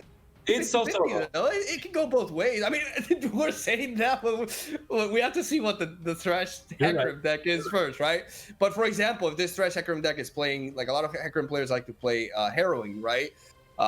We're running into a matchup that doesn't really have a good answer for that at all. Like, Twisted Fate Swain can't really deal with that. So it's going to come down, I think, to just how much early pressure, because a lot of people confuse Twisted Fate Swain with like a purely controlled deck, and that's just not the case. It's a deck that can push the gas pedal and actually apply a lot of pressure early on, too. So here we go, boys. Oh, this is a matchup that I love Twisted Fate Swain as an archetype, and I'm super intrigued. There's the Harrowing.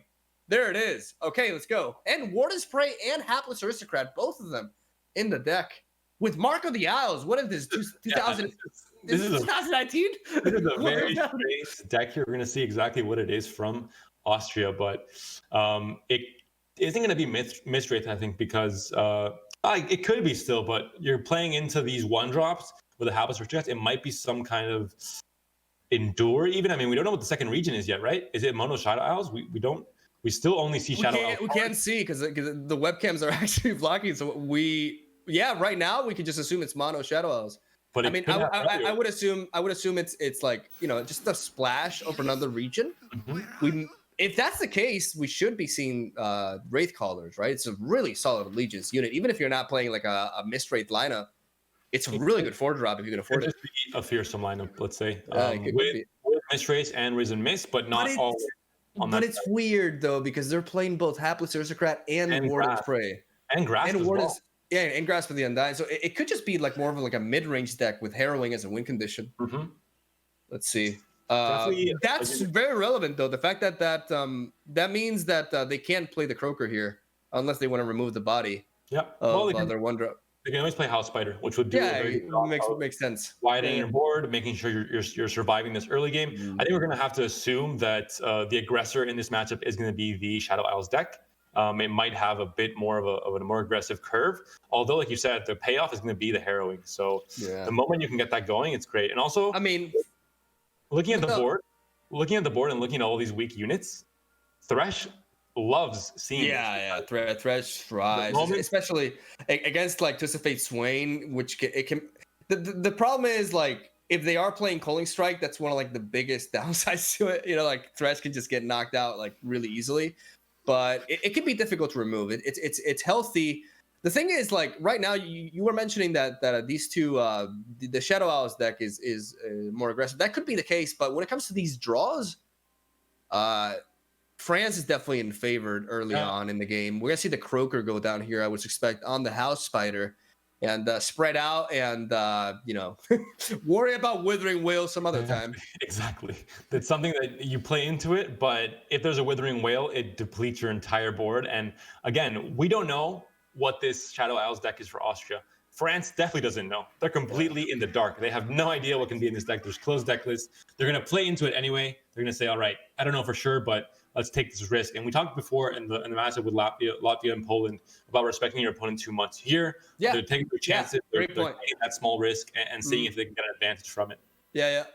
Great point there. Like that's definitely something that it's always about finding the right balance, right, between respecting the opponent's plays and choosing to focus on what you're doing. But I do like the decisiveness that France is showing early on here. I'm not sure if this is Elix or not. It is Elix. But it is Elix, right? He honestly, like, he radiates confidence for sure. Like with these plays, it's true because these are experienced players. We talked about all three of them being experienced players, older veterans in card game in the genre in general, and they have that going for them. There's no pressure for them. I'm going to assume because of this age and because of their experience in other card games and other just other games, competitive games in general. They might have just more confidence. They might know how to react to certain situations and not be scared, not respect an opponent too much, kind of play for their win condition. Right now, going with the attack with the Croaker, Austria thinking about whether to go for the Hapless Aristocrat, aka Elise Simp block here or not. As they seem like they're going to go for it. I'm wondering, I like this Glimpse Beyond as well. Glimpse Beyond can be a little bit clunky in this matchup because Twisted Fate Swain has many different low cost like removal options. And it can get really. Normally, you like Glimpse Beyond as an answer to removal against control decks, but against Twisted Fate, Swain, it changes because they have so many of them that if you react to Glimpse Beyond to a cheap removal, they can just stop it with another one. So getting their card draw off here, I think, is very relevant. Even though they do miss out on some potential Withering Whale value if they were to draw into it, I very much do like this Glimpse Beyond play because they need to draw right now. Their hand is like kind of clustered, double thresh. Even though the box could be good, the board presence is already established, so box doesn't really do much here. So they need more tools. And there's a Warden Spray and the deny, so it is Ionia. That's the answer. We have it right there. The deck is a Shadow Isles Ionia deck. We're gonna assume with like you said, the Harrowing Finisher. That's the win condition. I think more of a control-y version. I don't. I mean, it's not Sweet Karma. They have Grasp and Vengeance, so and there's a Ruination. They're playing to just control, to slow down the tempo and coming clutch with a Harrowing later on. A lot of people think that the reason why Swain has a bad matchup against Trundle is because Trundle is just very good, or because of the Overwhelm. It's because of cards like Ruination. Ruination is brutal against Swain TF because their win condition implies them developing a Swain alongside a Leviathan on the board. And Ruination can just completely shut that down with just one card. Very expensive play, but super good in this matchup. That alongside Vengeance, even though they're not doing anything now, the more the match progresses, the more those cards are going to be super relevant. And France has to find a way to navigate around the threat of Ruination, which I'm pretty certain they are expecting. Down goes Twisted Fate with the red card, which will progress Swain's level up by 3 stages and clear these 2 spiders from the board. There's no threat from Ruination, neither this nor next turn for France. So they should just be worried about Withering Whale at this stage, really. Yeah, and the case you mentioned is also the fact that Swain and Leviathan are both very high mana play. So the moment they're played, you can react, and your opponent doesn't have mana to do anything. Also, it just really punishes those developments later on. For now, this is a big board for France. Like you said, they're being the aggressor here. They're playing because they're noticing that there's nothing being done from Austria. They're kind of playing it very slow. They're going to develop a wide board and try and swing in and get as much damage in as early as possible. And Austria wants to just try and survive. The Grasp could come in here. It would kill the TF, and it would heal up the Nexus a little bit, just the 2 HP there. I think it's one of the biggest things, though, is that TF is almost more valuable in hand because it has the red card, sort of so many things. But one of the problems with that line of thinking at the same time, because I've gone through that before, and I've shown TF too little respect, right? And with cards like Salvage, this deck can get some surprise Twisted Fate level ups, which can just be so much more devastating than a Swain one. Like Twisted Fate leveled up is a huge threat. And I believe we're going to see Thresh going down here to block the Swain. Like, there's no way around it. But this is also, like, really interesting because, like you mentioned prior, this spread out board state and so many targets is ideal for a champion like Thresh to start working for the level up. But Franz also has a nice attack here to just apply some pressure. He definitely has to block with Thresh onto the Swain. And we're going to see 2 bodies for Thresh's level up. In case newer players are wondering, Thresh is a champion that has the level up requirement of seeing 6 units in total die. This includes both allies and enemies. And once you get to that stage, Thresh's level up is extremely powerful, as upon attack, for the first time in a game, it will pull out a champion from the deck onto the board. And there's 1 mana up, Flock in hand, Thresh is damage. Oh, knockout. Yeah. One of the biggest value removal spells in the game. Yeah. I honestly don't know how it's still 4 damage for 1 mana. To be honest. But I've started that discussion in the past, It feels bad, and I think it's one of the reasons that Swing TF was such a strong deck for so long, and still is a very strong deck. Of course, we're going to see it here from Team France. But overall, Austria needs to survive. That's their game plan. And they're doing an okay job of it right now. They're still at 15 HP. The game is progressing pretty adequately. There's a few units on the board and a Swain, but it's nothing they can't fix next turn with a Ruination. If they're able to, I mean, they don't have really any blockers here to stop the open attack next turn. So it is looking a bit awkward for them. I mean, look at the hand. They have no place. I mean, the Vengeance is 7 mana. It's just Thresh, but Thresh the problem with is if you commit to Thresh, you can use him and you can clear, potentially even clear off Swain. But the problem is you're already worried about that second Ravenous Flock. You always are, which is even more likely when Swain is on the board. In case people don't know, Ravenous Flock, it happens to be Swain's signature spell, which is pretty ideal considering the power level of the card. And if you play Thresh, that also welcomes your opponent to spread out, right? As well. And this, the Krusty here, leveling up Swain as well, getting him out of range from a Thresh trade as well. It's very relevant here, actually. Yeah. The biggest thing as well is that if you play Thresh, you can't bank enough spell mana this turn to have that 2 mana for next turn for Ruination to counter anything that's not an open attack. So it is just really, this is a really awkward hand. And the follower they got, the last year's follower, also is not what you want to see. So overall, they're just out of options. They can play the Thresh. They have to, I think, to some degree. And they can't answer the Swain next turn with a Vengeance. And it looks like it's going to be, so this is interesting. This is Austria kind of saying, okay, I'm going to pass here. This is maybe France kind of baiting France into passing as well, thinking I have a great open attack next turn. And there's two sides of the coin. If there is an open attack, Vengeance comes down on Swain. You take 7 damage. Okay, you're not dead. It's fine. If there isn't an open attack, Ruination comes down because you banked all the spell mana. And it's not GG, but you really reset the board. Yeah, this is fine. This is asking Team Austria, do you have a Vengeance? They do. It is going to come down. It's going to kill Swain here. They're going to take some damage, but they still continue to stall and continue to survive little by little. And France continues to develop. I mean, they have now 10 mana to do whatever they want. They have a great board.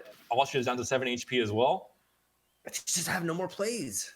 And the problem with, even though Ruination is incredibly powerful in this matchup, it doesn't really quite cut it here, because as they go for the Ruination next turn, potentially, that just leaves France wide open for a Leviathan setup that can then automatically enable the Riptide Rex the next turn without having to do anything. And I think that's just too much. I think no matter what deck you're playing, that's too much. That Harrowing as well, it just, I feel bad for Austria here, because I feel like this deck is so much more than what we're seeing, but they just didn't. They drew a bit too much of their high-end stuff, but they are playing a lot of expensive cards as well. Keep that in mind, right? Like Grasp of the Undying, Thresh, Rekindler, Harrowing, and they go for the Thresh, the Rekindler onto Thresh here, which, it's just tough. And if this were a game on ladder or at a lower level where the both players aren't as skilled, maybe there's a chance that France overdevelops. They play Leviathan first, and then the Ruination answers. Ruination answers, and it just eliminates the entire board. But France, obviously, they're very aware. They have lethal on board if they open attack next turn, or they have a very good board already. They don't have to overcommit. They're going to wait for Austria to use their mana. They have on Rekindler, and now they have full liberty to do whatever they want to do, and they can now develop and not be scared of Ruination. Yeah, this is a pretty rough matchup, I think, especially because the denies, for example, deny is just really bad against Swain Twisted Fate, because every single one of their spells that is fast speed or less is 3 mana or less, which means you're never getting a positive tempo trade with something like that. So very underwhelming hand in general here for Austria, but I think it's also the nature of the matchup that makes this feel as bad as it is, as we are going to see that Thresh take out the Zap, and we see France hovering over the Scorched Earth to potentially pick off that damaged Thresh right afterwards. Yep, it seems they're going to go for that. Effective immediately. I mean, I don't see much of a reason to not do it. I think this could warrant a deny from Austria, because they can't really afford to lose much board presence at this point, but it doesn't feel great either. Exactly. I mean, it's not that they want to deny this, it's that they have to, because they need the blockers. They're at 8 HP already. And we know, obviously, we're looking at the hands that Riptide Rex is going to become a major threat next turn, and they need to buffer some of those Riptide Rex shots to not get just straight damage on the Nexus. But even then, I mean, this is looking really scary. Deny comes in. You don't, if you open attack, you dodge Ruination. If you play Riptide Rex and Austria survives it, Ruination resets its entire board. But is that situation going to happen? Like, you always open attack here. Yeah. And there's another Ruination draw. He needed stuff like Withering Wail like 5 turns ago. These how many Ruinations are they playing? That's a second run. That's the problem with playing so many of these high-end cards, right? Because it's not just you're not only playing Ruination, you're playing Harrowing. So you got to keep that in mind when designing your curve, because I've seen a lot of like really greedy Shadow Isles decks in the past, and they all suffer very similar consequences. And this is going to be Omega lethal. I mean, it's already presented on board. But even if it wasn't presented on board, we have Riptide Rex with the Plunder effect coming in after, clean things up regardless. So, I mean, Austria knows it here. Their deck was just too slow. They couldn't do enough to stop this TF Swain. And like you mentioned, TF Swain is a deck that has the capability to adapt to the matchup. And that's why it was so strong and so versatile throughout the meta for so many months. It has a chance to go more aggressive. It has a chance to go slower, play more control, or a mid-range kind of play style. So it's one of the reasons it was so powerful. In this case, we see it as well. France, I think, piloted very well with the deck and all the plays they made. And Austria maybe had too much of a clunky hand. You have all these very fantastic, late game spells and units that are very strong. But if you don't have the support for that in the early game, in the mid game, you fall behind on tempo. Like we saw this board just going crazy and no whale to stop it. They just couldn't come back into the game, and they were playing the back foot the whole time, and they couldn't handle the pressure from TF Swain. Some Fs in the chat for Hecarim. We were all somewhat rooting for it in a way, but strong rival to face right off the bat. I have a lot of experience with Twisted Fate Swain. It's actually the deck that I used myself to try to qualify for this tournament, and it did really well for me. But a lot of people were speculating that the Make It Rain nerf would be significant. I definitely believed it would take down the Archetypa tier, but Crab and Frog, pretty good additions that kind of make up for that in a way, I believe. Croaker is amazing in the deck, and so is the Krusty, Boxer Crab, as I like to call him. Those two, like, not only are they progressing towards Swain's level up, they're also giving you like really solid, like you're having a 1-mana 2/2 on one side, and another is a 2-mana 2-drop that will draw you a card. So that allows this reactive deck to be proactive early on and lead to wins like that, in which we basically saw the Swain players just take the role of an aggressive deck. And its flexibility is really one of the reasons why it is as prevalent as it is as an archetype. We're going to check out the rest of the decks that are available. Of course, we have that first win there for France. So they're 1-0 up in this best-of-3 series. Austria has a chance, if they believe in the heart of the cards, to come back in this series and win the next 2 games. What they can't do, what France can't do, is bring TF Swain once again. Once you get a win, it's basically kind of a banned deck. You can't play it again, obviously. You can't abuse your favorite deck or the best deck in the meta. What they can do is abuse Trundle Tryndamere, because that is still an option. It was not banned by Austria, which could be a heads-up play, could be a mistake. We'll find out if it is picked. It might not be picked, though. There's a chance that... Do you think... It just came to me. Do you think they let off with Hecarim Thresh expecting Trundle Tryndamere?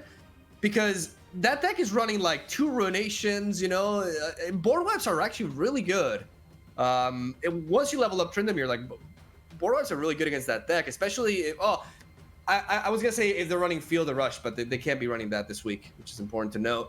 We see Aurelion Sol Leona locked in this time around. I wanted to see Hecarim some more, but Austria's gotta stay in the race, so you gotta do what you gotta do. Quick reminder, off stream, we did finally see in Group B, Russia winning 2-1 against Portugal. Yeah. So for any Russian fans out there, Russia, the CIS region, they do have that first win in their group, and that is Group B. Final answer for today. We're now in Group C. We're seeing obviously France and Austria on stream right now, but also Italy and Bulgaria are playing off stream. 2 very strong teams that I think are also big dark horse contenders. They're not maybe, considered these huge regions. They don't have the highest seeding, but they both have some key players that are very strong in the current tournament scene that proved yesterday, even in the EU Fight Nights, they also did a really good job getting to the top 3 in that tournament. So Broken Bull and Bratislava on those teams respectively here in Italy. So very strong players. But back to this series, Austria, France. Austria's down 1. Scouts Scouts are coming. So Scouts are coming. Very, very interesting matchup. Trundle's available but not played, which is an interesting. Yeah. We could actually have an entire series without Trundle. That's when he's that bad. That would be really weird. Regardless, this is very interesting. I believe the Daybreak units from Leona definitely put in a lot of work here, especially cards like the Solari Shield Bearer can deny quite a good portion of early aggression. And Leona is also going to be very key. Aurelion Sol in this matchup is more irrelevant until the late game, but I do believe that the deck is able to reach that stage it's already doing quite well. I would assume I've seen a lot of these new Aurelion Sol Demacia based decks, which vary. You know, I've seen like Leona this or Lux. Even though this could be a completely different region as well, because we only see Target here with these two. But with the Demacia is when you tend to see it the most. Regardless, these Aurelion Sols really do like to play the new dragon introduced with the Shyvana portion of the expansion. I believe it's called the Eclipse Dragon. Yep. And it is a very efficient way for the mid-range sort of style to just curve or ramp rather into Aurelion Sol at turn 8. You play Eclipse Dragon with a Daybreak at turn 7, which synergizes with Leona, by the way, and then you get to play Aurelion Sol on turn 8. And if that goes unanswered, that can prove to be devastating for pretty much anything sitting in front of it. So this matchup is just basically going to be a matter of speed. Obviously, Misfortune and Quinn are going to be aiming to apply a lot of pressure. Elix or France right here debating about whether they should keep Relentless Pursuit or not.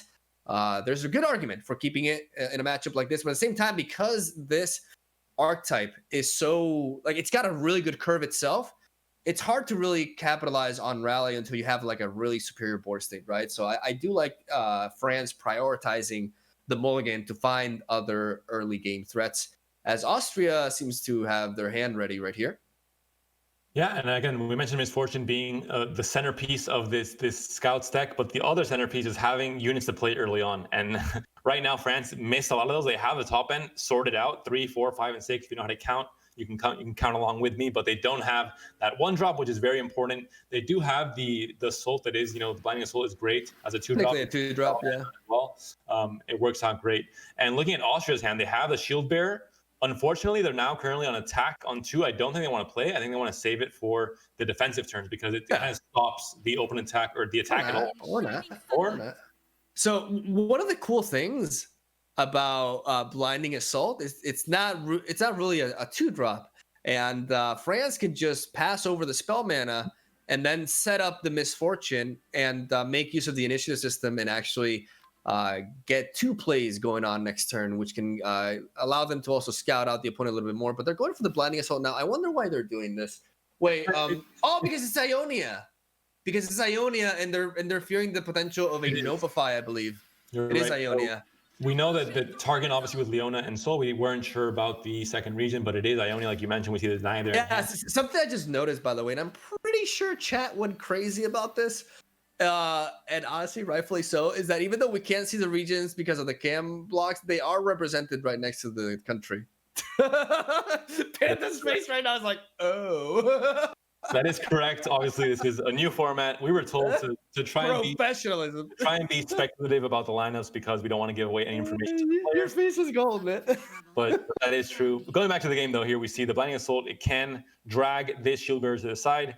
We see Austria. The heart of the cards is with them. They draw into the second Shield Bearer to kind of stop this attack from happening at all. They can, of course, trade the little bird for the Shield Bearer, but maybe want to save that Scout tag for later on if they have some barrier synergy in the future rounds and play a much slower Scouts game where you're not playing for just full on aggressive. You're playing more for the level ups and you're playing more for that Scout synergy later on in the mid game. Down goes the second Shield Bearer right there. Top deck of this turn, as they did make the decision of dropping the other one prior without having another one, but this really does help out quite a bit. But we can still see a trade happening here between the Valor into the non-buffed Solar Shield Bearer, which is what's going to happen. It is unfortunate, though, because this second Solar Shield Bearer will prevent the Misfortune from getting an attack this turn. And naturally, with a level requirement as the one Misfortune has, you want to be attacking as much as you can, right? So this Shield Bearer definitely puts in the work here and slows down the level up from Misfortune, which is perhaps one of the most devastating level ups, especially from an early game champion. Like, what level up from like a 3-drop champion is as brutal as Misfortune? If Misfortune levels up, I'm going to go ahead and say right now that Scouts wins the game. Maybe I'll be wrong, but it's almost always the case. When Misfortune level up, it normally means the board is very much in your favor as well, and it kind of confirms that you're just in that big of an advantage and you're normally going to win as well. But yeah, it's one of the strongest 3-mana champions for sure. I think it's just very impactful. We could see a sharp side here. I think you're not going to risk it. We mentioned MF is the win condition once you're not going like we saw with Poland, going that huge wide war with Bannerman, this is the actual win condition for Scout's deck nowadays. You want to play more into that Scout synergy. Interesting here. The Warrior is actually a very plausible choice, but they opt to just go with the Falling Comet.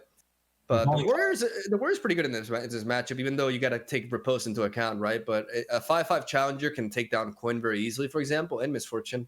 So that was definitely something worth considering. But I guess Falling Comet is safer in that sense, since it is just a direct spell that will remove whatever, right? But it is pretty expensive and doesn't really give you board presence. So. And you're maybe killing the Misfortune, but then Quinn is here, and Quinn is also in condition when she levels up. So we'll see if and the biggest thing here, Austria, their game is to stall. They're just stalling, they're buying time, trying to survive, trying to ideally, while they're stalling, take out these very important threats like Misfortune.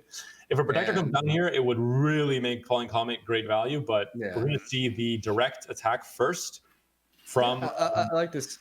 That's what you got Scouts for. And, slowly but surely getting towards that Misfortune level up. And, I mean, we do see answers, but they're very expensive for a 3-drop. That's the problem. Like, you don't want to spend a Falling Comet or a Sunburst on a 3-mana unit. It's just, it doesn't feel good, especially if they develop. What's interesting here is, for the sake of bluffing and also having access to the combat tricks as well, they did not set up Quinn, which means they miss out on the level up, right? But I think this was this is not a slip up. I think they're fully aware of this, because the power of just bluffing answers is so strong in this game, and we've seen some of the best players really use that. Just make the opponents doubt all the time. It's like, oh, they probably have this. They probably have, Pale Cascade or Single Combat or this or that, Riposte. And those mind games go a long way, and they may be worth a bit of a slower level up for one of your bombs. That being said, Solari's Shoulder comes down 1 mana, but still a 3/3 very good body to trade here to stop or to just make this attack look less appealing for the French team. And then they have still enough mana for Falling Comet. Obviously, there's 5 mana up. This is a deck that really relies on units. You're going to expect France to develop another unit. Then you still have the chance to play a slow speed spell in Falling Comet to answer whatever the biggest threat is. And right now, I think that's still Misfortune, even though it's less mana than Quinn. It currently has 2 counters. It's a bigger threat. And you want to get rid of that before Quinn, I think. I believe that's what the France team is debating now, actually. They're highlighting over Misfortune. They're highlighting over Brightsteel Protector and the 2-mana combat. Do you know the name of that spell? Sharpsight? Sharpsight, yeah. Sharpsight is also like a potential way to protect. Yeah, they're going to prioritize that. They really want the level up from Misfortune. Well, that's not, Now that Falling Comet feels better. Yeah. It gets even more value, removing the barrier as well. It just goes right through it. And when a comet falls on your face, well, then you're probably going to die, barrier or not. Misfortune does disappear. There's a good trade still here with the bear, so that they're going to take it. But that game plan, they invested into that Misfortune. It's kind of like Heimer. We talked about it before. You're kind of keeping that protected and saving that win condition counter by counter. 2 counters in, they were halfway there. And then all of a sudden, it's over and they have to restart over again. And maybe it's too late. This deck wants to stall. They're doing a great job of it, this Austrian team. And they're slowly getting to the bigger mana where they can make big plays like Leona, make big plays like Aurelion Sol. And they still have a good board to protect, 2 big units that they can trade with these units here on the board.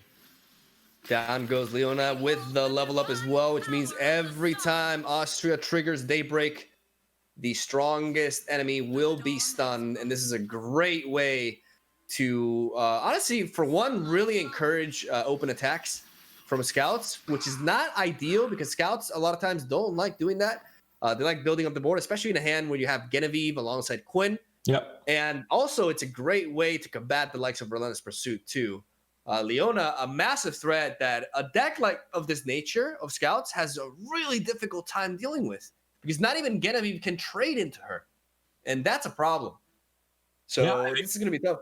You have a lot of answers here. If there's a single big threatening target, you have the Sunburst as well to just evaporate it with the power of the sun as well, with those beams coming in. So a lot of options here. And like you mentioned, I think this is actually a great answer to Scouts in the current meta. You have the Shield Bearers to stall and to make the combat less appealing. You have great removal options that I think is missing in the current meta. There aren't great options or great value options in removing champions like Misfortune, like Quinn that are kind of not super big, but not super small either, kind of in the middle. Whereas Vengeance is great for champions like Trundle, etc. But for these champions in the middle, in the mid range, it's a bit harder. But Invoke has a great package with Falling Comment and a few more removal options. And we see France going off with the second Valor here. I assume looking for a double trade onto the 2 Solari units. One of the tricky things here is he could lead off the attack with just one of the Valors first, and then attack with the second one to progress Quinn's level up, twice without having to commit an attack with any others. But I think since we're not looking at Relentless Pursuit anymore in that scenario, this Genevieve into Relentless Pursuit definitely has to be the line of play for France. This is probably one of the last turns to really apply a significant amount of pressure before things start going south here. But I mean, they are going very well. It's important to know that Austria's been able to stall well, but they don't, because they're playing Ionia, they don't have to worry about Judgment for one, right? And most of the removal right here is single target based. So and Sunburst can come down, but you're using 6 mana. You can't play any more units after that. You have a deny that can deny Relentless Pursuit. That is going to be pretty clutch here. We're going to remember this. It's definitely good enough. Like, that's definitely good enough. The Sunburst into deny with this board, I think you can definitely afford that. Just making sure you can answer the Relentless Pursuit, and Austria should be fine this turn. But then after that, if they go for the removal this turn, unfortunately, why are they not going for Sunburst, by the way? Oh, maybe no. It's the Morning Light, which is definitely interesting. You get the great stun. Yeah, definitely better. You get the stun and you get the great, combat on everyone else, but you only have 5 mana now, so you can't use Sunburst as well. And you get the stat boost to protect against the Valors too. Yeah, fantastic play. Yeah, definitely the correct play right there. Double stun right here onto Genevieve. The second one will go out either the Badger Bear or Quinn. It goes on to Quinn. I believe because of the claws, actually, it always goes on to Quinn. Yeah, because she's higher value. I think you can attack here. I mean, this is a stall. Yeah, you can't make, not only, like, this is the thing about Leona, like, she just nullifies Relentless Pursuit as well.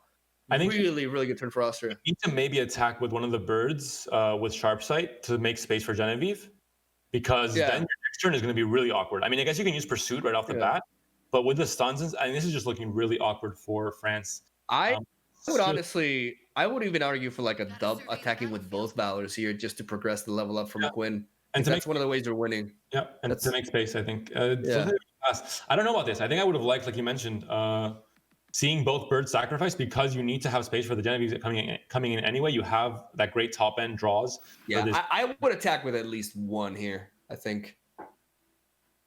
But at the same time, he still has 5 mana open, right? So he may be just passing to. But the thing is, like, you take, even if they could do something here, they're just bluffing the fact that they have a play, right? Like, they have the auto pass disabled here because they can't do anything, right? And that's really good. Plays mind games. That's what you would expect at this level of play. But I definitely do think France may have jumped the gun a little bit with that lack of an attack there. I think more so than space, which is super important. To progress Quinn's level up. Like, I feel like that's one of the ways they are potentially winning this game, and not even going for one attack is, it's going to suck a little bit for them, as we're going to see the ramp attempt this time around to at least get a turn early Aurelian Soul here, with the Eclipse Dragon going down, triggering the Daybreak, stunning the Genevieve right here. I don't think we will be expecting an attack though, unless France consumes a big amount of mana, right? Especially not, because any attack that comes in here, you trade with whatever unit. Sure, you get a favorable trade, but then there's space for France. Exactly. Right now, France does not have any plays to make, because this is that's what we mentioned, the birds having to attack last turn, because you don't have a play to make here. And if you're overriding your units, you can do it, of course, but it feels bad. You're losing some value there. And yeah, I think Austria is doing a very good job of stalling. That's what they want to do. And next turn they'll have Soul coming in early. There's a lot of units on the board to trigger that 25 attack level up. And yeah, you have to overwrite. I think probably one of the thing that the birds have, they have Challenger and they have Scout, and those are very valuable. I would, you prioritize that. Like, the Scout, it's like if Valor, like that keyword combination is just so powerful. Like, it's the reason why again you got nerfed, right? Like, it's It's why people play a 6-mana 5/4. It's like combining Challenger and Scout is amazing, and you definitely prioritize that. I feel. This Genevieve going down here. Austria just not having anything. It's like, dude, I am not attacking. Why would I ever attack here? Like France here has to open attack because the stuns will continue to come in for every Daybreak activation there is with Leona. So, and there still will be stuns because unless, of course, Leona would die with Sharp Sight, which won't happen because it will happen. Wow, this Sharp Sight like takes out Leona, and we see no answer for Austria, dude. A burst speed spell, and Deny cannot do anything here. It's a great trade. God, this attack is amazing for France. It keeps the Genevieve alive, and it also kills with the Leona. It does two things. So a 2-mana spell that does that is fantastic here. It stops the stuns next turn as well. This could be game deciding. This could be it. Dude, Panda, maybe that like actually preserving the Valor's last turn was actually like by far the right call here. Like that's what I'm talking about. Like thinking ahead here. Like I was so focused on on the board space, and I still believe the Quinn level up should have been worked for a little bit more. Yeah. But this works out fantastic though. This is great. And one of those Binding Assault birds opens a space with Genevieve to not overwrite anything. It gives you the chance to like you said, get that extra level up on Quinn. I think it would have not both birds. I think I agree with that. But one would have been good. Yeah, definitely. Yeah. But we see it here. Great. This is great. Huge damage now. A lot of space to develop every single unit in hand here. If you're thinking that Deny might be possible because you see Ionia, you don't even want to think about Relentless Pursuit. You just forget about it. You still have the full attack available. You have the attack token because you only use the Scout token at first. So you can develop your entire board now, especially once you see Austria commit something like a Sunburst on Quinn, for example. You can just play Tracker, Protector, and the third Genevieve. I'm thinking here. There's several options for Austria. They can't afford to develop the Aurelian Soul with Deny backup. That is always a line of play. They can also set up Raven alongside the Solari Shieldbearer, or potentially go for a Sunburst as well. But they go for the Solari. I think Aurelian Soul is way too slow. They would just die on board. I mean, there would be as long as you have to deny for the Relentless Pursuit, they still have attack token. They only attack with Scouts, right? Yeah, of course, the Scouts. So what am I talking about? Yeah, I slipped up there. Yeah, sorry about that. They're actually, man, this is really. They're dead. I mean, they're dead. I don't want to. Yeah. It looks like they're dead. My math check. Yeah. I don't want to say it too soon. Yeah, I'm sorry, Chad. Like I had a bit of a slip up there with the. I forgot about the fact that he attacked with so many scouts. Yeah. He attacked with 4 scouts. So my brain for a second was just like, okay, the attack's over. No, yeah, this game is done. So done. Protector into Genevieve, as you mentioned earlier, and this is just a wrap. But I do definitely agree that France could have afforded an attack with the Valor earlier, because I do believe that will make a potential difference with leveling up, even though the rally will be countered anyways. And now there's just no reason not to. Like when you're facing Targon and like, what are you worried about? Like there's nothing, no board wipes or anything. It's just like maybe like a supernova, but there hasn't been any invoking happening. So it's just with this shield bearer play at the beginning, it means that the math does not check out in terms of the mana. They have 10 mana. They want to play both the Ravan and the Sunburst. Not a possibility. It would require 11 mana. So they're stuck to one more play, and one more play. Yeah, try and stop this. This was looking amazing for Austria, and just one attack undid everything. That's one of the downsides of running Ionia over Demacia in this case. We see, Deny being really good in this meta, and definitely a great tool for disruption that can be really prevalent against control decks. But the lack of cards like Judgment and stuff like Single Combat, Concerted Strike, just allowed France to play this crazy proactive game plan and just power through the Solari. And that's what we're going to see right here.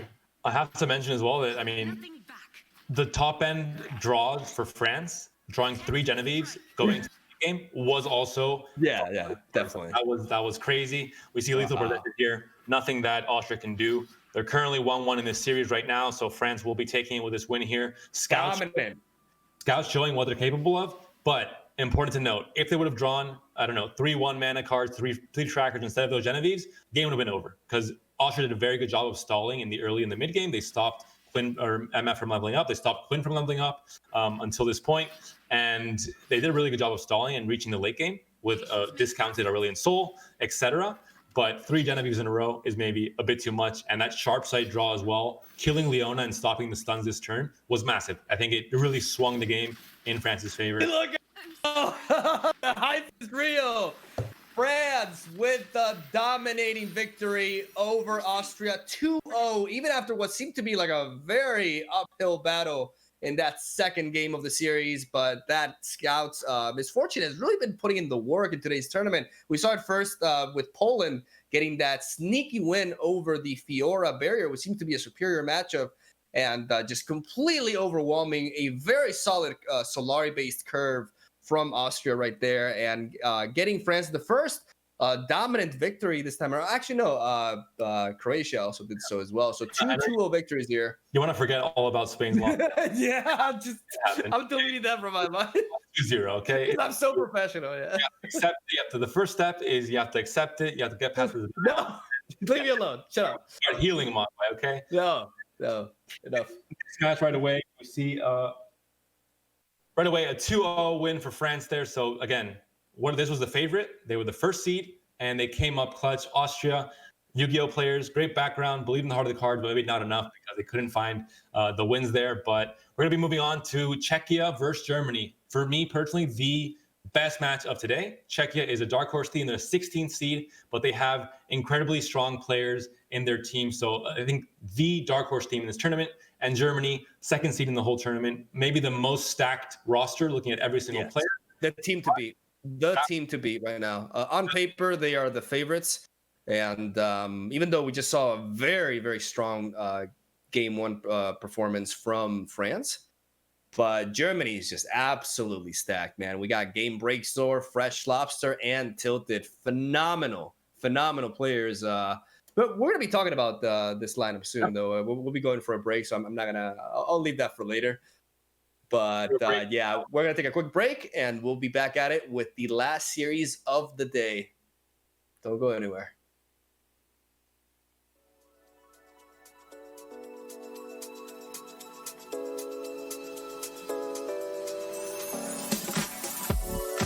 Feel it in my body, feel it in my feet, and it feels so good inside. When I hear that music, it gets me on my feet, makes me wanna dance all night. Don't make me remember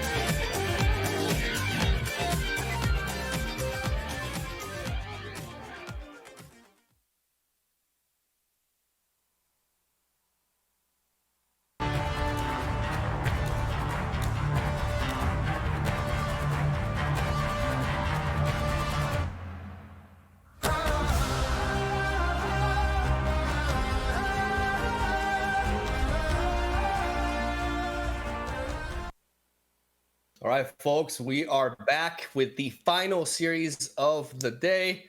Thank you guys for sticking around for the stream. Hope you enjoyed. Leave a like as if it were YouTube. And yeah, let's talk about the two upcoming countries that are going to go at it. Very exciting matchup. Panda mentioned earlier that this is the one that he's particularly the most excited for. I can't blame him. Yeah, I think it's also going to highlight kind of the second seed Germany against kind of the 16th seed. That you would think it's like a very weak team, but they have a superstar player in Pokrovac. Yes. It's proven on ladder that he is one of the smartest minds in this game right now. And also, they have the youngest roster. These are all almost Runeterra prodigies. Their average age is literally 18 years of age. So Czechia, a team to watch out for just not just now, but maybe in the future of Runeterra as well. Looking at Germany though, Game Breaker. I mean, Mogwai, please. I just like, this is Game Breaker is such a fascinating phenomena to me because this guy was nowhere during the majority of the climb. Like, it was all about Fresh Lobster, Tilted, and a bunch of other German players. Like Germany was super contested all the time, right? It's not like Spain, where the top three like established their positions, relatively early on and kept it there. With Germany, it was super volatile because there was so much competition. There was just so much quality overall. But this guy, Game Breaker, takes a deck that nobody's playing in Heimerdinger Vi and just runs through the ranked ladder, beating like there was so many aggro decks too. I'm really shocked that he was able to pull that off and just establish himself as number 2 in Mastered, right behind Elix, who just had his debut earlier and did not disappoint, definitely. So really just top-notch players here. But enough about Game Breaker though, because Fresh Lobster is considered by many to be, I think this man may be the best Legend of Runeterra player right now. It's a big statement to make, but I do think he is the most accomplished. He has competed more than most and consistently performed super well, both on ladder and on tournament. He's definitely proven himself and also has a fantastic looking mustache that I am very envious of.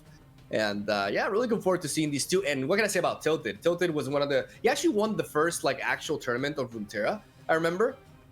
It was one of the first. It was organized by AFK, I believe, and he did really well there. And from that point onwards, I had my attention on him, and he's never disappointed. He's always been super relevant in ladder and managed to actually make it to the top 3 of perhaps arguably the most contested country for this event. And these players receive their master ranks when the snapshot happened for qualification, which is where everyone was tryharding. Everyone was trying their best to be at the top to get the best seed and to qualify for this tournament. Number 2, number 3, number 5. It doesn't get better. You can't even imagine a situation, I think, for any of these players where they thought Germany would be 3/5 of it, top 5. And I see Game Breaker has a background in Yu-Gi-Oh, so an accomplished player there as well. Nice. Fresh Lobster did a lot of poker in the back in the day, and Tilted played a lot of MTG. But looking at Czechia's roster here, we mentioned it. Very young players.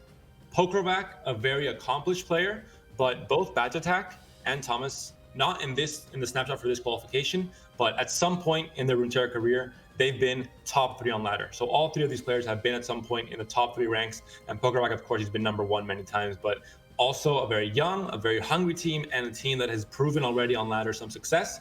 Maybe have to start proving it on the tournament stage, maybe missing experience, maybe missing, they might have nerves or pressure because they are younger. Not always the case, but it could be in this case what happens. But 16 seed could be, a big surprise, because you look at the seeds for the tournament, you think, all right, 16 seed, this team is definitely not a favorite. This team is, rooted off early, but they could be a contender to win this group and to win the tournament even with a player like Pokrovac at the lead.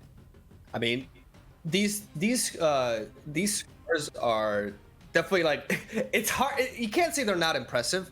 They're all in the top 50, and that's easier said than done.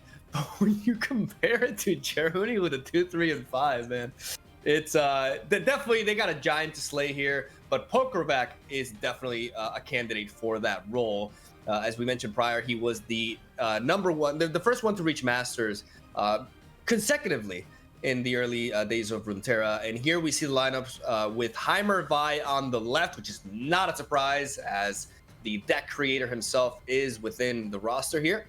And we see Thresh Karma, so Spooky Karma making an appearance for Czechia here. Some surprises. We see Elise Karma, in the side for Germany, and also Karma and Thresh on the side for Czechia. So 2 surprises there. Tryndamere getting banned. Is actually Trundle getting banned? Let's be honest here. So Trundle is getting banned once again. Germany is banning that from Czechia. We see it gone from Czechia's lineup there. Also, quick note here, Mogwai, we can't say much more. We don't know much more, but Twisted Fate by himself, no other champion in that deck. What could that be? I mean, it's surprising. It could be a lot of things. I am a such a fanboy, even though I can't pronounce.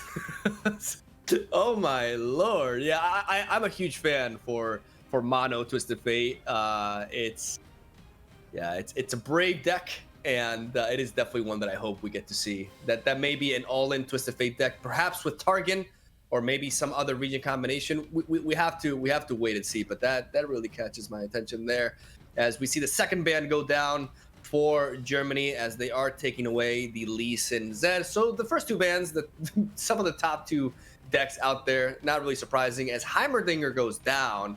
I mean, honestly, I would totally make that ban. We're dealing with the guy who went from like nowhere to top 2 in the ladder with this build. It's a pocket pick. Take that from him. Take that away from him now. Yeah. Pocket pick is a favorite that the Game Breaker might have, and there could be a deck that could be good or bad in the current meta, but when a player has played a deck so much and he knows all the ins and outs, all the matchups, he has that extra advantage. So you have a great player with a great deck and very comfortable on the deck as well. You definitely want to remove that. Fiora Shen also removed from the lineup. The Spooky Karma or the Thresh Karma. Spooky Karma goes down. That's what I just saw right now. And Ash Frost by mid-range going down as the last option for. So such a basically, so Heimerdinger, Fiora, and Ash. Trundle. Very interesting. Like no Trundle ban. Also like no Scouts ban. No Swain Twisted Fate. These are definitely not the bans that I mean. Obviously, the Heimerdinger one makes sense, right? But this is an interesting decision here by, especially because they are playing decks like Jinx Draven, which just like auto wins pretty much against Ash. So very interesting. And also, there's a deep deck from Germany. So of course, locking in. This time, it's finally happened, ladies and gentlemen. We are gonna witness a Trundle game from the powerhouse of Germany, none other. So this is gonna be really. Oh yes, it's TF. Yeah, boy. We'll see. Yeah, we'll have to see what this deck is. We don't want to spoil anything. Maybe we know something, maybe we don't. But we definitely can't tell anything to the other team if they are watching with the delay. So let's keep it silent for now. But this could be a lot of things. TF is one of the more versatile champions. He can be played in many different ways. He can be played with barrels. He can be played with kind of a more draw-heavy deck. I just realized. In so many different ways that really you can't tell what this is. There's only one Twisted Fate. There's no other hints. There's no other. Yeah, like that's also a strategy that could be used. Like just run a champion in what would be like a different style of deck and confuse your opponent with that. So very man, I can't wait for this series. The fact that they're leading off with the Twisted Fate versus like arguably the most feared deck in the entire tournament. That's a great way to start things. Like that's like the ultimate underdog scenario, So I can't wait for this one, man. Yeah, they're definitely preparing the storyline. We've done our job, I think, of bringing up the number 2 seed against the 16th seed, the old against the young, possibly even. But in this case, yeah, it's gonna be a great match, I think. And also just important to note, looking at the decks, once we saw the bans come through and looking at what was available, we saw Scouts, we saw Trundle, we saw Ash Sejuani.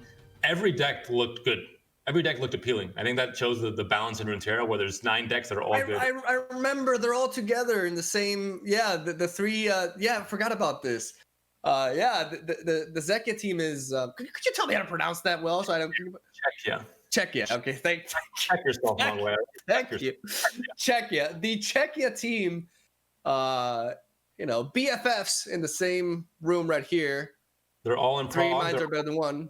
The same, there's kind of a gaming house, let's say, and they have no delay on Discord. They're just all together. They have the energy from each other. They definitely do believe in the power of friendship, David. Definitely, maybe more than the Austrian team. That could make a difference. That's an Undying deck. Shakedown. That is a card that we're seeing now being used in the Undying decks. We're looking at Spark Beach. We're looking at. Oh my god. It could definitely be. With Twisted Fate, definitely an interesting way to build the deck. I'm very biased because like this is like an archetype that I play a lot, and seeing like Shadow Owls with Shakedown. And like the thing about like stalking shadows is really good with the Undying because you actually want to play the Ephemera over it. Yeah, definitely Undying. Oh yes! Oh my God, this is awesome. This is a really interesting matchup actually because the Undying is a legitimate threat against a control-based Shadow Owls build here. Really interesting. And Germany has no idea still. They've seen a Bark Beast, but that's all they know. Yeah, exactly. Bark Beast doesn't say anything. It's been, Bark Beast has played in Endures, played in a lot of different lists, so you can't know for sure what it is just yet. But right away, they could have all feasted as Bark Beast without anything else on the board to stop that combat. They might think it's not necessary. They're worried. They're worried about it, like a Glinspion or something. Yeah. I think. I feel like they can afford to take the damage early on here, and they can aim to use. Obviously, the threat with leaving the Bark Beast alive is that it can be triggered by a unit-based kill effect, which leads to no interaction possible. So dealing with it early on, there's always an argument for it. But I guess Germany is not making too much of. Not just that, but the fact that it has interaction, has a lot of counterplay. So if once a unit comes down, if you Vile Feast the Bark Beast, you can glimpse a different unit, and then the Bark Beast activates the 3/3, and you don't kill it with Vile Feast. So that was the moment to maybe do it without any interaction. Now it's going to be a bit more complicated. But the hand looks a bit awkward for Czechia. They don't really have great units to play right now. They can Stalking Shadows, of course, to try and find something. One of the things about the Undying deck is you really want to draw the Undying. That's why Stalking Shadows is such a good addition to it, right? But initially, your tempo is going to be lacking. But if they do manage to find the Undying with this Stalking Shadows right here, I like that pass a lot, by the way. When you have Stalking Shadows in hand and you're going to carry over that spell mana, because the card is burst speed anyways, you really gain nothing by tapping out that turn prior and actually leaving, giving the opponent an excuse to play Vile Feast, without having to worry about interaction. So yeah, we're gonna see the Stalking Shadows here, and they are gonna look at the top 4 followers in the deck, and we are gonna see if they find the Undying. There it is. Oh, we're in business. And the moment it comes down, let's look at business. Germany's reaction the moment it comes down, because this will answer their question of what am I playing against? Yeah, what the hell is this? Not too excited. There was definitely some some impression there, but poker face. Not giving away. Expect from high level players. The good thing is that the Undying can't block, so just right away going to swing in with both units and hit for 3 damage. Also, we've been focusing on Czechia's hand and deck a lot because obviously it is new, it is exciting, but no ramp from Trundle Trinidad. No ramp, exactly. No stones, that's massive. Catalyst. That's super massive. That's like the last thing you want to see when you're playing Undying, them finding all the ramp pieces and getting the turn 4 Trundle on the board. But without that, I mean, I think this is a very clear Chronicler of Ruin, personally, even though you can combine certain attacks. But I feel like you have to start spreading out, especially against this deck, to nullify the Ruination. So I would 100% go for Chronicler of Ruin here. Yeah, definitely. And just now you have 2 Undyings.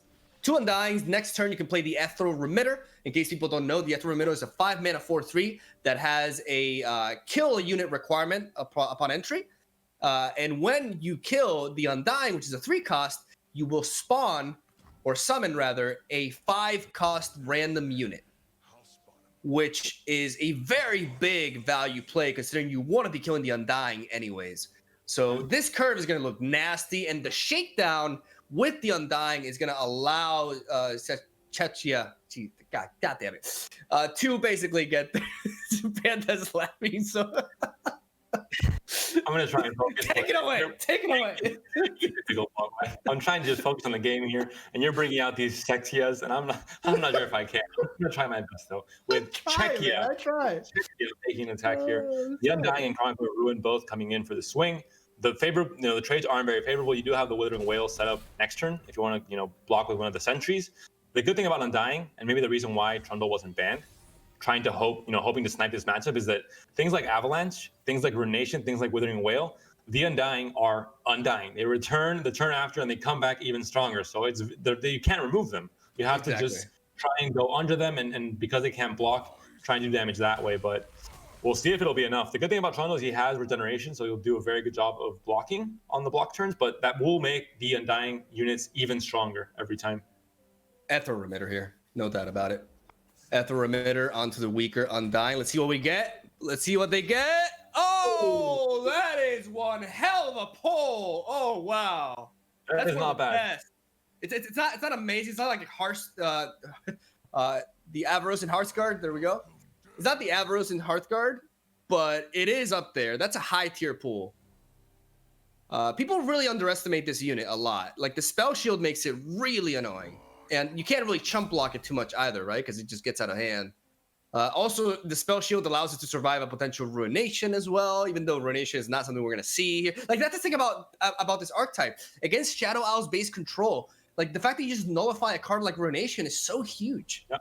It's so huge, and I'm pretty sure Czechia here is running ruination themselves, which will allow them to really get the upper hand here. Honestly, like it's looking really good here, and they are gonna resort to the block. I like this, honestly, preventing damage, because at this point, the way they lose is through some atrocity, cheeky combo, right? So they also need some space, especially considering they do have a Blighted Caretaker in hand as well, right? So they do welcome the space too, because next turn they can drop the Blighted Caretaker onto the Undying, and they do have space for 2 challengers here. We could see that. We could also, there's also other options. We could, they are running low on mana. Like they've been playing purely on a curve this entire game, right? So that does limit their options this turn, but they definitely want to be looking at a strong hit here. I'm going to mention as well that it might seem a bit weird for any viewers at home, seeing 3 players versus 1. At all times in this tournament, the players are all in call with the rest of their team on a Discord call or whatever audio service they're using. So they have always the chance to get feedback from their team and to decide what plays to make as a team. It just so happens that the Czech players are in the same city. They can meet up in the same house and have a much closer bond, either through practicing, through scrimming and preparing for this tournament, and also playing in the tournament as well. But there is no advantage, of course. It is equal for both teams. Everyone is playing with their entire team. 3v3, let's say. I like that they take down the bigger Undying. I wonder if they're running Atrocity in this deck, because that could be a good reason for that. Because normally you would always want to kill the weaker one, right? I would assume they are running it. I mean, it does make sense. That being said, there are Trundle decks that have evolved into running Flash Freeze and Harsh Wind. We see a Harsh Wind here in hand for Germany. So they are one of the, they have that answer. They keep up 6 mana up. Yeah. They can kind of deny an Atrocity in that sense because the attack goes down to 0 for that turn. And all of a sudden, Atrocity, kills the unit regardless. It doesn't stop the spell. So you get the benefit of killing the unit, but it does 0 damage. So it is a really great spell to make there. Tavern Keeper comes down, or is being hovered at least to try and heal up a bit and add another blocker, but This is a good turn for Czechia. I believe they have to utilize one of the saplings to target Trundle. Actually, get that out of the way as a blocker, so you can just attack with everything. Get that fury going on for the dragon, and get some just good offensive momentum here. Once they start clearing all these chump blockers out of the way, Germany will struggle. So they have to apply pressure here. There is a Withering Whale coming out that can, of course, stop some of these. If it would have been used before, it could have stopped the challenger units from challenging, and then there would have been a better chance to block, of course. But then that would have also allowed Czechia to maybe develop more units. They still have 3 mana up. So instead, letting the challenger units challenge, you could kill them, but they're not killing. I like it. I really like this line of play. It makes us say, hey, if you have Withering Whale, that's fine. I still get these 2 out of the way and force you to resort to your chump blockers here to prevent damage. And he's just going to resort to the Avaros and doesn't really want to start feeding the dragon there. And this will also allow Germany to pop the Spell Shield, which is very relevant as well. So very, very nice Withering Whale. He'll definitely gonna mitigate quite a bit of damage, even though he's still taking 8 from these 2. It's still. I mean, he is healing up. He's still stopping some of these hits, but he's still taking 8. But I mean, again, this is a deck that I believe this is Game Breaksword, by the way. So I'm interrupting. Yeah, I think it is. Game. It is. Yeah, okay. As a Yu-Gi-Oh background, this is Game Breaker, and Czechia has their whole team on the webcam. No need to guess there. But I'm gonna guess that the pilot is indeed Poker Rock, I believe. It does look like him. So I recognize him. It's him for sure. And there's another answer to a possible atrocity. The Icefield Archer, of course, it's not a fast speed. You can't really play it on the stack, so it wouldn't matter too much. But if you want to play it proactively, you can, of course. I really like this Bark Beast into Glimpse Beyond here setup. Like that was, yeah, as soon as I look at the hand, that play was very clear. Bark Beast so good in the Undying. It took me a while to add it to my variants, but definitely didn't look back ever since I did, because it's just so easy to proc in a deck like this. Mogwai, if you have a unit called the Undying and a unit that benefits from dying, I mean, do the math. I think the deck builder is telling you something. I mean, it's in the names of the cards. Well, ain't you a smartass? But looking at the board here, I mean, the one downside to the Undying is that they cannot block. That's the thing. You're looking at the board here, you're thinking, okay, a 5/5, a 4/4. That means that the board is kind of, I mean, it still is because of that 5/5 from the Ethereal Remitter was very strong. But yeah, doing it, that's the one downside. They can't really block, and also they can get chump blocked very easily. So it is looking like the board for Germany is still pretty safe. They're down to 12 HP, but they have chump blockers. They have Avalanche if they need it. They have Harsh Winds, for example, and Vengeance for bigger units that they need to take care of. And even, I mean, Harsh Winds especially, considering something like Atrocity, is going to be a great answer, and maybe a game-winning answer if they answer an Atrocity with it. And also, the Iceville Archer is a fantastic unit here as well. That's also an inclusion that you don't generally, at least you didn't see in the early iterations of this deck, right? All these Frostbite tools, definitely very prevalent when Lee Sin was a thing, but it's nice to see them, still being played, to keep that matchup into account. As we see, the Moose with these After Remitter pulls have been outstanding, man. You're playing a deck that I mean, it's just a big 5/5 that has Scout as well. Why not? It's a great pull, I think, and it's a card that you almost never get bad pulls, right? Especially nowadays, I think there was a lot of great cards being added in the last 2 expansions in that mana range. So you normally get a lot of very good pulls, and we've seen 2 great ones here. I think you can definitely argue for a block onto Trundle here with the 3/3. To open up space for a Ravenous Butcher. Potentially even a Hired Gun, even though you already have the Shakedown there as well. But Hired Gun plus Shakedown could lead to some really key trades. This can be disrupted by Harsh Winds, though, which is definitely, like you mentioned, probably is not a card that you generally expect. I don't really think about this card too much. More so about Flash Freeze, but Harsh Winds is not something that comes to mind too often when I'm facing War Mothers. So that could catch... Czechia here off guard. Well, I actually pronounced that right. Good me. It looks, well, you kind of didn't, but I'll fix that later. But Germany, let me have it. Germany right now, I think by the hovers they were making, if Czechia takes the good trades that you're seeing here, like the 3/3 into the 2/1, the 5/5 into the 3/3, etc., every single one of those units becomes vulnerable to Avalanche. And that's what's being hovered. And that's what Czechia has to think about. Because that's Avalanche would reset the board. Super relevant. Oh my god, that's actually really relevant. And you can see Game Breaker's face. He's thinking they took the bait. Because right now, I mean, a Glimpse will be able to at least get some card advantage from one of those units going to die. But 2 HP, well, 3 HP for that one, then 2 HP here as well, can take down one of those units. Again, Trundle is also on 2 HP though, so not the best option. But I think it was what Germany was going for. They were trying to see if you take some bad trades, maybe it can just clear your board with Avalanche. Or not. I think they value Trundle too much. No, of course.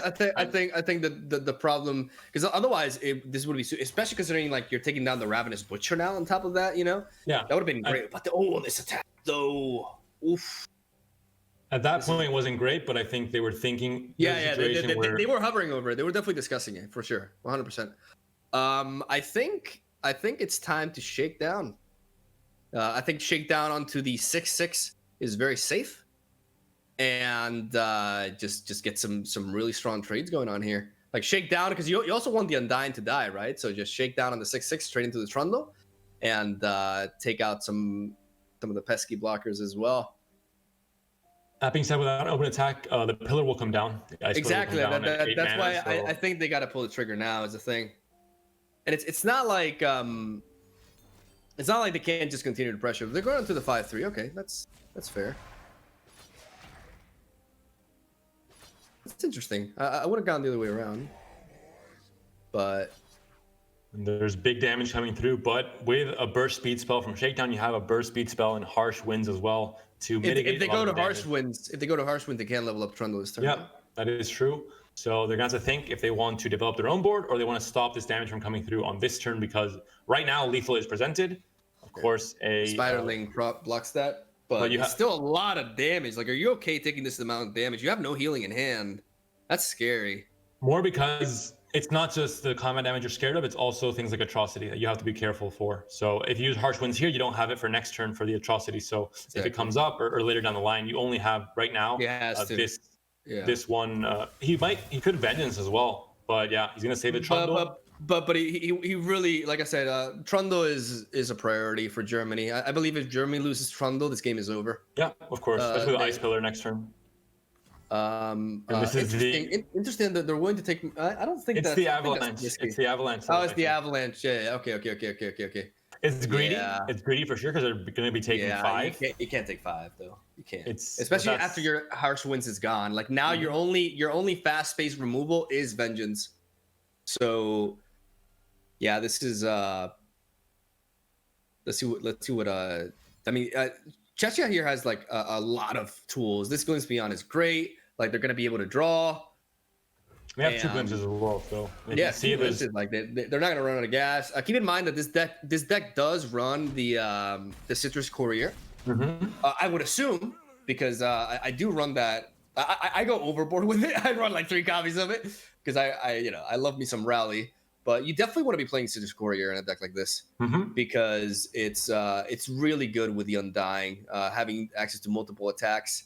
The Plunder can be a bit tricky sometimes, but with the Undying, people are not really reluctant. They're against blocking it a lot of the times because it's not really valuable. So enabling that and then just healing up your board and going for another attack can just be absolutely devastating. And Germany really has to keep that in mind. Czechia unorthodox matches. Czechia could be tempted to use a Glimpse on the other Undying. It's on the board right now, There it is.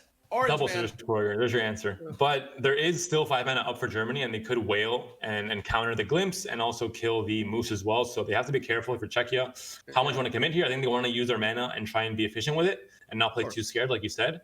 But Glimpse is maybe not a possibility this turn.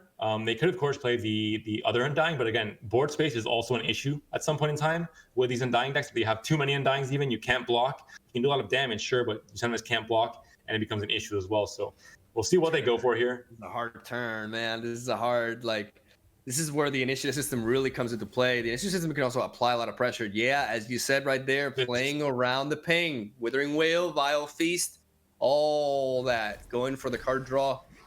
Trying to get as many options as possible. There is the Ruination. That Ruination is actually really neat because it can be used as they drop the... Yeah, especially considering that there's not how many do they behold? They have 1, 2, 3, 4. So Trundle will have 9 attack, which actually could lead to a threatening atrocity. So the problem is if Germany goes for the Ice Pillar and Czechia reacts with the Ruination, they can't really afford to do that because then just Tryndamere just comes down. We're going to see an Avalanche turn here. If Tryndamere does come down, though, Ruination could still happen. Tryndamere would level up, of course, and you'd have the leveled up version, but it wouldn't be enough for lethal. Yeah. It would be 9, and the next turn you're going to have an Undying army ready to go for you. So something important to note is right now, Germany is threatening quite a bit of damage with the Ice Pillar. He will be able to target the Dragon.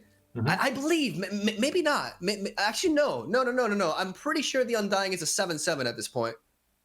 Pretty sure the Undying is a 7/7. There was 1/6/6, and they both died. Yeah, so he's gonna sponge the Overwhelm hits as well. That's super good. That's actually amazing. That's really important because otherwise, Czechia here would have to think about some like out of the box sort of plays with like using Shakedown to take down their vulnerable units so that they can block with something beefier. Because at this point, what Pokravac and friends have to do here is they have to avoid a atrocity cheese win. If they do that, they got the makings for a game 1 win here against Germany, which would be a huge upset with an Undying deck against I'm sorry, but that's just amazing. Let's see how this plays out. The biggest thing will be the top deck here for Germany going into this next round. They have the Tryndamere, they have the Ice Pillar. They'll see what else they can get for the future rounds, but the biggest thing is the Undyings. Oh, there's Ladros. That could play some mind games.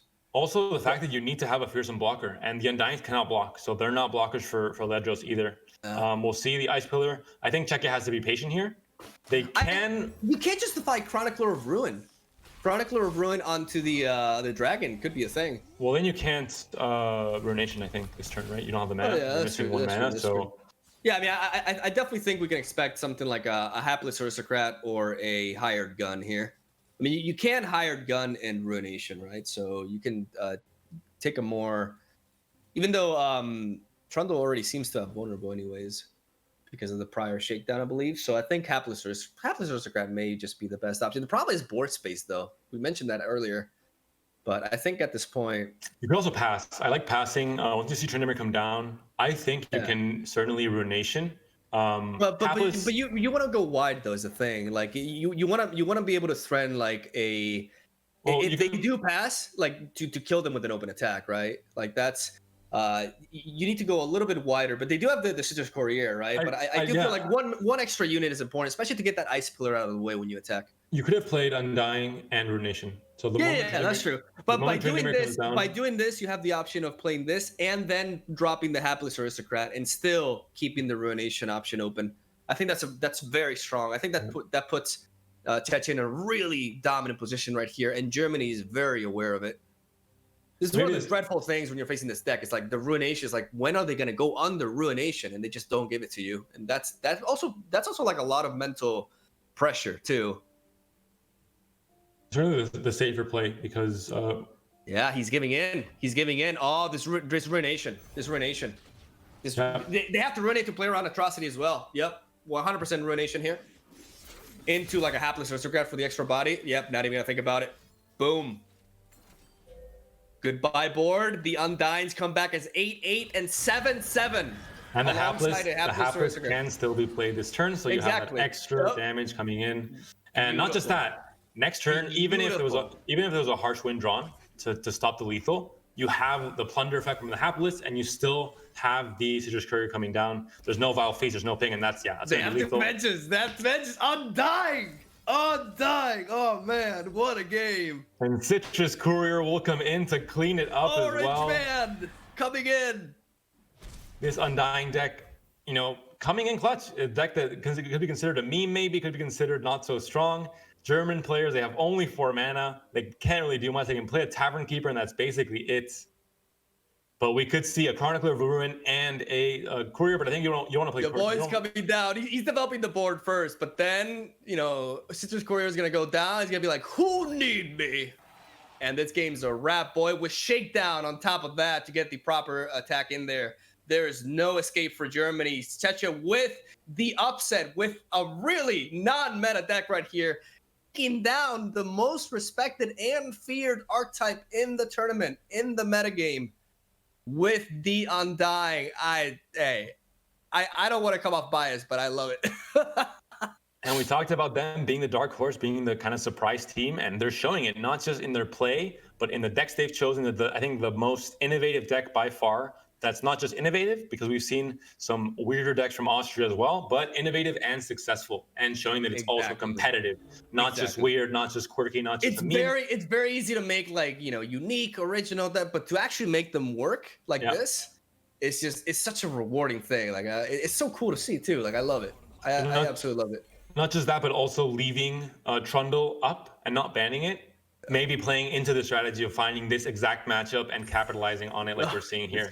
We did see a little bit of emotion there from Game Breakso right here. We got the Shakedown, and I believe, Hapless threatening over there. And that is a clean, lethal, great way to start off this series for Czechia, taking down the powerhouse in Germany in quite the upset here. Getting a win with the Undying, just needing one more to pull off perhaps the biggest upset of today. Maybe the first time we see Trundle being played in this series. Maybe the first time we see Trundle losing. You jinxed it. And maybe the first time we see Trundle being played a second time, because they can still, obviously having lost this matchup now, the Undying deck is out of the way. It already has a win. I thought I would never say that in my life, but I just did.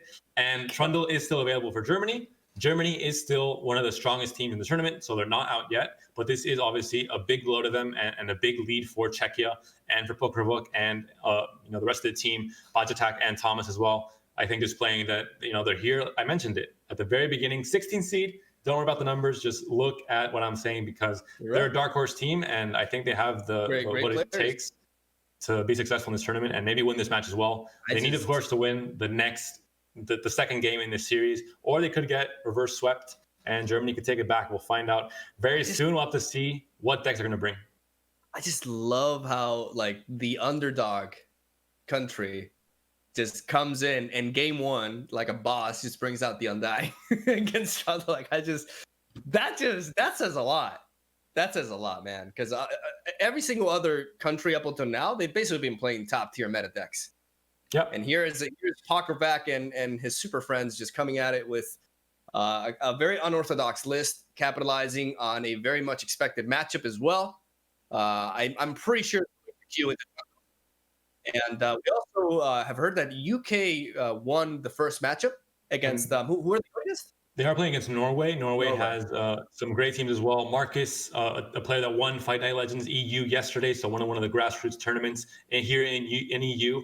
Had a great showing with Fiora Shen as well, and taking the first loss there. UK also has some great players in players like Fly, for example, and also Matthew Folks, an MTG veteran that is also getting into Runeterra now as well. So some great teams. We're not going to be watching them on stream today, but tomorrow we'll probably see them in action for sure throughout the rest of this tournament. There'll be a chance for everyone to be in the spotlight. But right now we have Germany and Czechia. We're going to check out the kind of picks and bans screen right now to just check out the decks that are still available. Germany still has all their decks up and ready to go. Czechia cannot play the Undying anymore and has its pick between all their other tier 1 decks that they can now choose from. Yeah, Czechia now, the remaining over their lineup is more standard. What do you think they could bring here? I don't expect Jinx, Draven discard because Trundle, Deep, and Spooky Karma is still a thing. And Swain even with the Swain attack with red card is huge. We're seeing Elise, Callista. Could this be a They Who Endure variant, or could it be an Allegiance variant? We'll have to wait and see. We don't know the regions yet. But that is what Czechia is locking in, trying to get that 2-0 win upset over Germany as Germany just brings back the trolls. No surprises. We could see, though, a few surprises with the first loss happening, and they could lose twice with Trundle. It might not happen in the rest of the tournament. So we'll check out if Germany, with what is considered one of the best decks in the meta, is going to lose twice in their first game. That would be a big surprise, I think, even bigger than Spain losing in the first round. But we'll find out. Of course, still a lot to see here. Dude. I gotta make you suffer through it, my way. But looking at this matchup, what do you think about? We don't know for sure what this is going to be, but let's consider it might be Endure, which might be the most common option for these two leaders, for these two champions. What do you think is the matchup there between Endure and Trundle Tryndamere? Especially considering we know that they're running harsh winds, and I think they might be running flash freeze as well. So. Yeah. If they are running, if it is indeed They Who Endure, those frostbites are going to really come into play. And not only the harsh winds, but specifically the Archer. The fact that because they can play They Who Endure and they can follow that up with the Archer and just completely deny that turn. And They Who Endure is the kind of unit that only really gets to do things for like a few turns before the game is over, anyways. So buying one round off with that with a 2-drop is really important, as from that point onwards it will be basically a match of aggression. It seems like it's not, though. It's not. Targan. It's miss rates. Targan. Okay, so but miss rates with Pale Cascade. Go face and go do face it again with one of the best spells added to the game. Wow, this could Pale be Cascade. good. +2/+1, and then of course it also has a cycling, so you can go hard with a very low mana curve and still replenish your hand that way as well. Usually, I think we would see this misrace deck with something like a Go Get It with Ionia, but because the KDA cards are banned, the players think, okay, what's the next best thing? Not running KDA cards, and they've decided on Pale Cascade, on Targan as a region. We'll see what else they might have added, but it's gonna be a struggle for, unless Avalanche is found, it's gonna be a struggle for Germany because these Mythras are gonna get hit hard, and it's an aggro deck. This hand looks fantastic. Like double fearsome units, which we saw Germany there mulligan the Warding Stones. When does that happen ever here, ladies and gentlemen, with a fearsome matchup. It's just useless. It doesn't block. It's still ramping you, but you much rather have other options available. We see the turn 1 Stygian onlooker here, just looking for some chip damage early on. Definitely have to play it on curve, considering you do have 2 drops in your hand right here. As next turn, we are very likely to see Elise go down.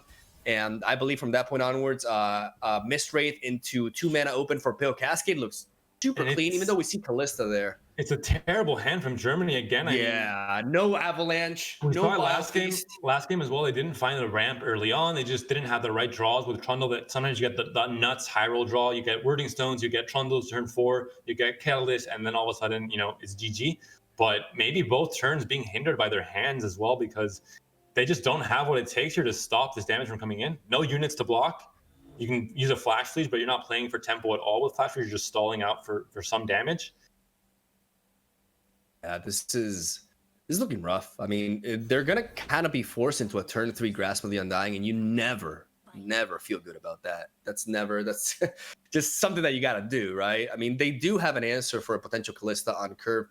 I was wrong about the Pale Cascade play, because I was assuming that they would have 1 spell mana, but that's not the case. So I think we will see Czechia here just play on curve. Potentially drop the Callista, because the thing is, they are expecting the Tavern Keeper. The Tavern Keeper could go down here, so we may just see an open attack initially. But the thing is, if you're also expecting Catalyst of Aeons, you want to threaten as much damage as possible. So you could expect something like an Avalanche Vile Feast, but I think it's too early for an Avalanche. I think they want to wait. That's because Czechia knows that they have a deck that's completely vulnerable to Avalanche with the Mist Wraiths, for example, and they don't know the players, the German players' hands. They don't have Avalanche in hand, but they have to be scared of it, of course. Maybe not this turn, but the next attack turn for them. So on turn 5, they have to be very careful about how they make the plays and what they commit. Down goes Callista.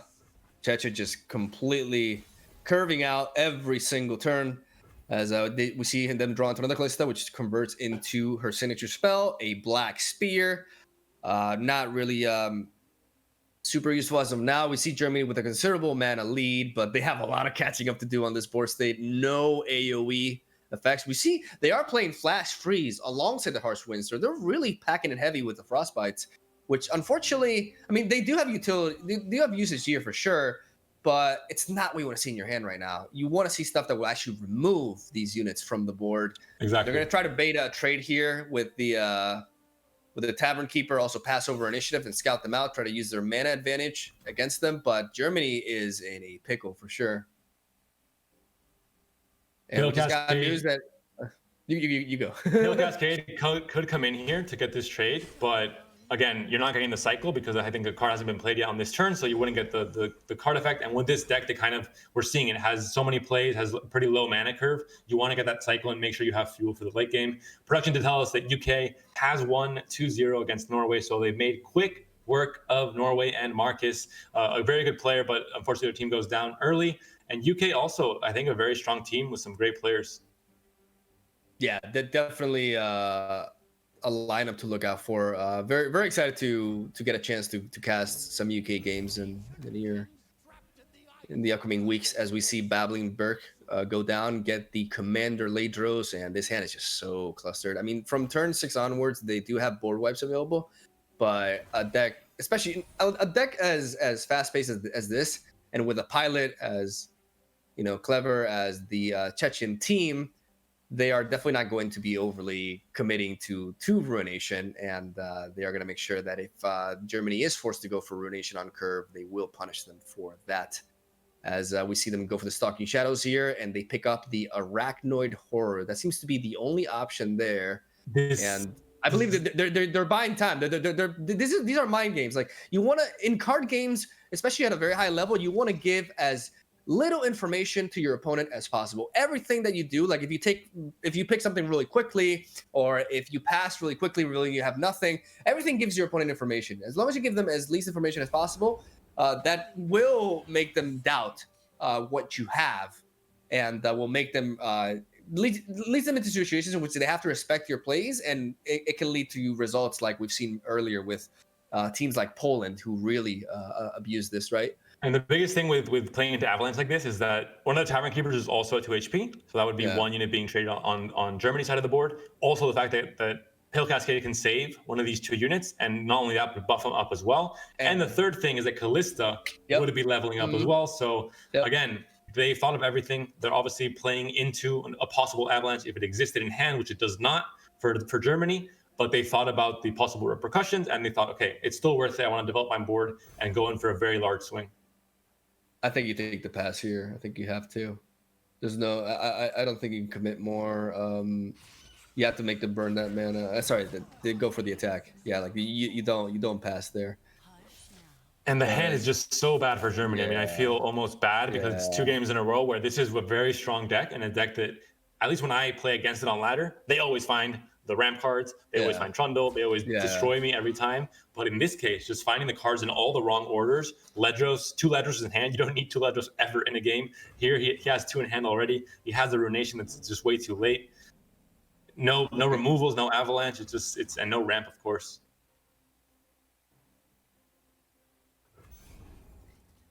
No Grasp is interesting. Yeah, they want to play reactive. I like this. They're taking a big hit, but it's not devastating, really. Like, especially with cards like Flash Freeze and Health Gain with Grasp and Undying later down the line, and then being able to set up Trundle after this attack has gone through. I believe Germany is fine with taking this amount of damage, so they want to wait for Czechia here to do something. They obviously are looking into that Pale Cascade. Pale Cascade onto the Callista would allow it to survive, but is it really worth it? Because it is vulnerable to a 1 damage ping. Instead, they're going to be using it on Elise. I actually like this a lot. It saves Elise and also makes the trade, which they weren't making before. I'm a big fan of this. Yeah. It's also interesting because if Germany opts to go. If Germany opts to go for the Trundle, they can play Elise's signature spell, Crawling Sensation, and level up Elise for next turn. And that's crucial. When you're relying on Trundle to block for your life, having a Spiderling get him out of the way is not what you want to see. Very, very, very, very key decisions here by the Chechen team. And I'm going to spend all night listening to pronunciations of that. So you're gonna get stern talking to after this event, Mogwai. And if I'm not going to say anything else on an official broadcast, but let's keep it at that. The Grasp is coming in here, can stop some of the damage. I think it's important because if they Grasp after the fact, it's healing 3, sure, but you're losing out on this 3 to face that you could prevent anyway. You have the margin as well in your health to heal this up and not lose that as well. You get the 3 to go to 19. You're not over healing. So I think it makes sense. I think you have to start playing much more defensive and much more safe if you're German, because your hand is looking pretty atrocious and has atrocity as well. And the board for Czechia is looking great, and you don't have an Avalanche to stop this, or Withering Wail. They don't have any answer. Now they do. Pastor Curse. They didn't go for the Elise level up here. I guess it's playing around a potential Vile Feast, which makes sense. But this is definitely a turn. Not just Vile Feast, but Withering Wail, Avalanche. But if you level up Elise, you get Elise out of Withering Wail range, right? But you also miss out on that Elise that you have in hand in case you're worrying about card advantage, etc. So if you're looking at a more grindy matchup, maybe you want to save that in hand and not play too all in, I guess you would say. Yeah. Preserving Elise for later is also neat. And like I said, they didn't have the guarantee, right? Like Germany could be baiting them. And I believe that's really what offset. We see a slight disconnect there, but they just get back in it, and that's. Looks like a pass. This is a chance for Czechia to develop. I think the biggest thing here is that this screams I have Withering Wail though. Like if you're an experienced player, at this point they have Withering Wail. If they're going for this pass.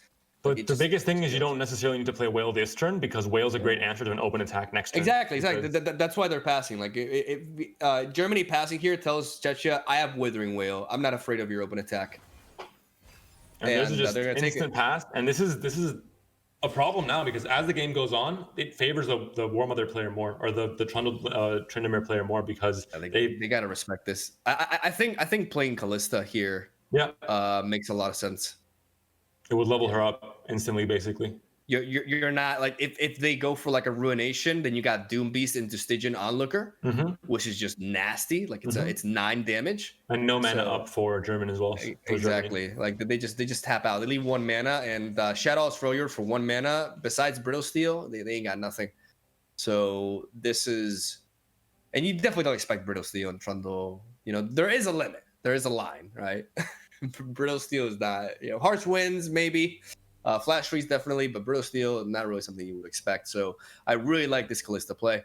Icefield Archer could be played though to just dissuade the Callista from attacking, just to start keep it on the bench. Ruination. He's going for it.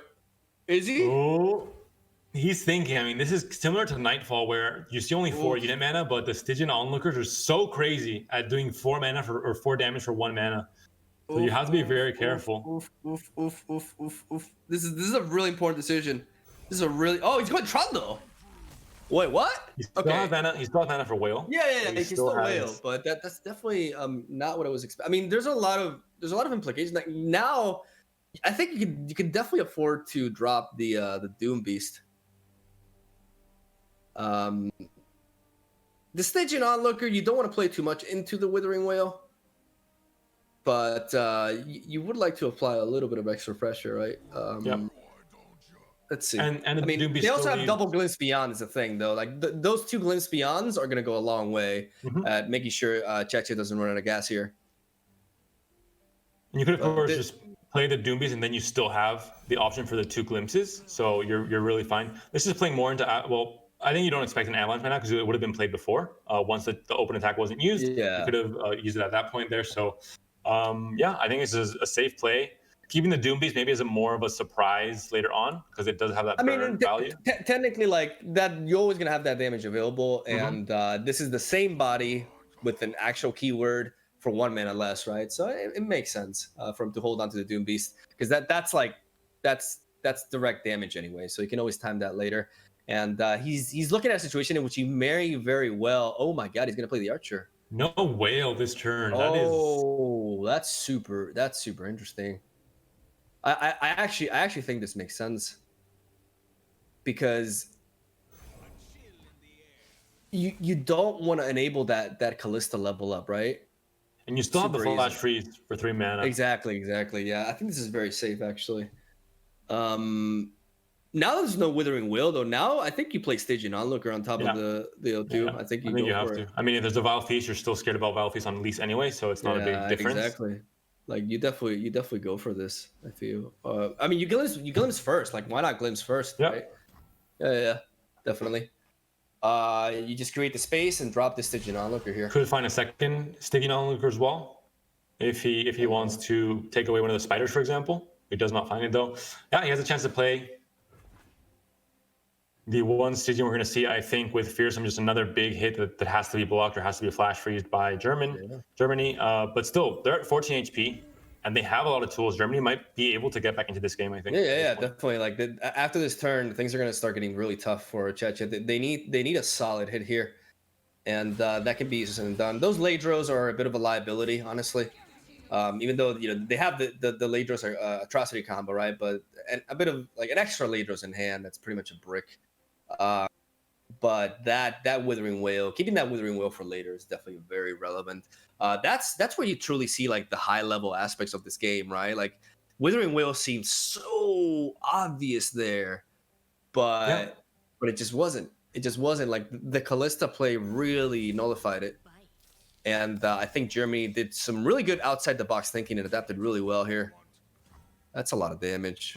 That is a lot of damage, though. That's a lot. You can't take that much damage. And you want to get a trade maybe on... I mean, Toronto survives anyway, so it doesn't matter. I think, just go for the flash freeze on the Stygian, the 4 damage. Well, he's thinking about it. You can tell. It's definitely like they're discussing. Germany is discussing this. This is a tight game. Very, very tight game. Not just that, but we mentioned the burn capabilities of something like the Doom Beast. Not just the Doom Beast, but the Doom Beast with something like Stalking Shadows that can find more Doom Beasts and they can all proc. So it does get scary. I love that. That allows him to get the level up on Callista. But then again, that just opens up the Withering Whale of a lifetime here. Yeah, like that Withering Wills is going to be amazing, but they do have the Callista leveled up. So from this point onwards, Callista is a pretty big thing, even though they have not managed to find Wraithcaller this game, correct? So it's not like they have an amazing resurrection target with it. Flash freeze does come down here. We'll see what it ends up hitting here. I'm going to assume it's going to be the Stygian Onlooker, the 4 damage being threatened. Trundle obviously very safe with 6 HP and regeneration. These are all such hard decisions, man. This is the epitome of like resource management right here. It's just gotta think ahead, man. Oh, Elise, and see that's why a level up of Elise would have been so good. You know, like from that point onwards, every other Elise is just like a really nice setup here. But this is this Elise onto the Frenzy Skitterer could definitely go a long way, especially. But I mean, if Germany needs to find more Withering Whales. Germany needs to find that second Withering Whale. Harsh Winds is also it's decent, but Withering Whale is where it's at. Like that's the kind of card that just can completely nullify the opponent here. Trundle is leveled up. Germany is down to 5, but they have health gain here with Withering Whale, and the game is going to get very interesting at this point.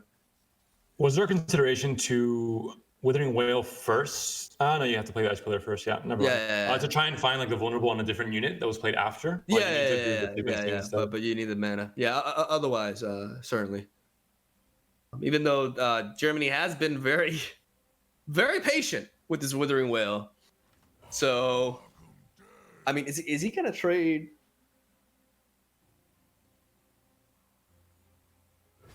This is the Atrocity in hand. Like, the thing about this deck is that it's pretty slow, yes, but it doesn't take much for this deck to threaten lethal. As long as they have the Atrocity, especially in this matchup, they don't really have much interaction with that at all. So it's all of a sudden it's a race. It doesn't seem like it should be because it's 20-5, but it is a race here. Not just Atrocity, but I mean also the fact of Czechia that we talked about the Doom Beast. I mean, 5 HP for Germany. They don't have any heals in hand whatsoever. They have no way. I mean, they have the Withering Whale. They have to use this turn. At some point past that, they don't have anything else. And Stalking Shadow can find 2 more Doom Beasts as well, and make a play without committing to the board, without developing any more, and without playing Frenzy Skitterer. That could be big. That's a very nasty card with the proper board state. The problem is you need the proper. I think you can pass initiative over here. You went for a burst speed spell. Yeah, just pass initiative over to Germany. Especially because you're down 5 mana compared to your opponent. So you interesting to note that I'm starting to wonder that does this Trundle deck even run ramp? I mean, we did see the Withering Sterns earlier, so yeah. It has to. I mean, it looks like it's definitely not running War Mothers because it is running the Icefield Archers. It's running like the lower cost units. Yeah. And it looks like it's more just and Ladros as well. Yeah. And 2 Ladros. If it's running only 1, then it might be running War Mothers. But with 2, I think it's going. It's more into just that top end without War Mothers as well. Definitely.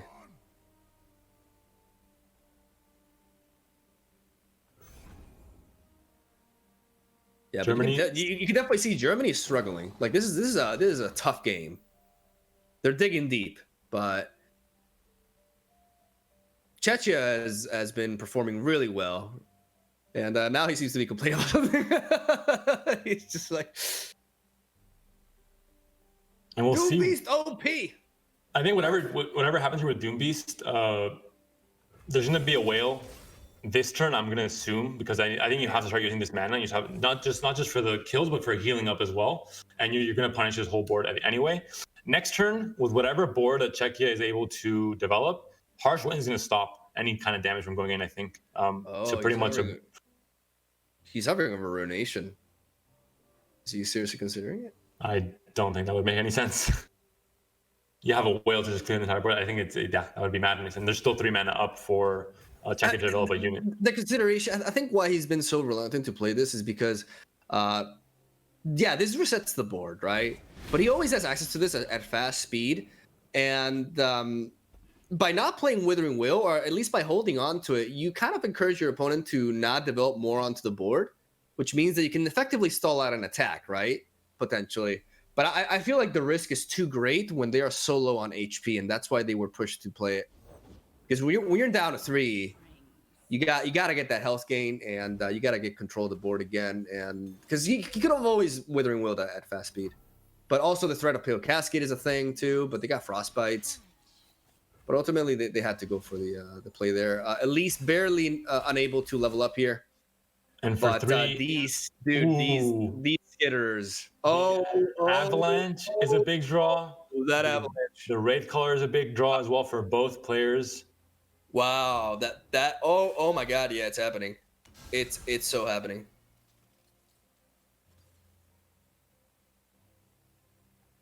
Yeah.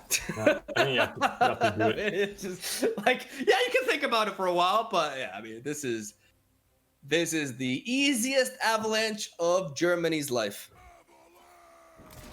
And they still have Harsh Twins to stop any kind of crazy thing that might happen after that. We could see, double Skitter, for example. And I mean, there's still Wraith Caller. Yeah.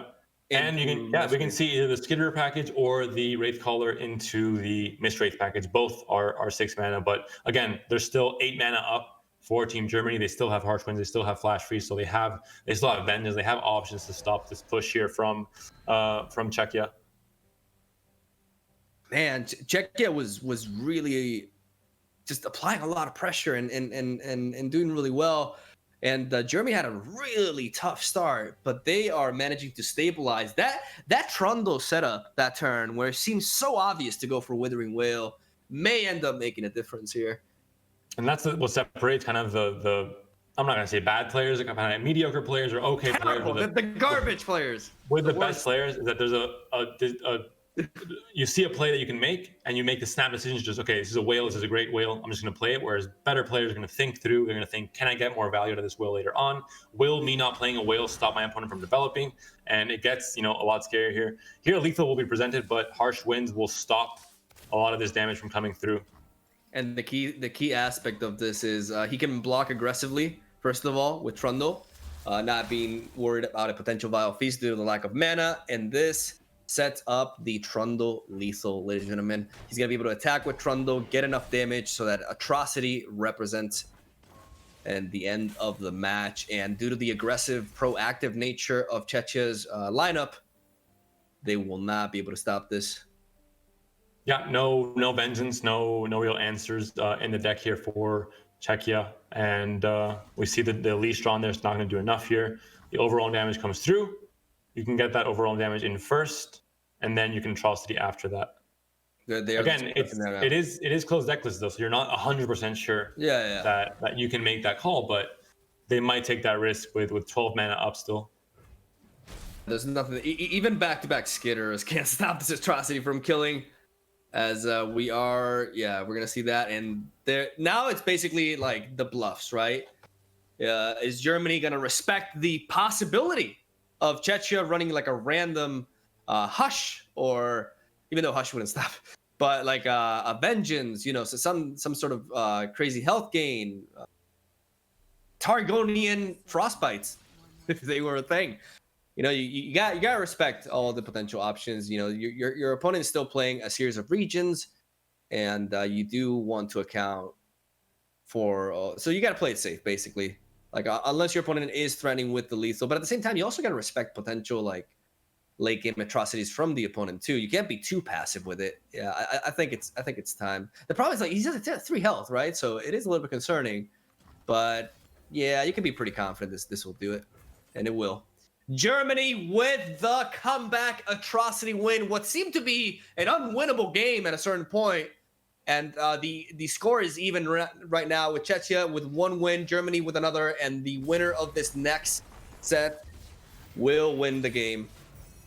That is 1-1 between both teams. We still have one more game to watch here on stream today. And I mean, what a game. Series. What has been the best series till now, so we can expect a fantastic final game 3. Of course, there's not so much at stake. This is still group stage. This is the first round. Either of these teams can lose here today and still very easily make it out of this group, as long as UK and Norway don't have anything to say about that. But again, it's an important one for sure. I think you want to start off a tournament on the best foot with a win, especially with a win against. If Czechia wins against Germany, that's a big confidence boost for them as well. So it's going to really matter who wins this game here, I think. Looking at the decks and what decks are available still, we're going to check that out very soon for the pick and ban phase to see what these teams have to still choose from I think, remind you guys, Trundle did finally get a win here for Germany, so you cannot play Trundle anymore. And we saw the Undying Twisted Fate deck get a win for Czechia, so they still have a lot of tier 1 big meta decks still up for them. I would like to have a look at the lineups right here, whenever that's possible, so we can see what potential options both of these players can bring to the last one, because there is a bit of a guessing game here with what matchups to expect. Now, Germany's deck is not going to be as predictable with Trundle getting the win. So, because I do believe that Czechia had a counter plan there with the Undying lead. I think they knew very well what they were running into, not banning, the deck that everybody else is banning. That definitely did work out for them. And I think it's one of the highlights of today's, day for sure. But it's really going to come down to that. So we're going to be seeing that shortly. And of course, I think with Germany especially, it's a team that there may be, I'm not going to go into the stereotype of Germany being a very calculating and precise and efficient, country, but Trundle's not banned. It's the best deck. Maybe Czechia kind of knew, okay, these players are very good. They know it's a very good deck. They know they should maybe bring it if we don't ban it. And it's a mind game. Maybe they thought, okay, I can almost guarantee that they're going to bring it game 1, and I can play the Undying into it and have a good matchup. So, it's hard to tell. Obviously, with these mind games, it could just be pure luck that everything worked out for Czechia. But most of the times in card games, the sequencing of the decks in a series is also very important. And trying to find specific matchups that are maybe polarized to give you an advantage is also very important. Like we saw maybe in game 1, that was a big part of their plan. Maybe again, it was just sheer luck, and they just lucked their way into the an easy win there in the first game. But who knows? We'll have to ask them maybe.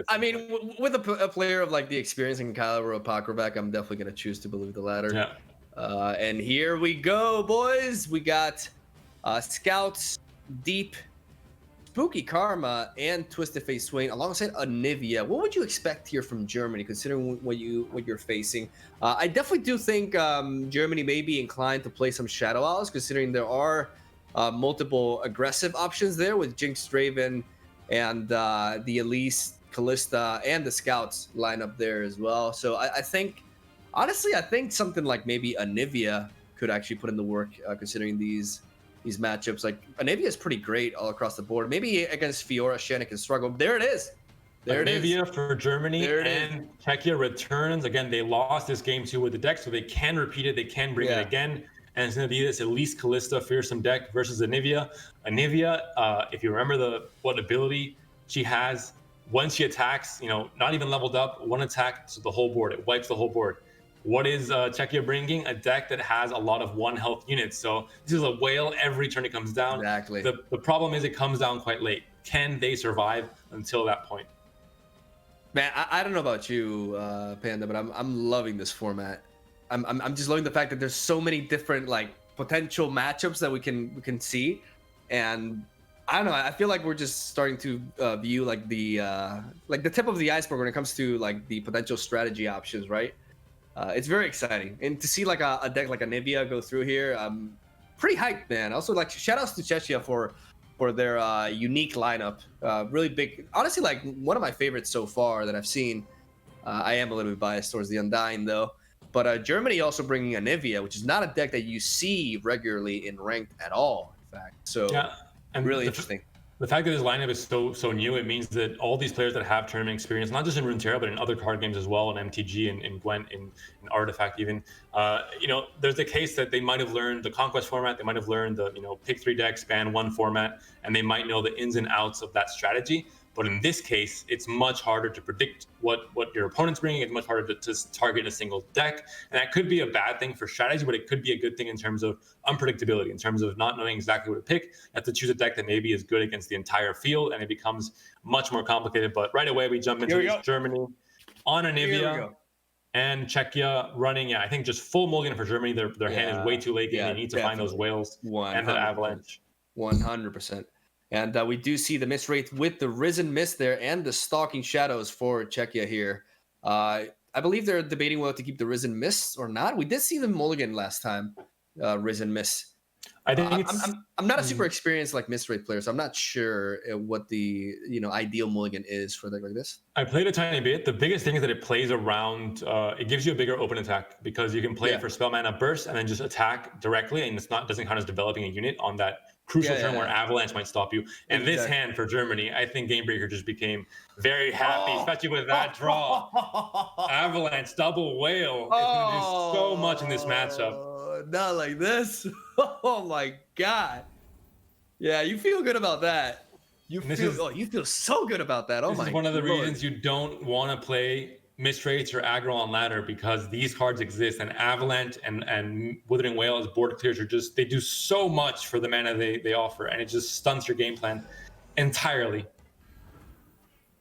Oh man, that's rough. That's definitely rough for Czechia here. Germany can afford to develop the Avarosian Sentry and still go for the Avalanche next turn due to the spell mana that he will be carrying over. But he is debating whether to give up that board presence by sacking his own Avarosian Sentry to a potential Avalanche next turn. Even though he will draw a card off of it, like card advantage won't be the issue. In this matchup, card advantage really never is much of an issue. It's more about just keeping up with your opponent's pace, right? So this Avarosian Sentry doesn't really make much sense to be developed here because it can't block the Fearsome unit. So you'd rather keep your options open, have Withering Will available here just in case. But this is a very nice play from Czechia right here with the open attack. Which just mentioned it. Yeah. You can use the spell mana. You can play the burst speed, Risen Mist. That's the big difference that some people might not understand. They might see, 4 mana to play a Mistwraith, which is when you can just play it for 2 mana. Why do that? The fact is you can use spell mana and you can play it at burst speed as a blocker, or in this case as an attacker here. And I think it's almost a good thing because Avalanche you don't necessarily want to use on the 3rd turn. You want to use it on the 5th turn maybe, where you let your opponent develop more, and then you punish him because all the extra units they play, all that value, it just gets eaten up by just a single Avalanche. Oh, cheeky. Preparing for the second whale. I like it. Yeah, setting up the set. I mean, it does give information though to check. Yeah. Let's see how Pokerback and friends here. And you gotta remember what were the names of the year? Because I'm always saying Pokerback and friends. It's Pokerback, it's Thomas, and it's Badge Attack. Okay, Thomas and Badge Attack. But yeah, I recognize Badge Attack. Yeah, there's the Avalanche. Oh, you got baited. Oh, you got so baited. I think it's not so much baited. I think it's more just you can't do anything else. Yeah, I mean, look at your hand. Like your entire deck is playing. I do like the fact that he was like saying, "Okay, I'm setting up a double Withering Whale," and then he hits him with the Avalanche. Obviously, yeah, you're right. Like he should play on curve, but that's still one hell of a bait though. Like that's really very nicely done. Again, plays that really do make a difference, man. This is why we're watching some of the best players in the world, and there's a reason why this man right here. And of course his buddies as well. Like they're no joke either. But Game Breakzor here made it to like the number 2 spot in the ladder in like out of nowhere, and I'm starting to see why. He really thinks outside the box and makes some. They can come off like a bit of weird plays at first, but then they make a lot of sense. Yeah, I mean it's nice to see that. Literally, I think one of the best Yu-Gi-Oh players ever. Gamebreaker. So he has, it's not just that he competed in CCGs and he has, the pedigree of saying I played, 3-4 years in Yu-Gi-Oh. I was a good player. No.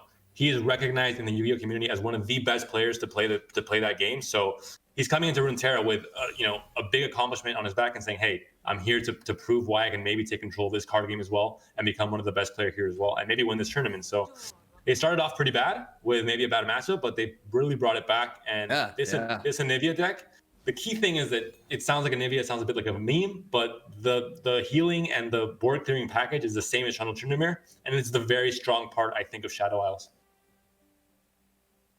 Completely agree. We see a Stocky Shadows go down here for Czechia. I think I finally pronounced it properly. You did. Oh my god, I did it. Czech can leave me alone now. As we're gonna see him taking out the Arachnoid Sentry right there. Passing over initiative. That's something that, especially very important for newer players. When you play a burst speed spell, even though you're not passing over initiative initially, by passing, you're not risking. If your opponent passes back, the round will not end. That's something that's not as intuitive for people starting the game. And it's a very powerful tool to use. Go for a cheap burst speed spell, and then give over initiative to the opponent so that you can bait them into playing something. And again, getting more information and reacting better. And the attack here, I mean, the biggest thing is trying to get these. I would even wait even more if I was. I mean, maybe it's too risky because there are a lot of fearsome units on the board, and you only have 2 attack blockers. But waiting here, I mean, Czechia has a game plan that they have to develop units. They have to play units on the board. That's how they deal damage. They can't play any other way, and they have to do it in an aggressive manner with tempo. And every single other unit that's developed on the board here, it would be going from 2 HP down to 1, and then Withering Whale can clean them up the next turn. So again, this Arachnoid Hurler was played, instantly going to be deleted by something like a Withering Whale. See the Frenzy Skitter go down there. Not during the attack phase, though. Not really a relevant effect in this case because we have 3. We may be looking at a open attack with these 3 units, and there's no combat tricks that Germany can apply to get these units to block, but there is the chance of pulling for a harsh winds. Ooh, this Risen Miss is just again glorious. Yeah, this is open attack minus the playing into avalanche. You can develop at least 1 big unit with a 5 attack. There's no fearsome units to block here. You have to play lethal. The whale. Running lethal. Yeah. They can go on treat into harsh winds, or go for a. I mean, a Withering Whale will survive. No, well, the Pale Cascade. Harsh wind. Yeah, the Pale Cascade would save the would save the Rapid Horse. So harsh winds, and win the game. Yeah, harsh winds has to be played, or else it would have been lethal. Yeah. Yep. We see on treat into harsh winds. That's why people say, well, why not play Anivia with Trundle or Anivia with Thresh? No. You play only Anivia because then you're gonna get to incorporate on treat, and that allows you to fish for harsh winds, which is a great spell to have in an Anivia playstyle. And we see it right here. Having a guaranteed tutor for very strong cards that can provide very strong effects, even if you're paying 2 extra mana, it gives you a lot more consistency, and it makes the deck just work that much better. And again, this is still a lot of damage. There's still a lot of damage. There's still 8 damage, dropping down to 5, and they have 2 Doom Beasts in hand. So Germany's not out of the woods yet.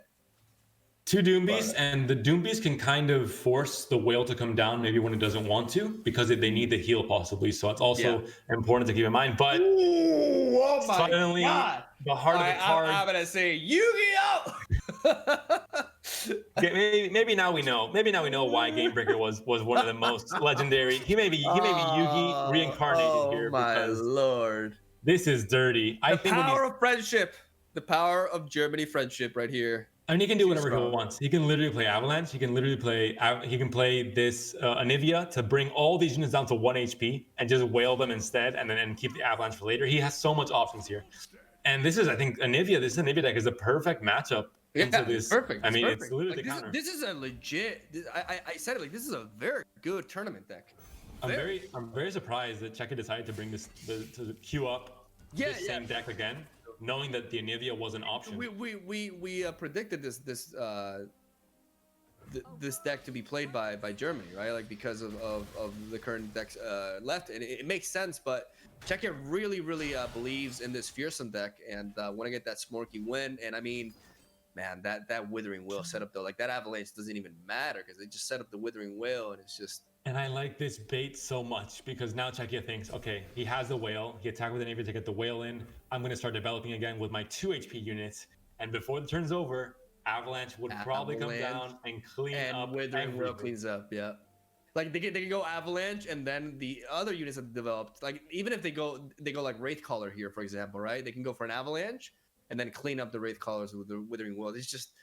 I would pass here though, because ideally you want the Wraithcaller to come down first. Oh yeah, I mean you don't have to rush Whale here at all. Because then you can get the Wraithcaller down to 2 HP, and then you Avalanche cleans up everything. It's scary though, because Pale Cascade is scary, you know? Yeah, that's true.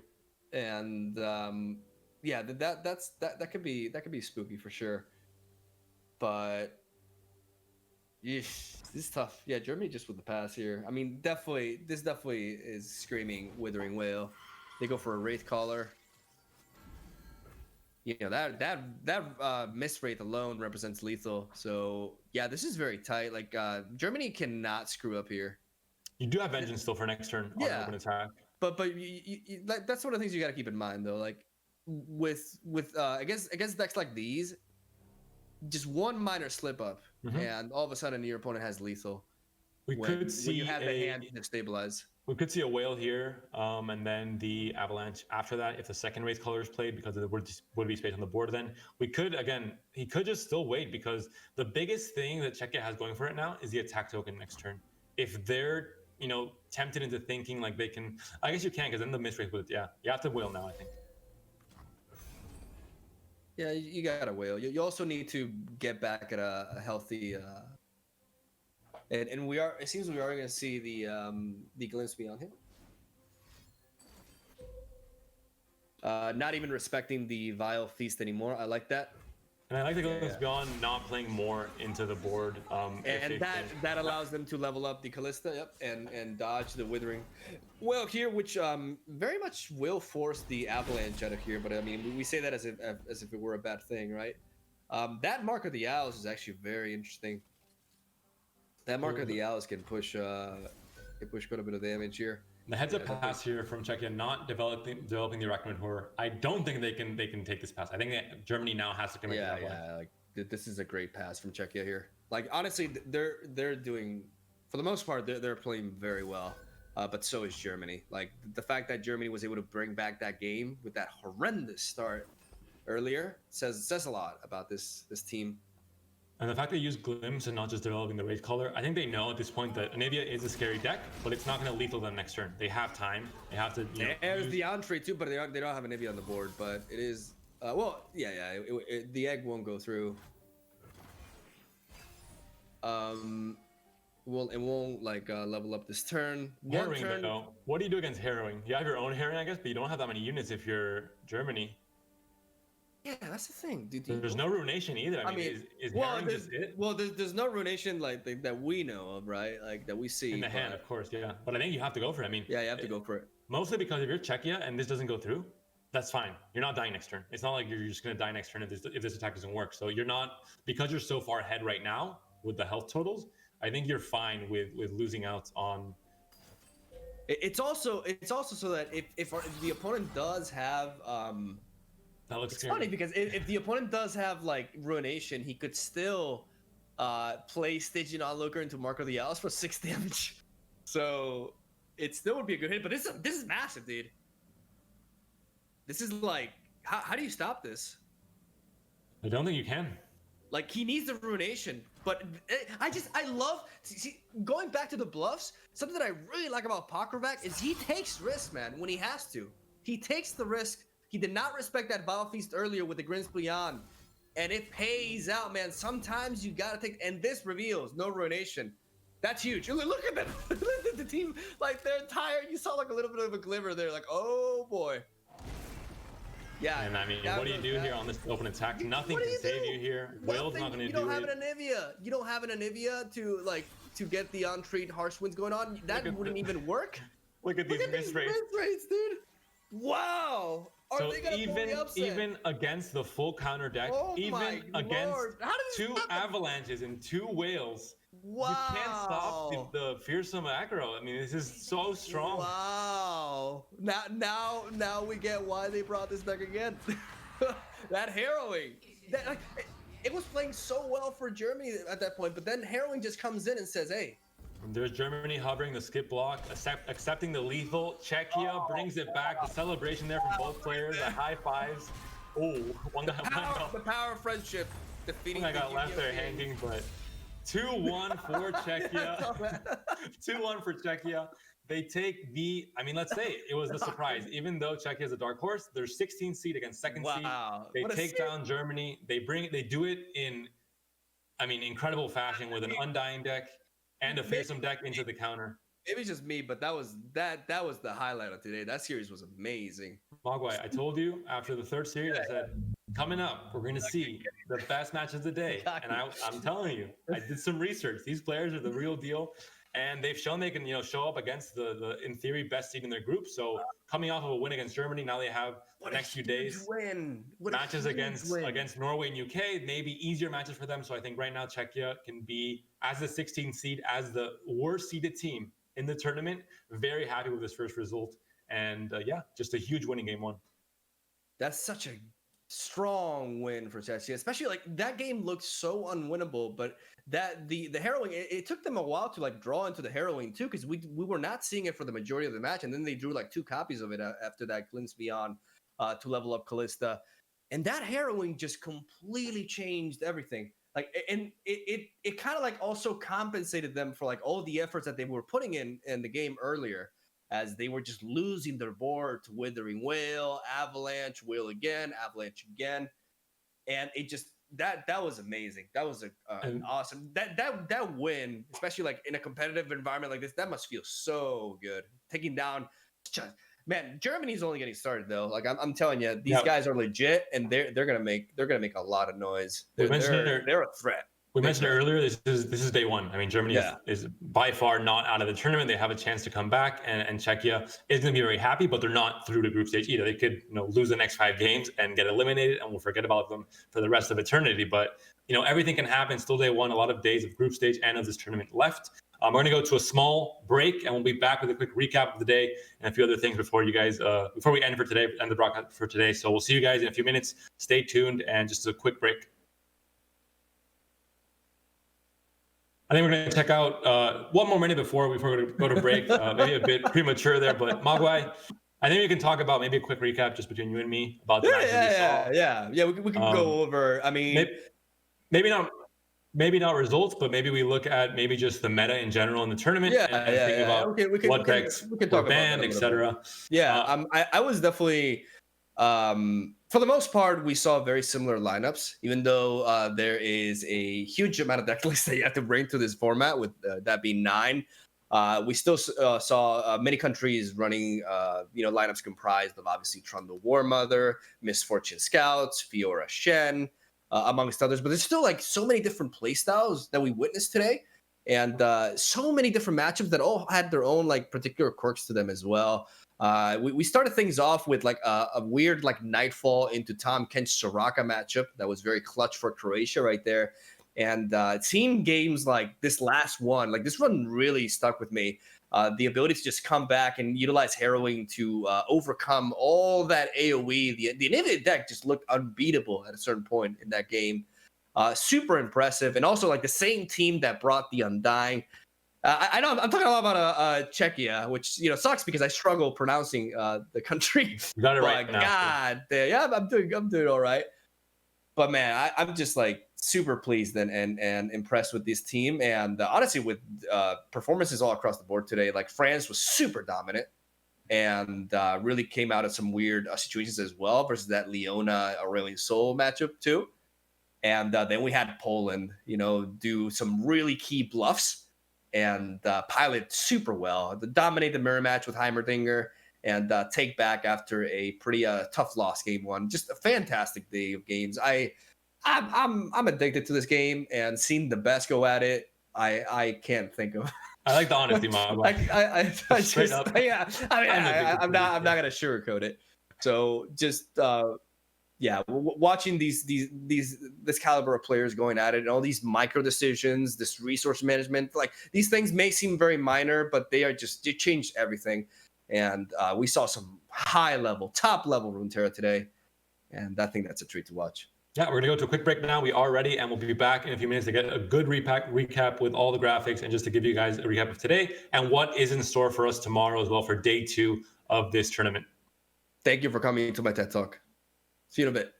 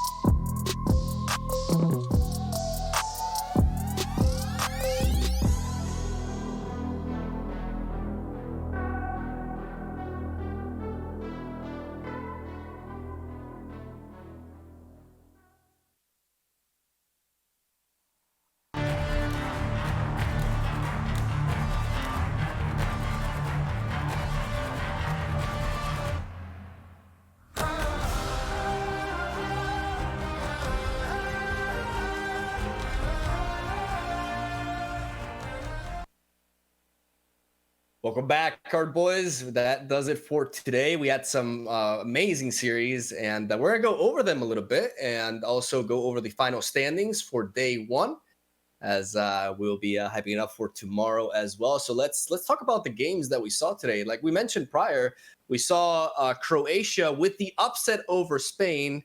I cry every time. 2-0 victory, dominant performance by Croatia, leading off with a Tom Kench Soraka victory over their Nightfall. As we see Romania also pulling the upset against the favored Belgium in a 2-1 win. Poland taking down Latvia after a tough game one, establishing some dominance. Really very good piloting by Poland in general, and very, very dominant performance despite the fact that it was a 2-1 score, I believe. Portugal, Russia, we did not win this game, but Russia did take it 2-1. And then we got France versus Austria, perhaps one of the most dominant series that we've cast today.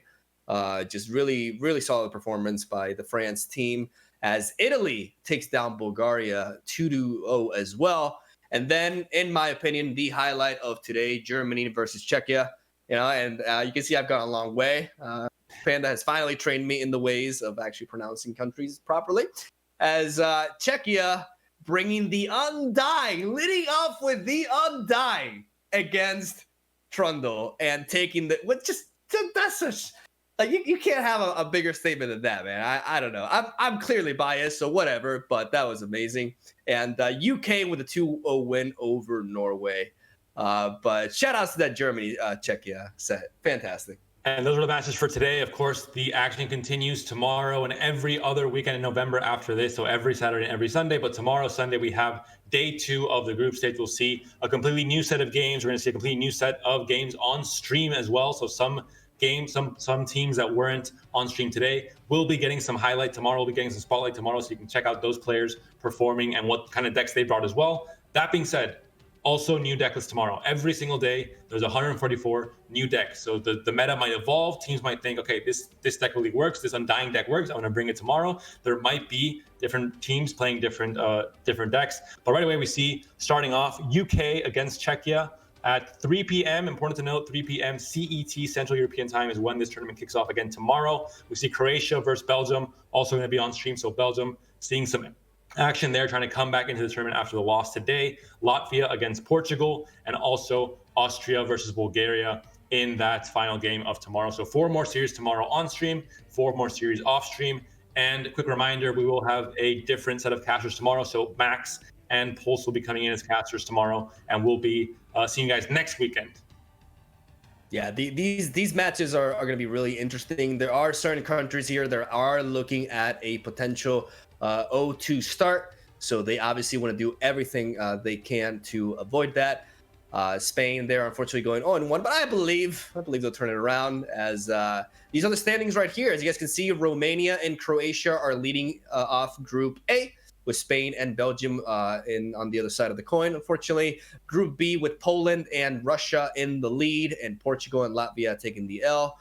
Group C with France and Italy on top, and Bulgaria and Austria on bottom. I don't know. Group D, UK and Czechia taking the lead there, with Germany and Norway. Germany, one of the kings, taking down a very big upset and going off to an 0-1 start, but it's only the beginning. The Germany team is kind of ridiculous, so we can expect them to turn things around for sure.